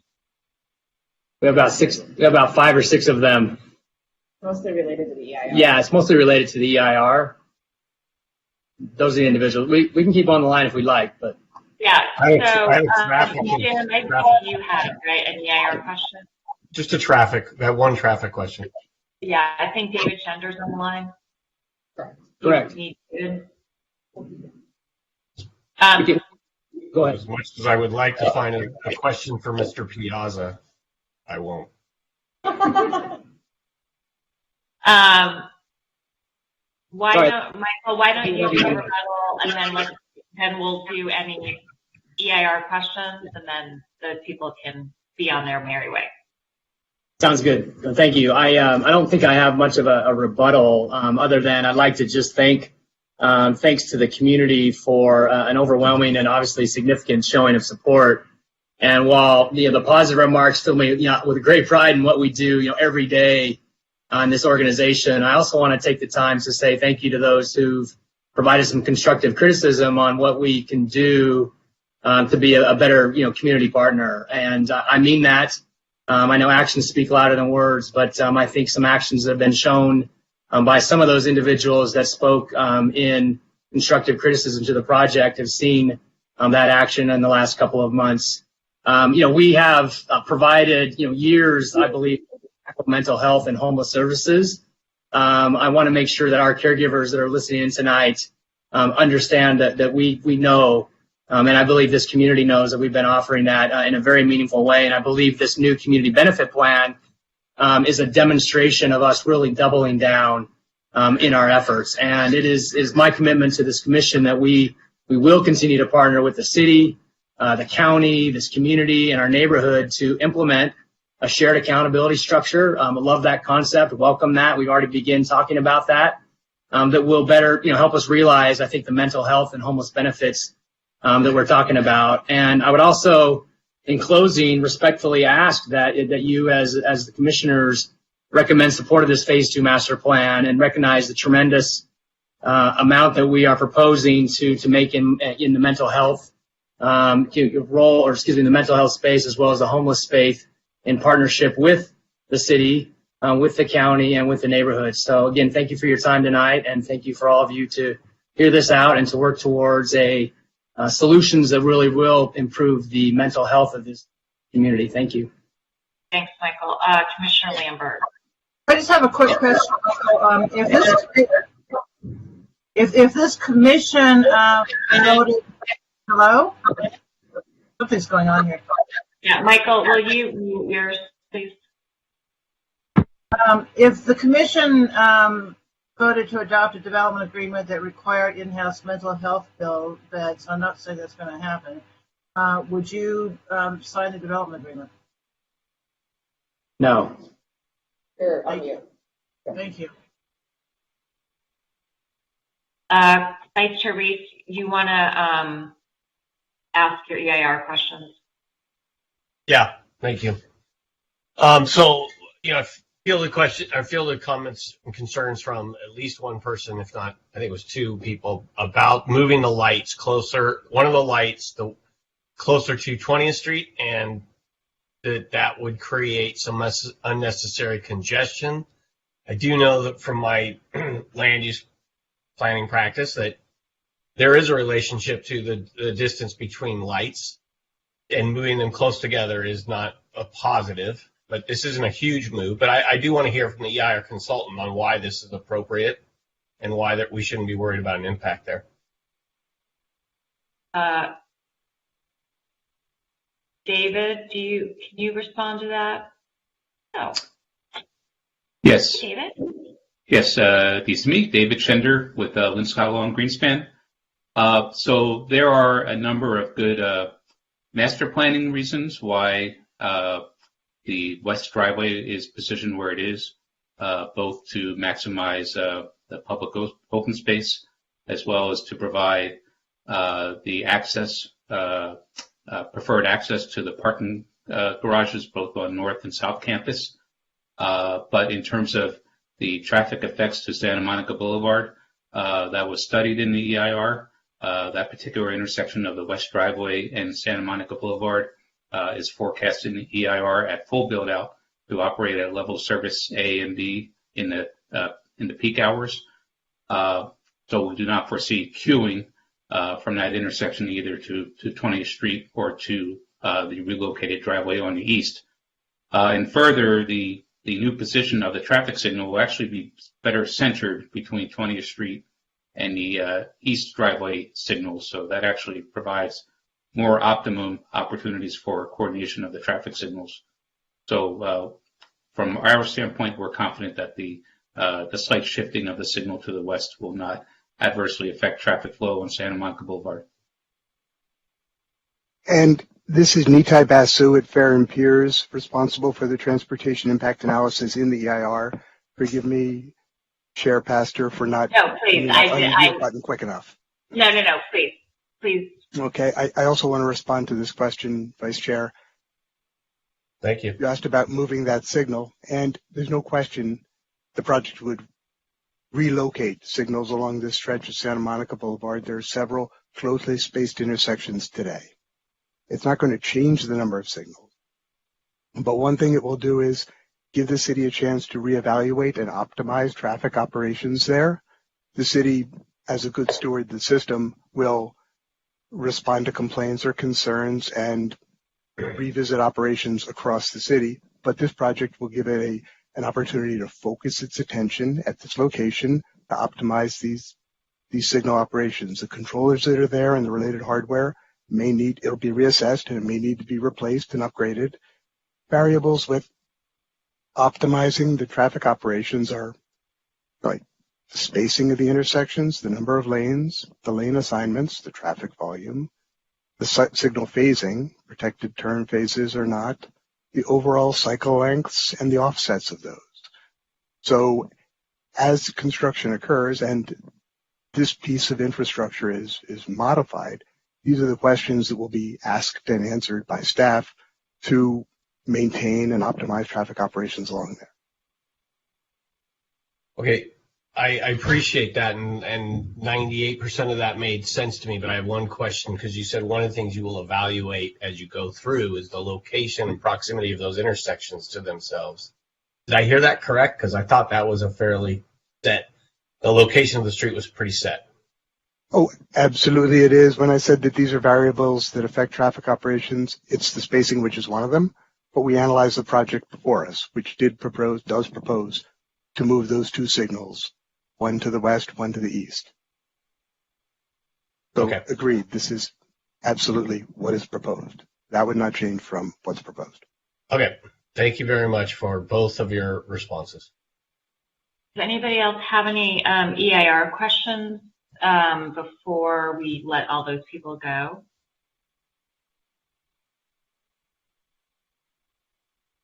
Commissioner Raskin. Yeah, thanks. I don't know if this is best directed towards the consultants or city staff, but I might as well ask it now.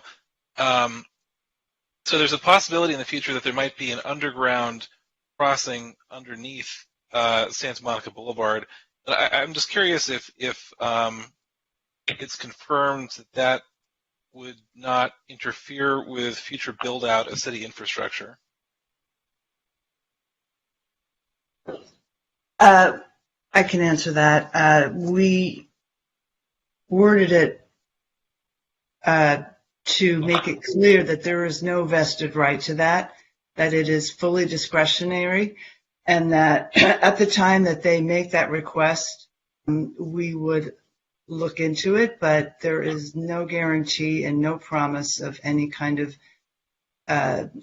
subterranean structure. Can I ask a follow-up to that? Yep.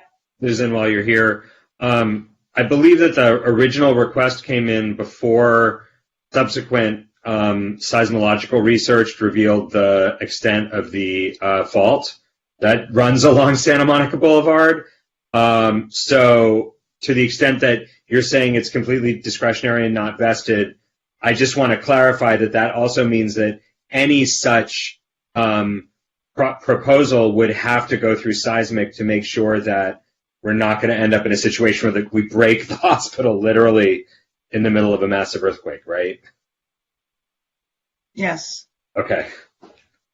I want our hospitals up and running when, the big one comes. Thanks.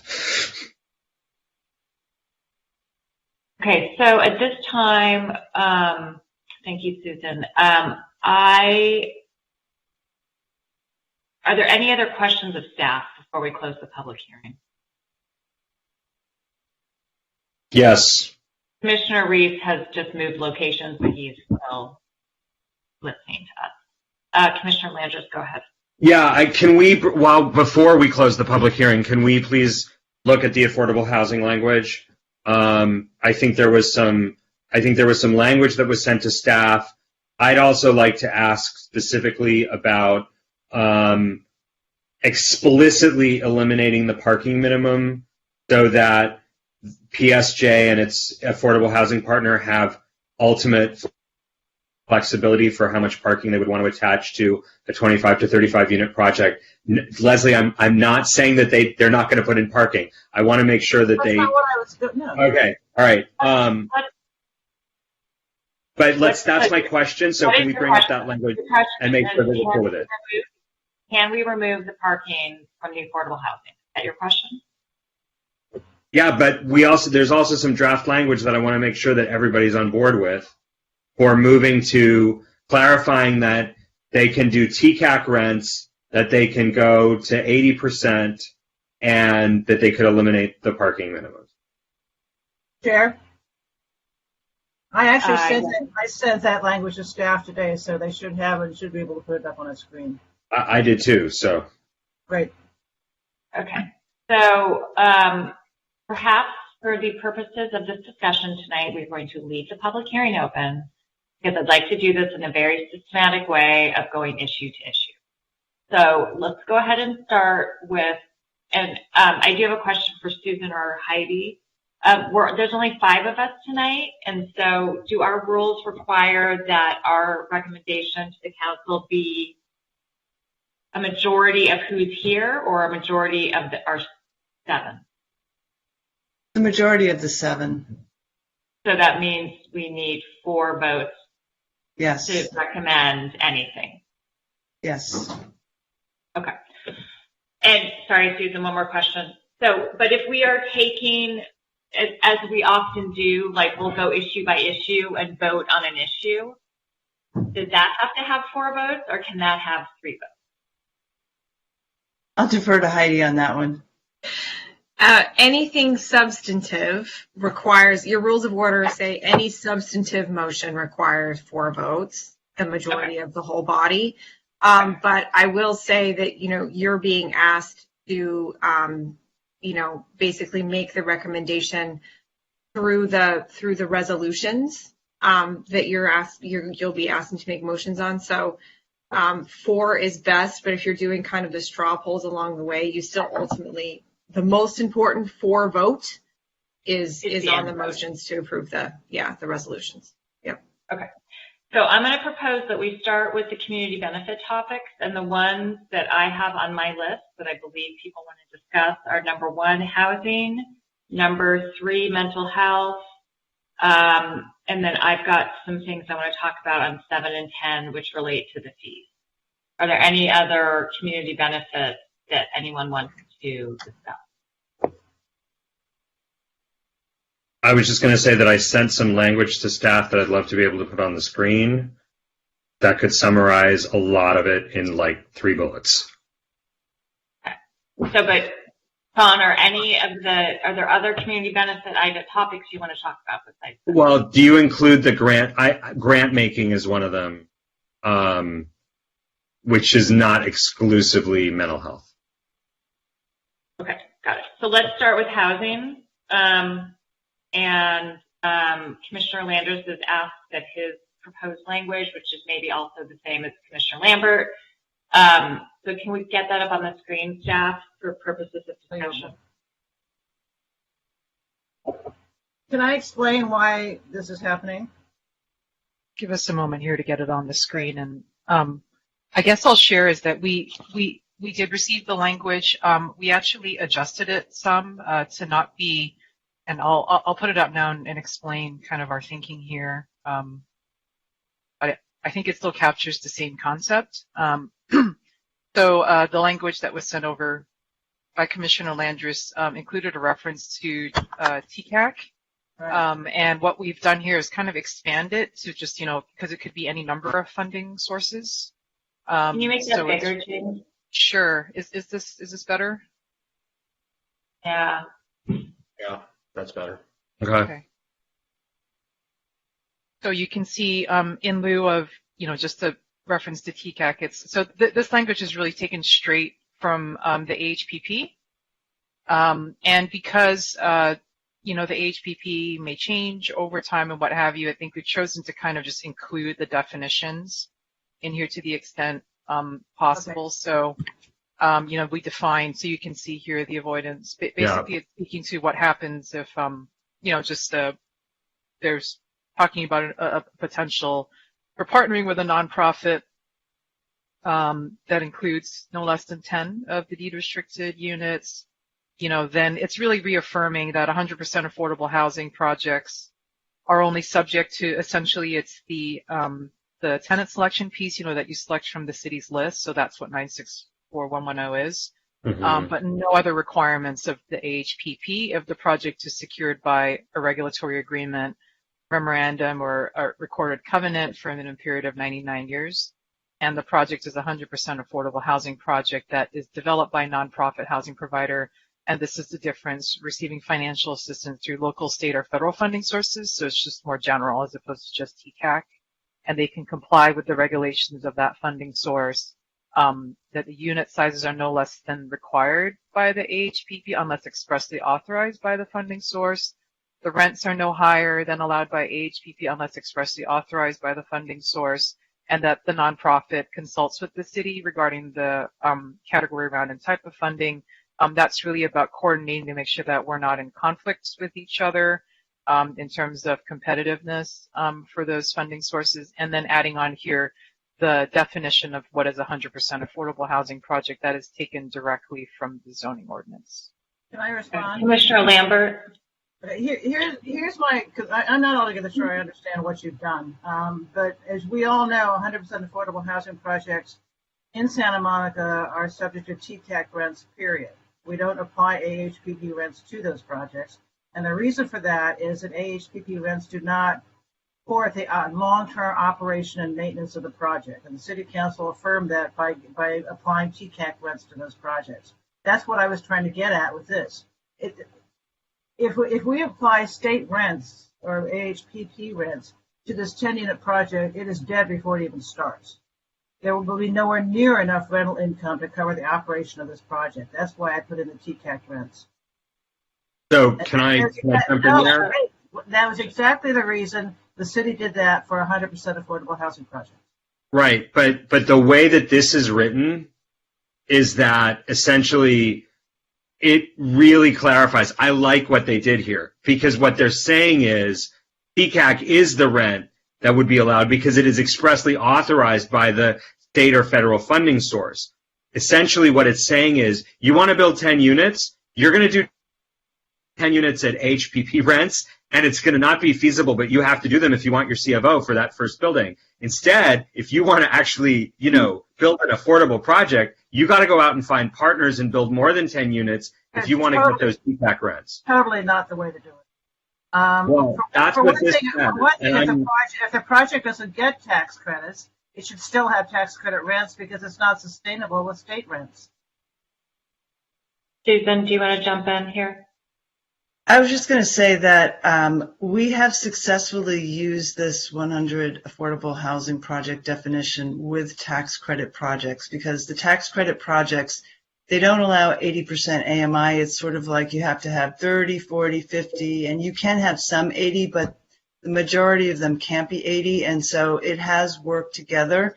And I do think that what we are contemplating is that they will need some sort of federal funding, but we are seeing in some other recent projects that it is also, in order to avoid a city subsidy, we're also relying upon county funding in conjunction with tax credit funding.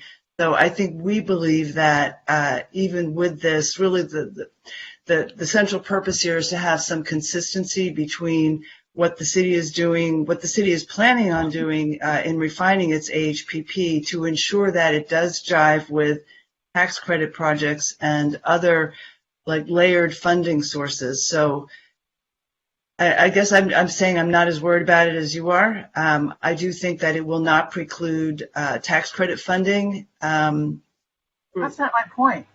My point is if they don't get tax credits, which is unlikely, but if they don't, then they'd have to revert to the state rent levels, which are too low to make this project work.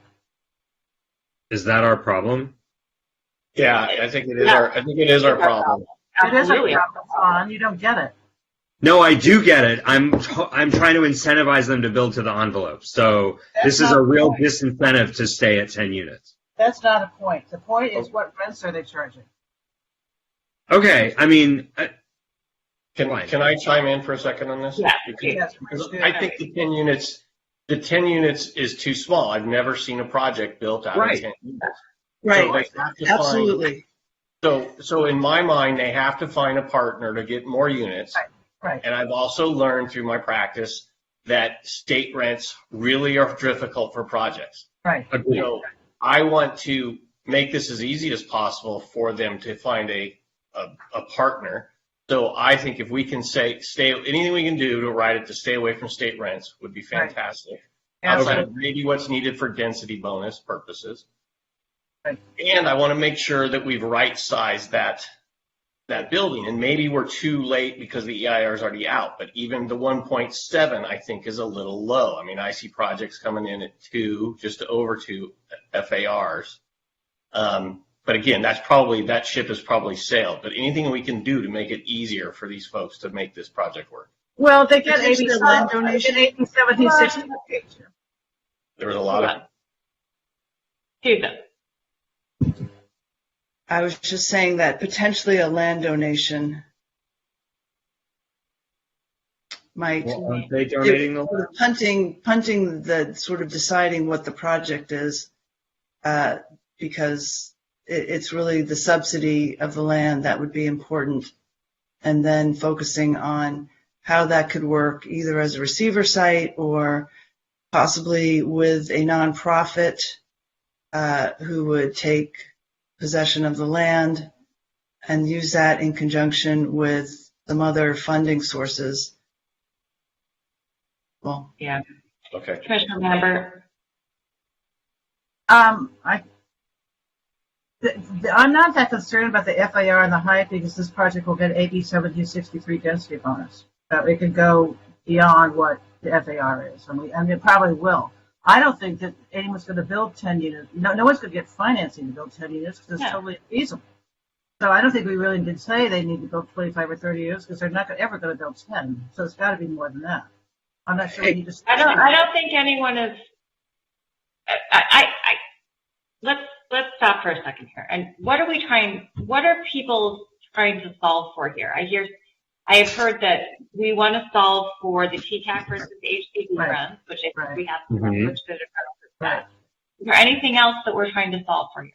I'm trying to solve for something very explicit, which is under the draft DA, they do not get their C of O on their first building until they have replaced those 10 units, which means that when push comes to shove, theoretically, I think it's highly unlikely, but theoretically they could make a hard-nosed business decision to say, forget it, we're just going to put up those 10 units, we're going to charge what we're going to charge, and because we got to get the real building up, which, in there, because they're a health center, to get that building up. And that's, in my conversations with the applicant, that was presented as an actual possibility, because when I said, how do we incentivize you to build to the envelope, they said, well, you can incentivize all you want, but we need to get that first building up. So if we don't get there, we still have to put up the first building. So I'm not worried about that for several reasons. Okay. One, because it's not financeable. Number two, because I don't think we should be forcing them, giving them another obligation to build additional affordable units, which are $800,000 a door. Even call them cheap, call them $600,000 a door, right? I don't think we can saddle them with additional requirements like that. I don't have a problem with TCAC rents for the first 10 units. I'm just saying this. That's not the point. That's not what I'm saying. Okay. Well, are you saying that you want them to have to build more? No. I'm saying I want to create the incentive to do it, and the other incentive that you want to create. Well, we could relax the requirement of 50% income, so we could allow them to go up to 80 on everything. And if they go above the 10 units for which they already have the parking, we could relax whatever parking requirements remain. We heard the request. We could relax whatever parking requirements remain on the whatever units exceeding 10, leaving it to them and the nonprofit partner to determine how many parking units are appropriate for the building that they ultimately choose to build. I'm not arguing that they should have no parking. I'm simply arguing that we should not impose the requirement. Can I say something? Hold on, Leslie. Isn't this within a half a mile of a major transit stop? So there's actually zero parking required. For under 1763, they have a relaxed requirement for affordable housing. They have zero requirement only if they do PSH. Which we hope they do. Sure, but we don't want to force that on them. Yes. May I say something just in final? Number one, the whole project has to be TCAC rents or it's not going to fly. Okay, great. The 50% median it will not fly with all 50% median. Agreed. So it's got to go to 80%. And I don't think they're going to be able to build 10 units that will pencil. So I think just naturally it's going to have to be a bigger project. No, CCSM will not touch, or probably EAH either, a 10-unit project. Okay, so can someone make a motion of what we want the language to say? Can we bring it back on the screen? Susan, can we see the language again? Did you want to put up the? Sure. Did you want it? Can you put up the language that I sent you? I don't know what. Yeah, that's what I was asking. So you want the one that? Okay.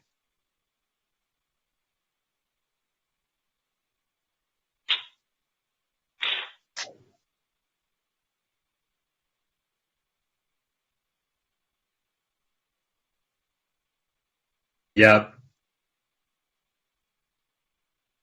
Right. That's mine too.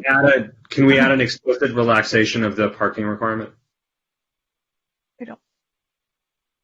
We could say no minimum parking if we want. Yeah, that's what I'd like to say. They're going to build parking anyway, but we can say I know. I just want to make it explicit. For the avoidance of doubt, there shall be no minimum parking requirement for the units exceeding 10, for any units exceeding 10.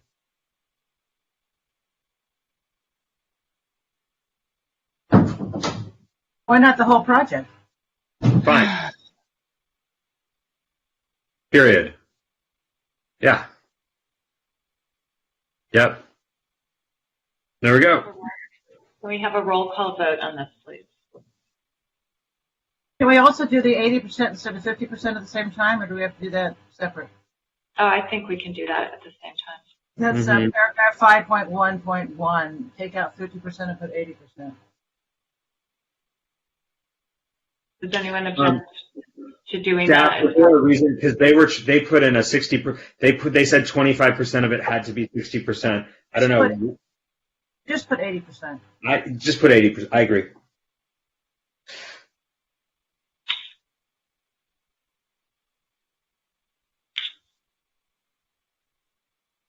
I'm sorry. You want me to add a sentence to this, or is that it's separate? It's in a separate section of the DA, but I think we're just going to vote on all of the affordable items together.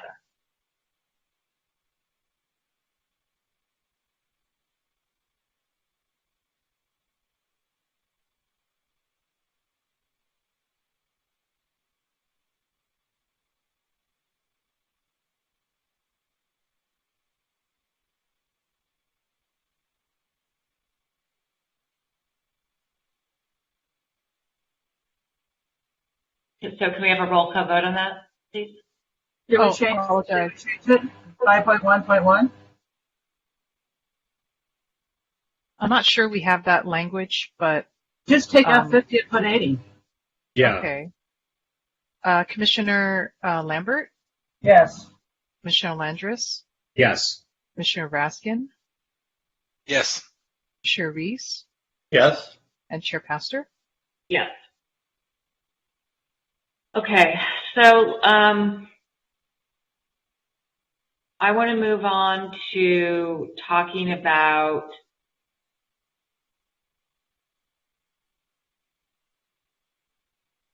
I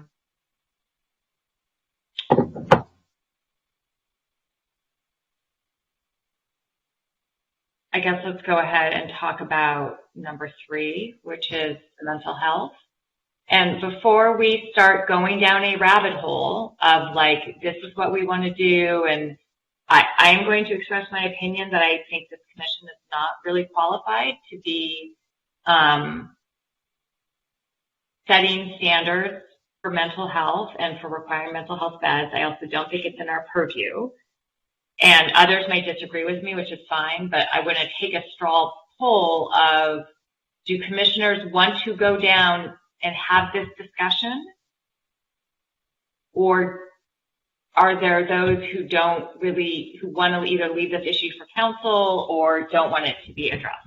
So Commissioner Landris, go ahead. Yeah, I'm sorry. Having been working on this for 5 years or 6 years, and having, considered well-being in my application to serve on the Planning Commission, I just strongly disagree with your narrow interpretation of our role. I just sent staff to put on the screen some very high-level bullets that I think could, give us the high-level direction that we might be able to find consensus on. And I would put, this is what it says. And that's as far as I want to go. I would like to finish doing a straw poll of the commissioners, please. Okay. So let's do that, and then if folks want to have the conversation, let's have it. But I know there are some who don't and some who do. So, can I just? I just want to say that I am not a mental health professional. I am totally unversed in the field. I wouldn't know what I was doing if I voted for this. So, I mean, I understand Sean has spent a lot of time on this, and I respect that, but I don't know what I'm doing.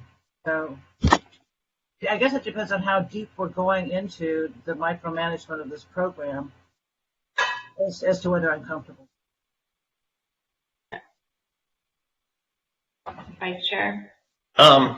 I would say I think it's a critically important issue in our society today is trying to deal with mental health. Yep. There is a pot of money here that we can deploy to help. And to the extent that we can point that in the right direction, I am supportive of it. But I, like Commissioner Lambert, I am totally lost in this field.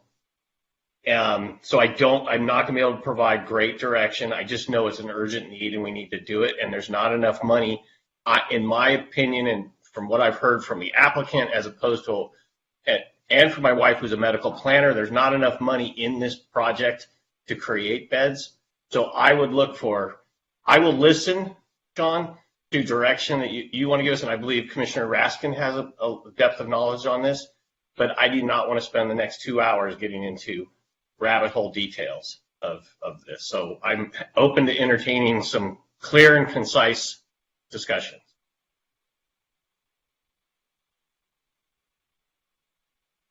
Commissioner Raskin. Yeah, I do think this is worth discussing. I don't think it needs to take much time. I think for the sake of passing on a recommendation to council, I think, to the extent that we want to, we can each do so succinctly, and I think staff can distill that in a helpful way. Okay, so let's have the discussion, and I think we're going to limit it to about 10 to 15 minutes, if that. So if people have concrete suggestions, please make them. Could we see the language that I sent to staff to put on the screen? Could we see that language?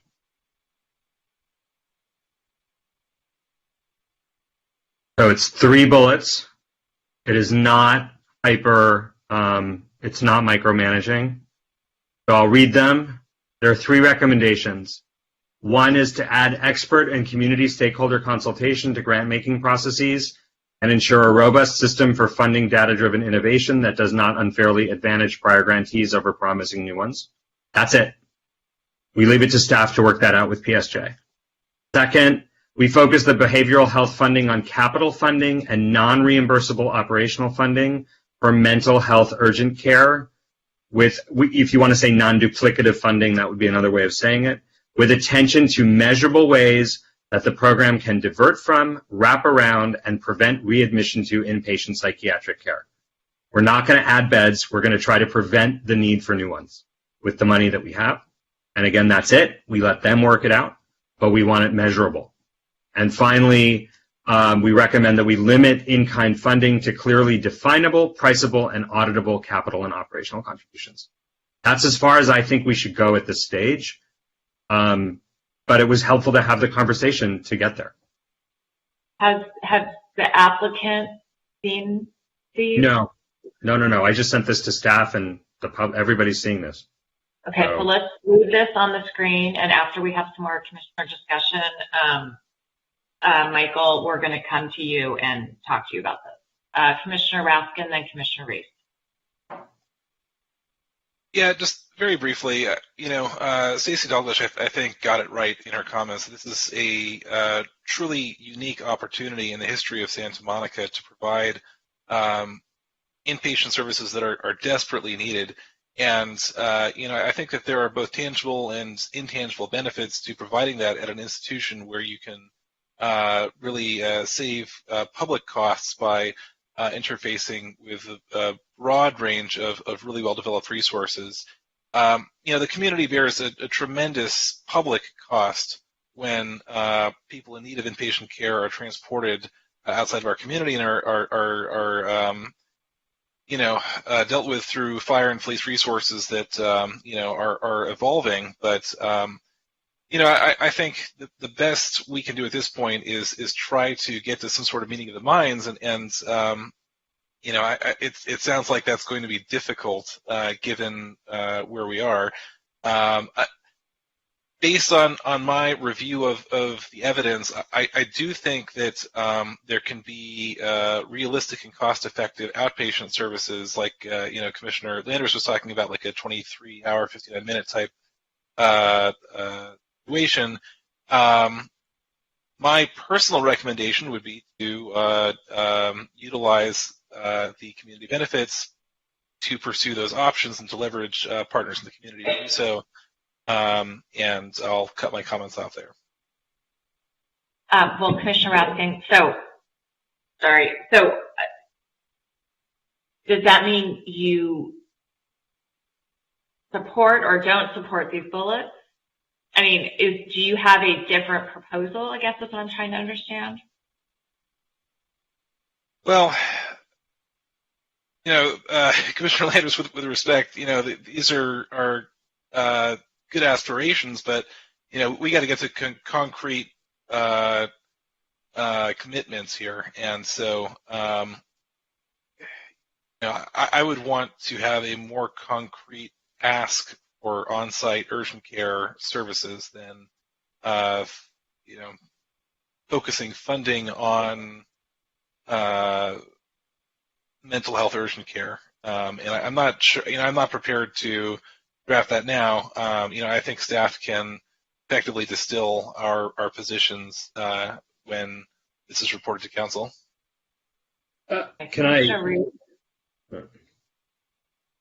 I was just going to ask a couple clarifications of what Sean was considering here when he talked about capital. Most of it makes some sense to me. What do you mean by capital funding? Because I was thinking that we didn't really have the money to build things, and I'm thinking capital funding is building. Right. I include, TI is capital funding. In the context that, to think about the difference between Prop Triple H in the city of LA and Measure H in the county. Triple H was only for building permanent housing, right? And Measure H was services only, and you couldn't actually build permanent housing with the Measure H money. So when I say capital funding, I mean, TI, as Michael Ricks was saying, they might find a corner of an on-site. That's fine, Sean, you answered my question. That TI, I wasn't thinking TI, I was thinking new construction. So you've answered that. Correct, TI. Mm-hmm. Commissioner Lambert. Actually, capital funding is a little confusing because one could read this as providing inpatient beds and inpatient facility. I don't want to do that. So is there a way to clarify what you're trying to get at by changing the wording? Not really, because, I mean, it's the second clause of that second bullet. What I was going to propose to Ellis was that we're going to say after the word care, you add including where feasible inpatient care. But I don't think there's a majority on the commission for that. And so respectfully, Ellis, I think we could keep working on that. I think we heard quite clearly that PSJ sees its contribution to the inpatient bed shortage as providing the urgent care wraparound aftercare that is going to have to complement somebody else's inpatient beds. Well, they've said they wouldn't sign a development agreement if it were in. So exactly. So that's why this is written. Like, this is written in response to the conversation we had tonight. I wrote it 5 minutes ago. I mean, maybe we could make this a little bit more plain language. I mean, for me, I'm going to go through bullet by bullet. Good. Yes.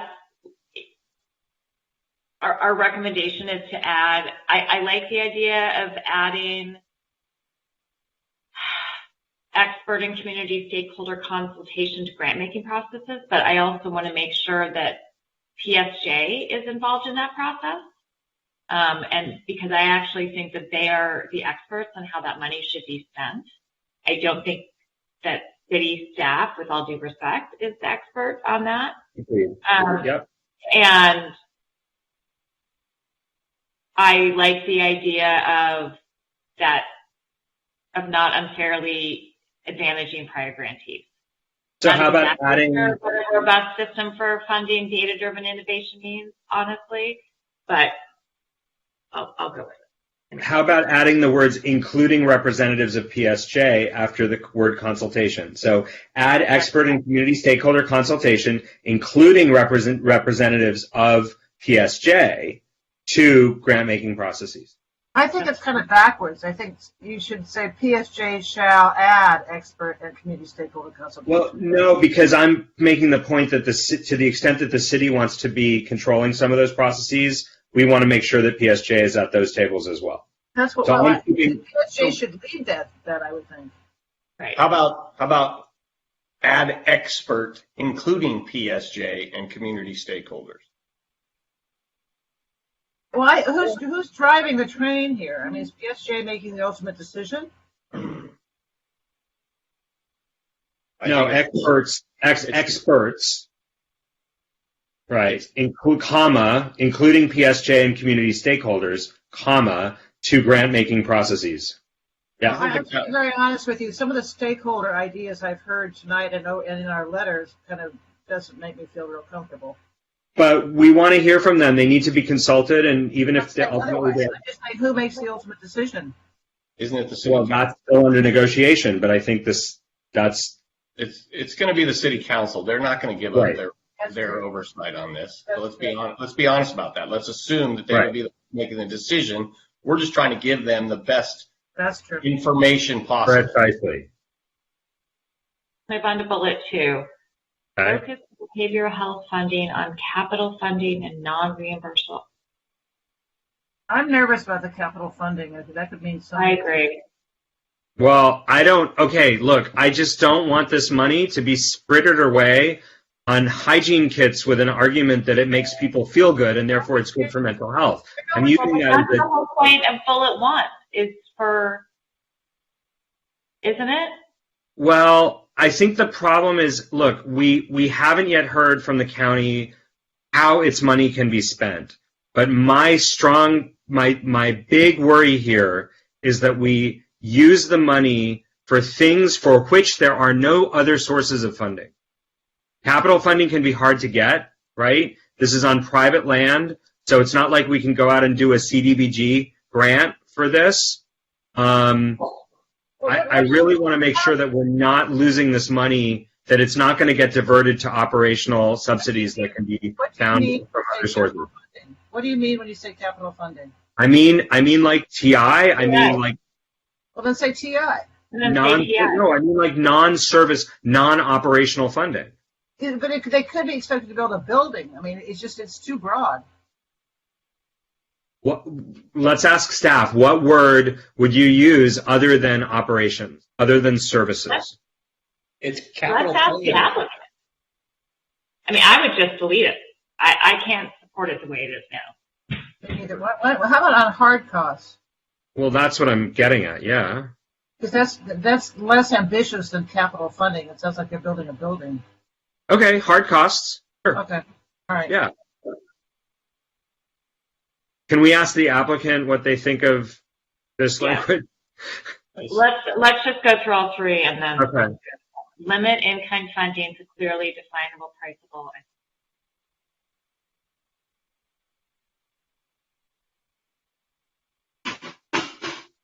I just don't want $50 pencils. I try, it just feels squishy to me.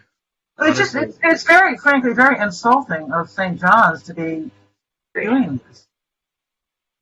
But assuming that I mean, with the best of intentions, in-kind funding gets charged out at ridiculously high rates.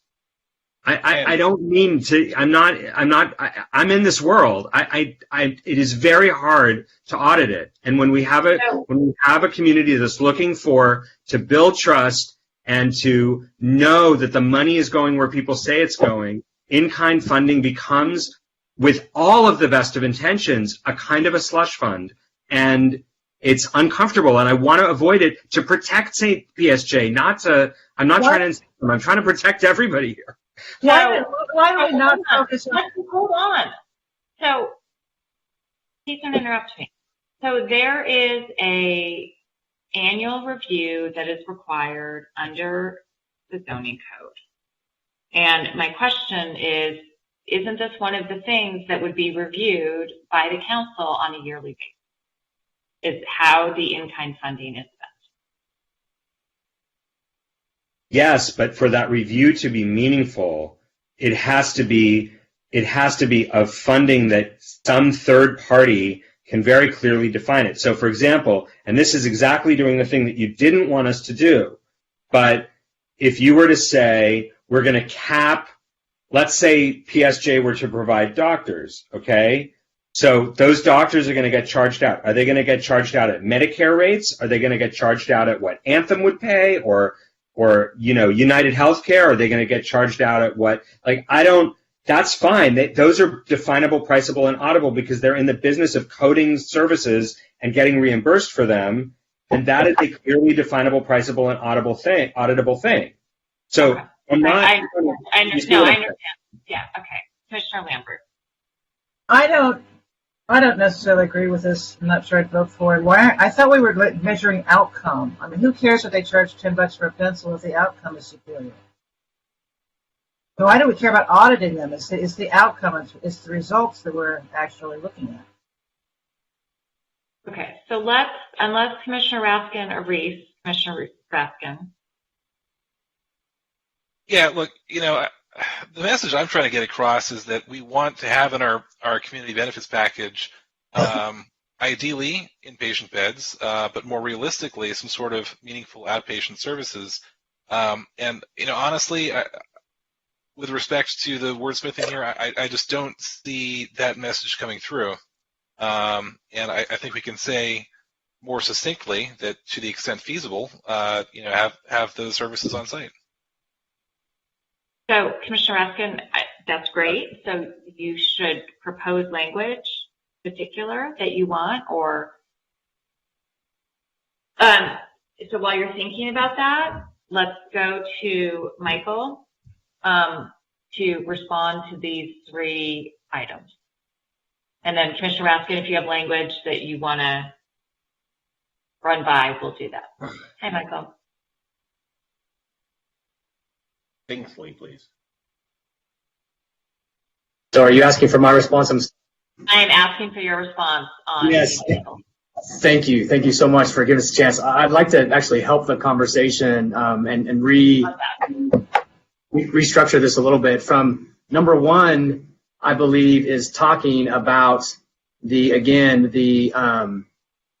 grant funding, right? So I mean that's really the homelessness category. If you recall, that's what we're talking about, grants. We're talking about the homeless, contribution, the 28.5 million, 80% grants, 20% in-kind services. So in that regard, that's really not the mental health, right? Mental health is really number two, and homelessness is number one and number three, because the only thing we're talking about are grants and in-kind. So number one is homeless, number three is homeless, and number two is mental health. So on the first one, first of all, Sean, kudos for just pulling this together, and directionally, we're supportive of all of this. I think words are important. So what we would do in following Commissioner Lambert's recommendation is that these are PSJ giving the grants. Right. And so what we would want is we invite, per this language, community stakeholder consultation, with PSJ and the city in administering grants in the grant making process. That's how we believe that's what the language should be.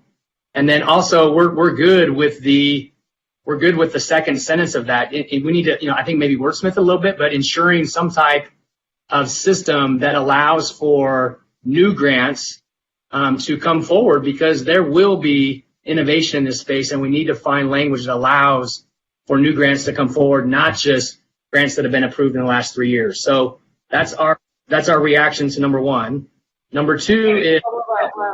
Sorry, Michael. So for the first one, are you saying that you want PSJ to be the decision maker?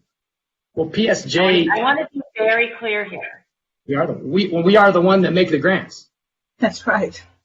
So I thought that the city council, I thought that the city got to make the ultimate decision on where those monies go. That's the $10 million, not the grants. The $10 million mental health. Number two, yeah, it's okay. It is confusing. So number two is the $10 million mental health city council conversation that we can come back to. Number one is the $28.5 million grant process, 80% grants, 20% in kind. These are grants that PSJ gives in consultation, with the city, and we would support community stakeholder consultation in that grant making process. Okay, I got you. Thank you for clarifying. And then the third bullet? And we'll just real quick kind of do this. Yeah, third bullet. The third bullet is, I'm not sure what some of those words really are, but we think that, again, in-kind funding should be a lot of those things, right? I mean, they should be contributions. I think we need to figure out what that wording is, but we're okay having some type of better understanding, reporting on the in-kind contributions and the benefit that those in-kind contributions are making to the community. So, again, directionally, we're supportive of making sure that they're explicit, and there are even measures of success around those as well. And then on number two, again, this one right here is this is kind of the mental health, and I just think that we do believe there are going to be capital expenses, such as Sean was describing, especially if we were to take current facilities and do some renovation. That's that kind of $2 million we talked about. So we would want to be able to apply some of the $10 million towards capital infrastructure investments in order to adequately provide these services. And we would also want to find a way to basically, there's for some of these patients that it's going to track are going to have insurance, it's going to pay for it, we'll break even, some we might even make a little bit of money, but there's going to be plenty of uninsured and underinsured that we want to serve in this community, and we would want some of this funding to go to cover the gaps of the uninsured and the underinsured, because we do not want people that are uninsured or underinsured to feel like they can't participate in these valuable programs. And if we say we have a way to bridge the gap financially, then we will be able to attract those people that can't afford to do that. And using some of this money for that would be huge. So again, capital and operational costs in the way I described it. And I would ask that we maintain some flexibility in the language. Instead of just saying mental health urgent care, that we say mental health outpatient care, because mental health outpatient care could include urgent care, and it can include these other things that we're talking about. Because if it's urgent care, honestly, urgent care, you go and you get treated and then you get discharged. But when you're a part of a therapeutic regimen that has you coming 3 days a week for a period of 10 weeks, that could be in some much more valuable than just in a 2-hour urgent care visit. So we would like to have a little bit more general language around mental health outpatient care as opposed to mental health urgent care. And then we agree with having measurable ways that we can, again, do that, because one of the things that we've talked about is it's difficult coming up with measures, but one of the measures we do believe we can focus on is how well is this service preventing readmissions to inpatient psychiatric care. So we would accept that as a milestone and measure of success for those programs. Chair, can I jump in? Yeah. Okay, so thank you, Michael. On the second bullet, yes, mental health outpatient care makes a lot more sense. Perhaps we could replace hard costs with the word infrastructure, right? And then you use the word gap funding. I would be fine with something like, non-reimbursable gap funding, or just use the word gap funding instead of just replace non-reimbursable operational funding with gap funding, right? The idea is that it's what doesn't get covered by other sources. It should be non-duplicative gap funding or something. Correct. I mean, this is not a way to say we're going to get, this is not a way to, let's say, someone that comes in as a Blue Cross patient and we're getting reimbursed, $100 and it costs $100, and now we want to apply another $100. This is about someone that's on Medi-Cal, that's underinsured or uninsured. Exactly. That's right. Their insurance or lack thereof cannot cover the costs. Yeah. We would provide. I think we understand that. And yeah. So then for the third bullet, can we really simplify it and say something like limit in-kind funding to clearly measurable capital and operational contributions? Great. That's really good. That would be fine. Thank you.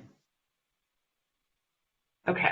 So. And then I think just number one didn't get adjusted in the way, maybe that's because you're not wanting to, but I think that, again, it's important to know that PSJ is the one giving these grants, and we invite community stakeholder consultation as part of the grant making process. All right. Could we, Michael, sorry on that one, because I realized I left another word out here, because I wonder whether it's,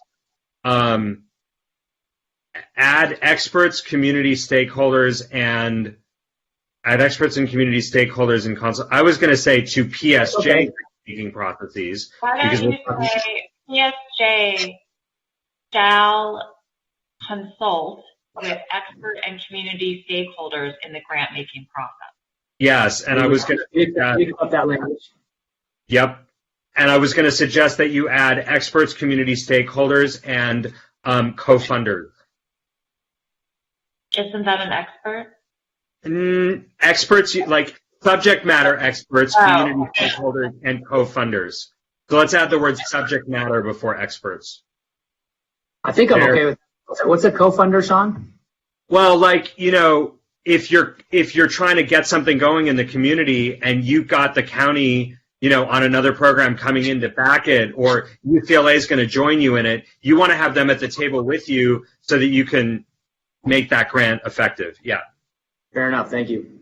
Yep. Okay. Hang tight, Michael. Commissioner Raskin, do you have anything you want to add? I mean, I should get time if there's anyone, but I know that you would specifically have some comments. Yeah, thank you. I'm on board with bullet points 1 and 3. If the majority of the commission is in agreement as to the language, I don't want to take up any more time on this, but obviously we're not going to get to the 50-bed scenario, but I think that there might be room for more middle ground in terms of getting to some sort of outcome here. But again, if the rest of you are on board with everything, I don't want to take up any more time. Well, we can perhaps, so there can be a record, perhaps we can vote on 1 and 3 and then vote on 2.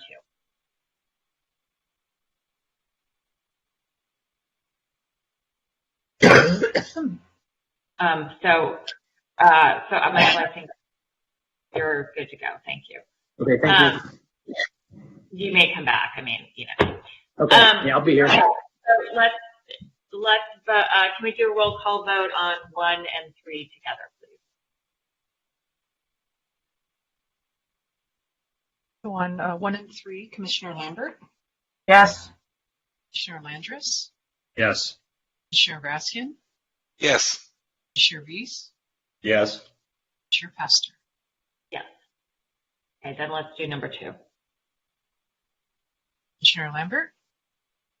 Yes. Commissioner Landris? Yes. Commissioner Raskin? No. Commissioner Reese? Yes. Chair Pastor?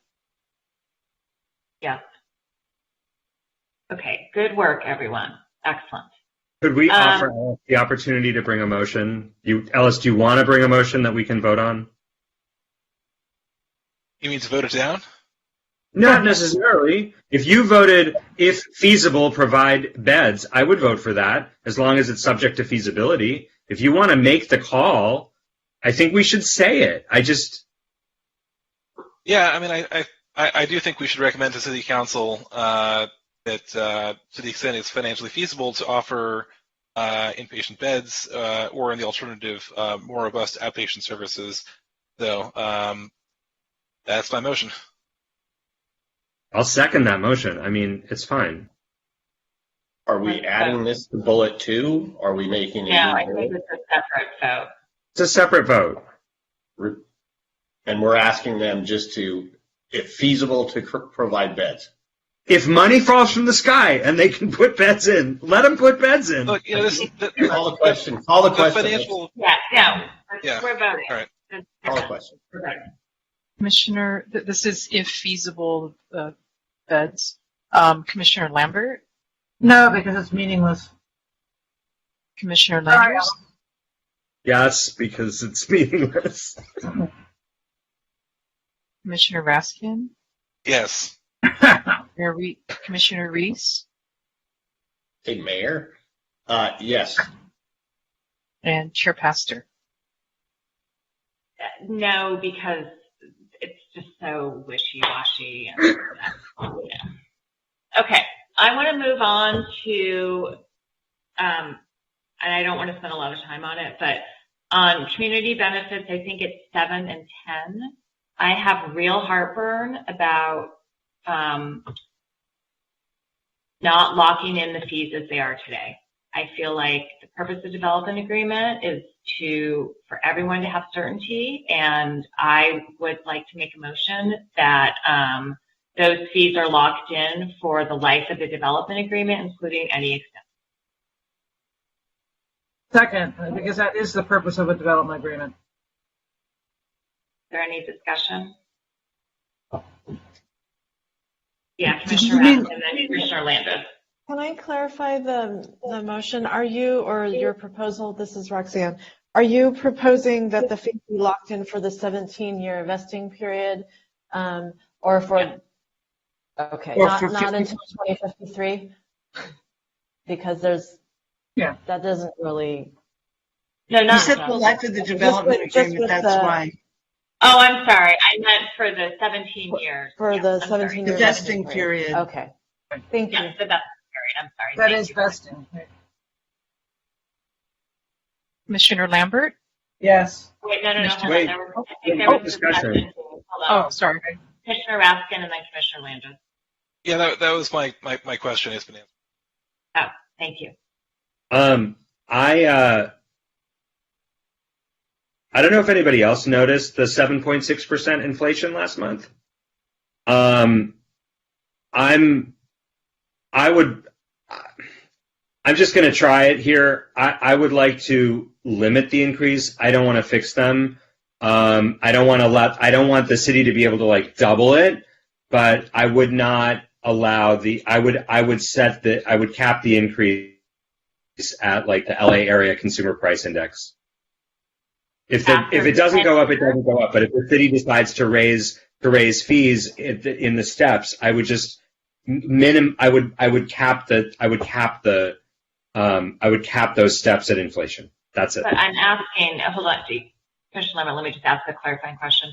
Are you saying that they're fixed for 10 years, and then after the 10 years, they can only be raised by the amount of inflation? Correct, until for the remaining 7. Okay. May I say something? Yes.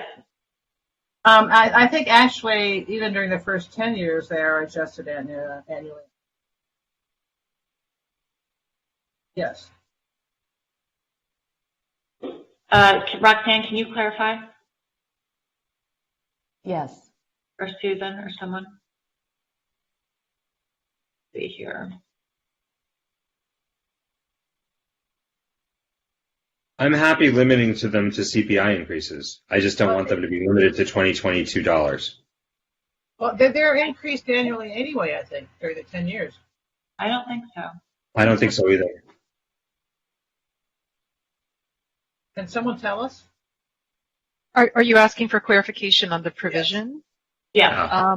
So I think Roxanne can perhaps clarify that, but it's for the TIF, it's required of all Phase 2 buildings paid at the time of the building permit, and that would be today's fees. The 2022 baseline fee is valid for 10 years. After that 10-year period, the TIF in effect at the time that the permit, so, whatever that future increase no, would be. No, we understand that. Yeah. So you're saying there's no escalator during the 10-year period? That is not what we had proposed, because in working with the applicant, we had proposed the base rate, the 2022 rate, right? The ordinance allows for those. Susan, if you're listening here, is it the CPI adjustment that we do? How we increase our planning application fees? It's a construction cost index. Yeah. Can someone just answer the question? Yeah. So it does escalate by the construction cost index for a 10-year period. What is precluded from this is if we, like I said, do a nexus study and reestablish, sort of like reset the base rate based on study. That would not be applicable to St. John's for a 10-year period. Okay, so I will revise my motion to say that at no point can they do an nexus study during the 17-year period. That the only increases are those that are the CPI.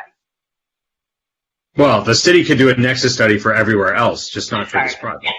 Yeah. So yeah, we'll limit it to a CPI. We limit to the construction cost index for 17 years. Right. Yeah. Right. And that's what the municipal code says. So. And that is for the transportation fee and for the housing. Right. Okay, let's take a vote. Okay. Commissioner Lambert? Yes. Commissioner Landers? Yes. Commissioner Raskin? Yes. Commissioner Reese? Yes. Chair Pastor? Yes. Okay, the next thing I want to talk about is the disagreement between staff and the applicant about the payment of the second $5 million. And if you recall, and actually maybe we could just put the slide back up on that item.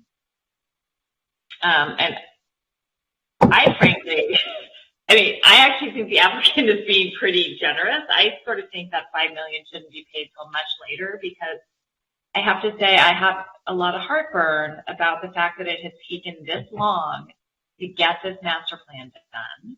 And I think it's really important that the city be incentivized to want to get these DRPs through and done. Sure. And I think that one of the ways to do that is to like have a carrot at the end.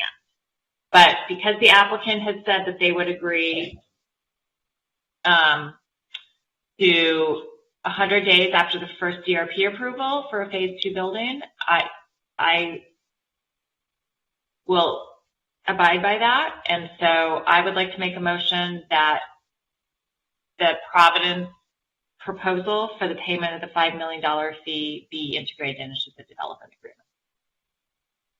I second. Commissioner Landers. Can I ask a question? May I ask a question? Is that all right? Yeah. So with the big thing that we've been talking around, which is the possibility that there may be another entity that might be interested in matching this money. And I just want to make sure that nothing that we say here is going to hamstring either the city or PSJ in making that match, right? So I would say not later than, rather than, in other words, let's make sure that we're clarifying that, you know, they can pay it earlier. If somebody shows up with a $5 million match and it requires them to spend the money, they can do that, and it's not going to mess with anything. That's fine. I'm not exactly sure what you're talking about, but you seem to know what you're talking about. So so if we just say not well, later, I mean, we there may be the possibility that some of this money may be matched by outside government funding. Right. So what if we said $5 million within no later than no later than 100 days after the first DRP approval for a phase 2 building at PSJ's sole discretion. Okay. Okay. Wait. Well, the only... There you go. Yeah, exactly.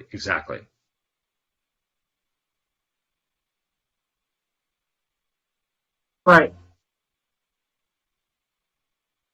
But also, do we still have the public hearing open? We do, but can we add at PSJ's sole discretion? Because that's what I'm getting at. Like, the question that I want to ask Michael is, okay, okay, Michael, let me try to phrase this question, because this is like grant making weeds, but we're writing this, so I just don't want to hamstring you. Imagine a scenario where you get DRP approval for a phase 2 building, and an unnamed government entity that wants to throw up money as a match is not ready to match.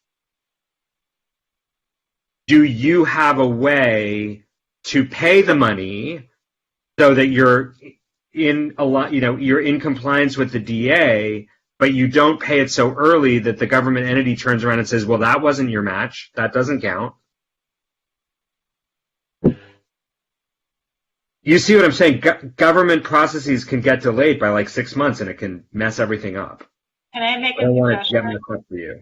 Can I make a suggestion that perhaps there also be language added that is something like that gives the planning director or the city manager the ability to, like, in the event of potential matching funds, the city manager may extend the time period for there you go. Thank you. Yeah, perfect. You know, for Great. time period. Okay. In the city manager's sole discretion. Yes. So I think it's a new bullet, whoever is typing. So I think it's,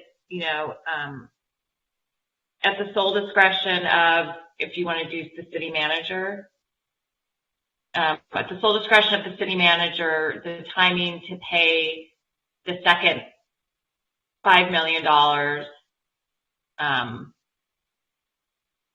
to the city may be extended or something like that. At the sole discretion of the city manager, the timing of payments, because it could affect the first one, may be changed in order to take advantage of matching funds. Well, but I don't think it needs, I think it's maybe extended, because No. I have to Extended, sure. That's right, extended in order to take advantage of matching funds. That's right. And then not the sunset funds. Yeah. Commissioner Raskin. Look, I just asked the question. My understanding was that the city's language was to account for contingencies where, if the DRP approval doesn't happen until, 15 or 20 years down the road, that there's still some safeguard. So I don't know. What do you think about that? My concern about that is that, again, I'm troubled by how long it takes to get the master plan done, and so I feel like trying to provide a carrot that incentivizes the city to get the first CRP done. And Sharice? I'm supportive of what we've done to this. I mean, of saying the not later than 100 days. I have no problem with that at all. When I hear this PSJ's full discretion, that makes me a little uneasy. And I'm pretty uncomfortable with this third bullet right now. I'm not quite sure what we're solving with that. And I think we're going to take a lot of political heat on that from somebody's going to say, you're giving them a way to not pay the fee. And that is not what they want to pay the fee. And I just think we're asking for more trouble putting that last bullet in. Well, I guess why I was asking Michael is like, is there a way to park the money in an escrow account or something so that the money leaves the building, but, you know, they have the ability to work it out so that it counts for a match? I'm just worried that there's like going to be a fiscal year in the middle of it, or something's going to happen that's going to make the auditors go nuts, and we're going to lose a matching opportunity because of an arbitrary deadline that we imposed at 10:59 on a, you know, Wednesday night in January. I'm just being tell me I'm paranoid and I'll shut up. I mean, I don't know enough. I mean, perhaps, Jim, we could soften the bullet to say something like, you know, we recommend that the development agreement contain flexibility to take into account potential matching funds. Timing of the payment for potential matching funds. Sure. I don't know if that makes you more comfortable. Yeah, I mean, I just wanted to sound. I don't want to have any wiggle room that there's no payment, and I'm fine. So if we can find a happy medium, and maybe you just came up with that, if I could see the language of it. So it would be we maximize that somehow we collect it to maximize matching. We are collecting it. I don't know. We are saying. Well, go ahead. Let's see what you're saying. All right. But I think what I hear from Jim is that part of the beginning of the sentence should be changed. So to soften it a little bit, so it's not at the sole discretion, that it says the development agreement shall take into account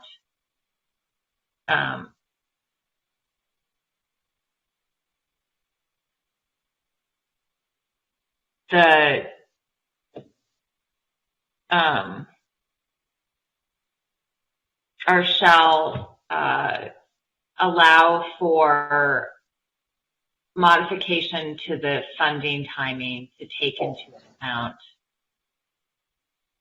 Or to maximize, then you go to the maximizing potential matching funds. Yeah, to maximize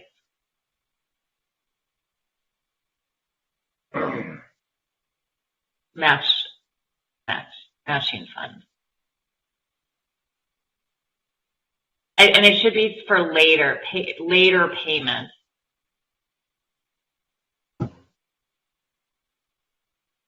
Well, really, I mean, if you want later payment.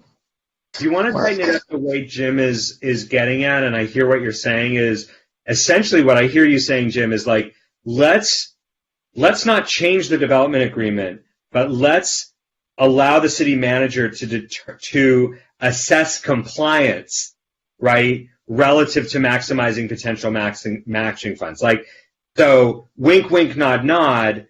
They may be later than the 100 days, but they will be deemed compliant if it was for the purpose of matching money. But how do you right? that? You're not changing the terms. You're saying the definition of compliance may be stretched if there's a really good reason for it. But the rules are the rules. Well, but we don't exactly know what the fix is going to be. So I feel like this bullet is broad enough to allow for a variety of solutions. then not later payment timing. It's the development agreement shall allow for limited extensions of payment timing to maximize, not to take into account, to maximize potential matching funds. Why would you say limited? Can I ask, how does that, I'm sorry, this is Roxanne. For this last bullet point, I'm trying to follow this conversation. How does, and I'm asking this genuinely, how does the city manager's ability or the city's ability to extend the time that PSJ would make that second payment to the city, how does that relate to the possibility of obtaining matching funds? Well, let's say that, right. So let's say that the relationship between a matching fund, let's say that there's an entity that's co-funding with PSJ, right? That they're matching the $5 million. But let's say that their definition of a match is that their partner's match has to be made in the same fiscal year. I'm making that up, okay? And so their thing, our fiscal year closes on date X, PSJ's closes on day Y, and the entity's closes on day Z. The city manager calls up and says, okay, which fiscal year does the payment have to occur in? And it's like 107 days after the first DRP approval, so they delay it. That's what I'm talking about. Like, so that it doesn't fail an audit to be qualified as matching. So maybe it's not to maximize, it's to qualify for, because we're really only doing it if it's a question of losing qualification. What does limited? Why do you put limited in? Well, because we're not going to say you can pay it in 3 years, because there might be a matching fund 2 Sundays after never. Right, to try to keep the integrity of the payment and for public trust. So I think there's a little confusion here, because the intent was for the money to go to the city. So it is not clear to me what it is you're trying to accomplish if the money is going to the city. Are you suggesting that there could be a matching donor who would also give money to the city? Well, I'm saying we're imagining a scenario. I mean, I think in what we heard from the applicant, we are imagining a scenario where the city and PSJ agree, for example, that the creation of a mental health outpatient site somewhere in the city, maybe on the PSJ campus, maybe not, is a qualified City of Santa Monica behavioral health initiative. And so they may be paying the money to the city so that the city can develop it, or they may be paying the money so the city can pay it right back in rent or whatever it is, but they're going to be sitting alongside a government funder that says, yeah, we're helping to pay for this thing that you've all agreed you want to pay for. You know, I got to step in. John. Money. John. Yeah. The more you explain it, I think the more confused we get. I think what we should do at this point is you have raised a potential concern that can be looked at between now and the council. We've addressed the concern in front of us today. You've raised an issue that if Michael thinks it's real, if the city thinks it's real, they can focus on the proper wordsmithing. But I think that's a great idea. Thank you. We're heading in the wrong direction. Yeah. Yes, agreed. Agreed. Okay, Can we just delete the third bullet, please. Sorry, can we just change maximize to qualify for? That's it. No, we're deleting it. Oh, fine. Okay. Okay, we're not deleting that. Leave that. No. Keep that. And I would say at PSJ's discretion, I would take out full. That is my motion. Second. And just, I'm fine with this. I just want to make sure when you're saying at their discretion, so what you're saying is that they could pay it on day one after the DRP's up. That's totally up to them. That's what you mean. Or a day 50 or a day 75. Okay, fine. Right. And I have no problem with that. Let's vote. Well, hold on. Why not then just say or earlier at PSC's discretion?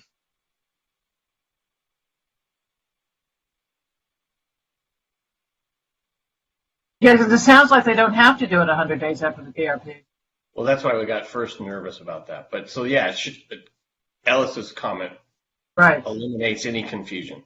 Right. That's fine.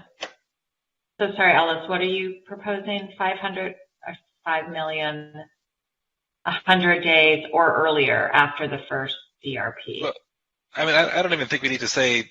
I think we can take out the part of at discretion because this is just setting an endpoint. Yeah. Fine. Right. Yeah. Yeah, exactly. Yeah, that's fine. Fine. Do you want to vote on this? Okay, let's vote. Good. Let's vote. Commissioner Lambert? Yes. Commissioner Landris? Yes.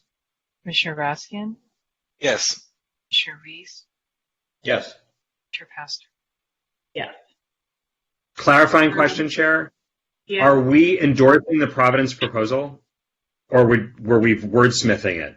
No, we were endorsing. My motion was to endorse it as amended. I agree with you. The Planning Commission is just taking a position in favor of the Providence proposal. Okay, good.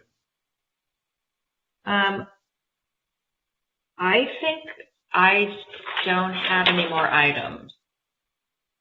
Do other people have items?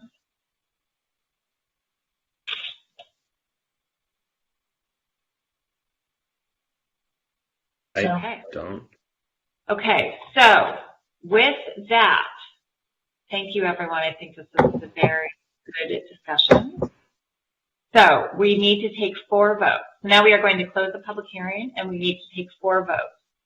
The first is to adopt a resolution recommending that the City Council repeal the 1988 Hospital Area Specific Plan and amend the 2010 Land Use and Circulation element of the general plan to modify references to the 1988 Hospital Area Specific Plan. So moved. Second. Okay, so moved by Landris, seconded by Reese. Can we have a roll call vote, please? Commissioner Lambert? Yes. Wait, we have discussion. Sorry. Commissioner Raskin?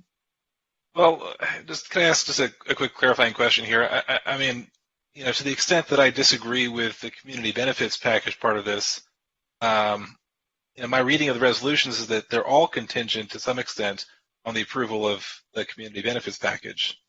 And for that reason, I'm inclined to just abstain to, not create confusion here. But I'm generally supportive of the project. I have this one very minor disagreements on one bullet point in the whole community benefits package here. Well, it was intended that decision on your own. I mean, we can have legal opinion. I was just going to say it's really just to be concurrent with the effective date. If the DA is approved in whatever form it is approved, to be concurrent. It's not specifically tied to community benefits, but it assumes that there will be a meeting of the minds on the community benefits so that the DA can be approved by both parties, in which event these things would take effect concurrently with the effectiveness of the Third Amendment. Got it. All right. Can I just ask, Chair and City Attorney, Alice, I think it's your choice whether you want to make the perfect the enemy of the good. That's up to you. That's on you. But would there be a way for the staff report or the Planning Commission report to communicate, to allow that Commissioner Raskin had reservations about XYZ, but otherwise was on board with the land use portions of the plan? Can we give him that opportunity to be, heard in that way, so that he can vote for it with reservations? Wait, no. Wait a second. I mean, I know you asked that of staff, but let's call the question. Right? There's a motion. Sorry, Jim. Go ahead. No, it's just like we have enough trouble getting and I don't mean disrespect to staff. I don't mean disrespect to Ellis. We have enough trouble getting the commission that we voted on things in front of council. Now we're going to put one negative votes, comments. We're going to argue to put that there. I just think we should call the question and move forward. Call question. Commissioner, this is for number 1, which is repeal the half. Commissioner Lambert? Yes. Commissioner Landris? Yes. Commissioner Raskin? Abstain. Commissioner Reese? Yes. And Chair Pastor? Yes. Okay. The second, it's a motion to adopt a resolution recommending council approve the Providence St. John's Health Center Phase 2 Master Plan. So moved as amended by our comments and direction. Who's the second? I'll second. Can I have a roll call vote, please? Commissioner Lambert? Yes. Commissioner Landris? Yes. Commissioner Raskin? Abstain. Commissioner Reese? Yes. And Chair Pastor? Yes. Okay, third motion, adopt a resolution recommending the council certify the environmental impact report and adopt the third amendment to the development agreement for Providence St. John's Health Center. Moved. Moved by Landra, seconded by Lambert. Can I have a roll call? Jim moved it. I mean, I'm happy to take it, but Jim I'm made the sorry. motion. Jim, thank you. Commissioner Lambert? Yes. Commissioner Landris? Yes. Commissioner Raskin? No. Commissioner Reese? Yes. Chair Pastor? Yes, and I just want to make a brief statement, which is that two things. One, staff did an amazing job of negotiating a very, very robust agreement. Yes. Two, I have been a little troubled that I feel like we're treating a nonprofit hospital that itself is a community benefit to standards that we would hold a private development. And I think that this is a huge, this is so much community benefit and so much money that the hospital is giving. And I really want to recognize them for that. And it is a super important part of our community, and we are lucky to have them here. And this is a really good agreement, so I hope it moves forward.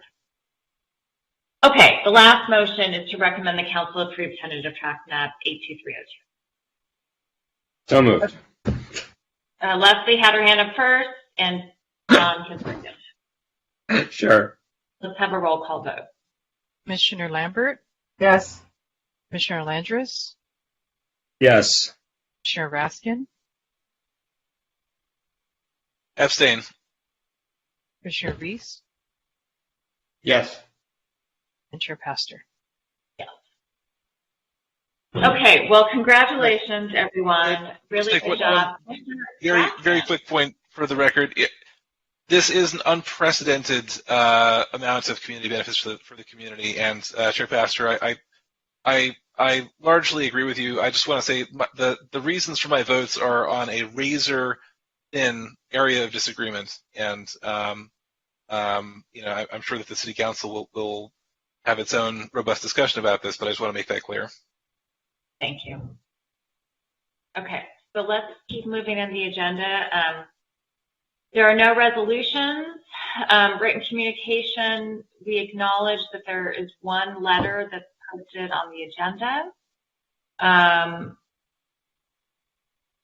We can do planning commissioner member discussion items. There are none, so I guess let's go ahead to planning commissioner announcements. Does anyone else have announcements besides me?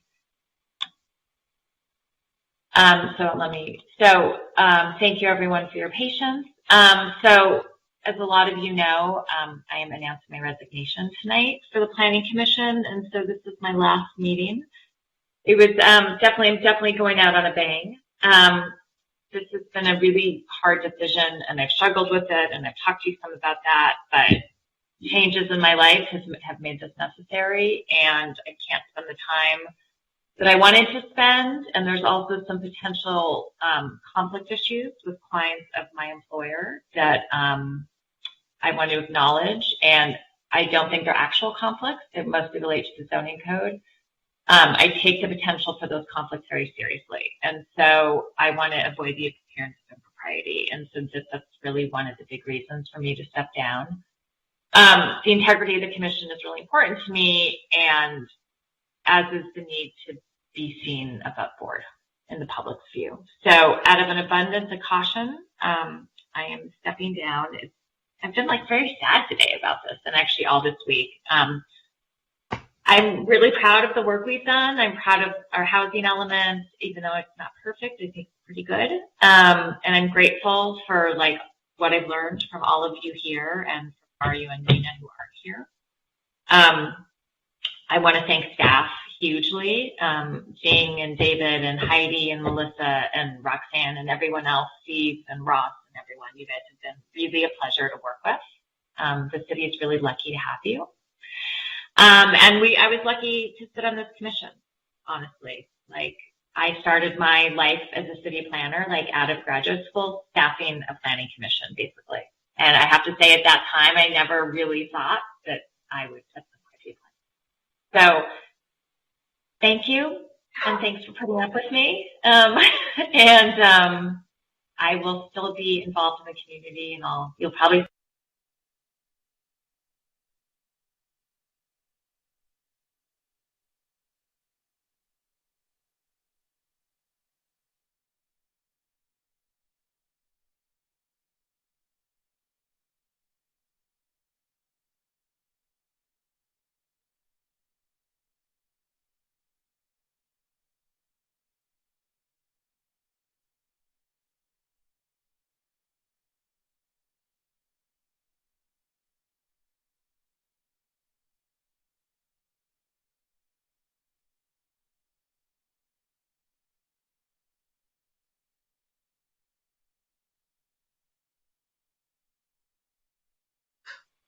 So I really hope that A, you won't be a stranger, and B, that the city of Santa Monica and the broader community will have the benefit of your leadership and insight and incisiveness for many, many, many years to come. And I'm very disappointed that you're leaving, but I understand, and please know that you go with gratitude and appreciation and deep respect.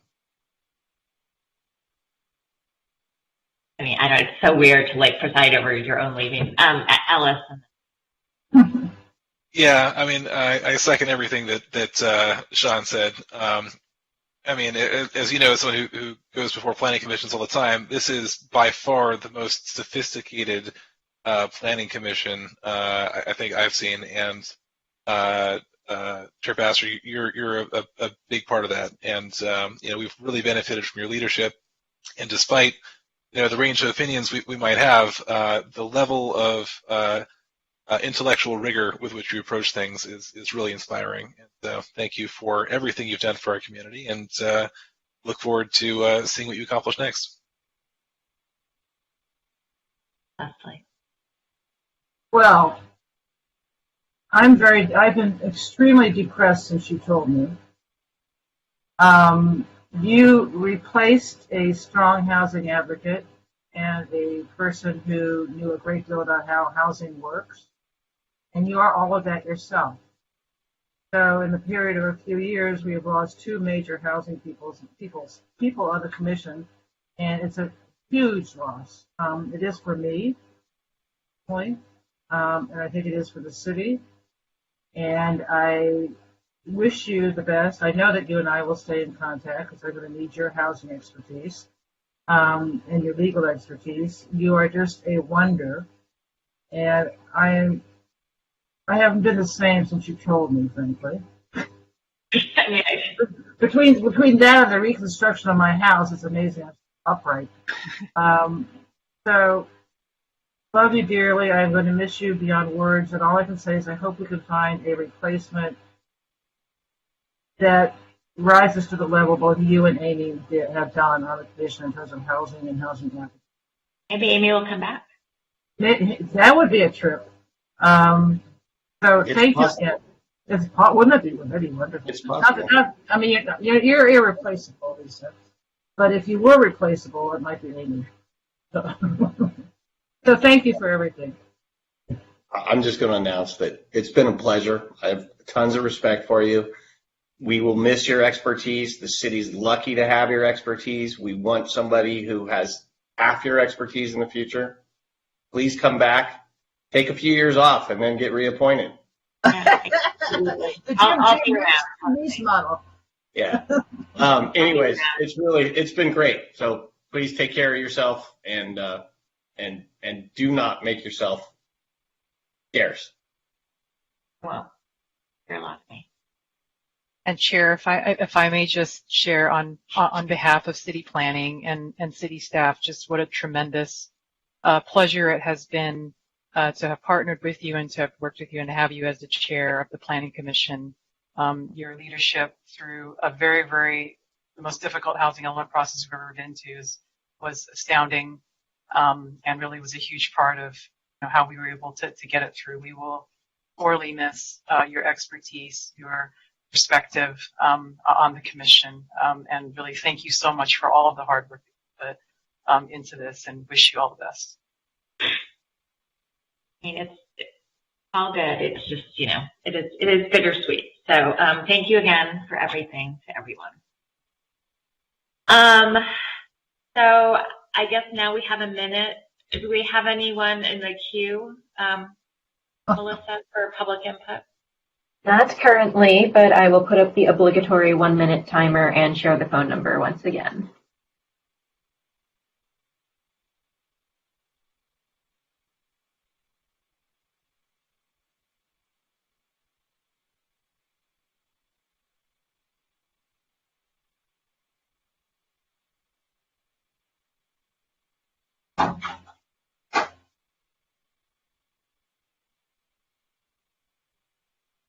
In the meantime, thanks for getting us through everything in one night. I was here tomorrow.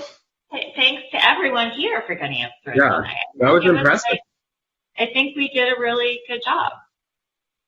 I mean, it's the biggest development agreement in the city's history, yeah? Yeah. So I think we did good. It's huge. I mean, there's so much benefit. Lisa, don't leave us. I know. Change your mind. I'll be around. You can always. You don't want to be a lawyer. Come on. Get you back. It's not official yet. Right. For 4 more seconds. I will be around, and I am available for free volunteer community consultation. Okay. Okay. Well, thank you, everyone. It is 11:25, and we are adjourned. Good night, guys. Night. Night. Thank you.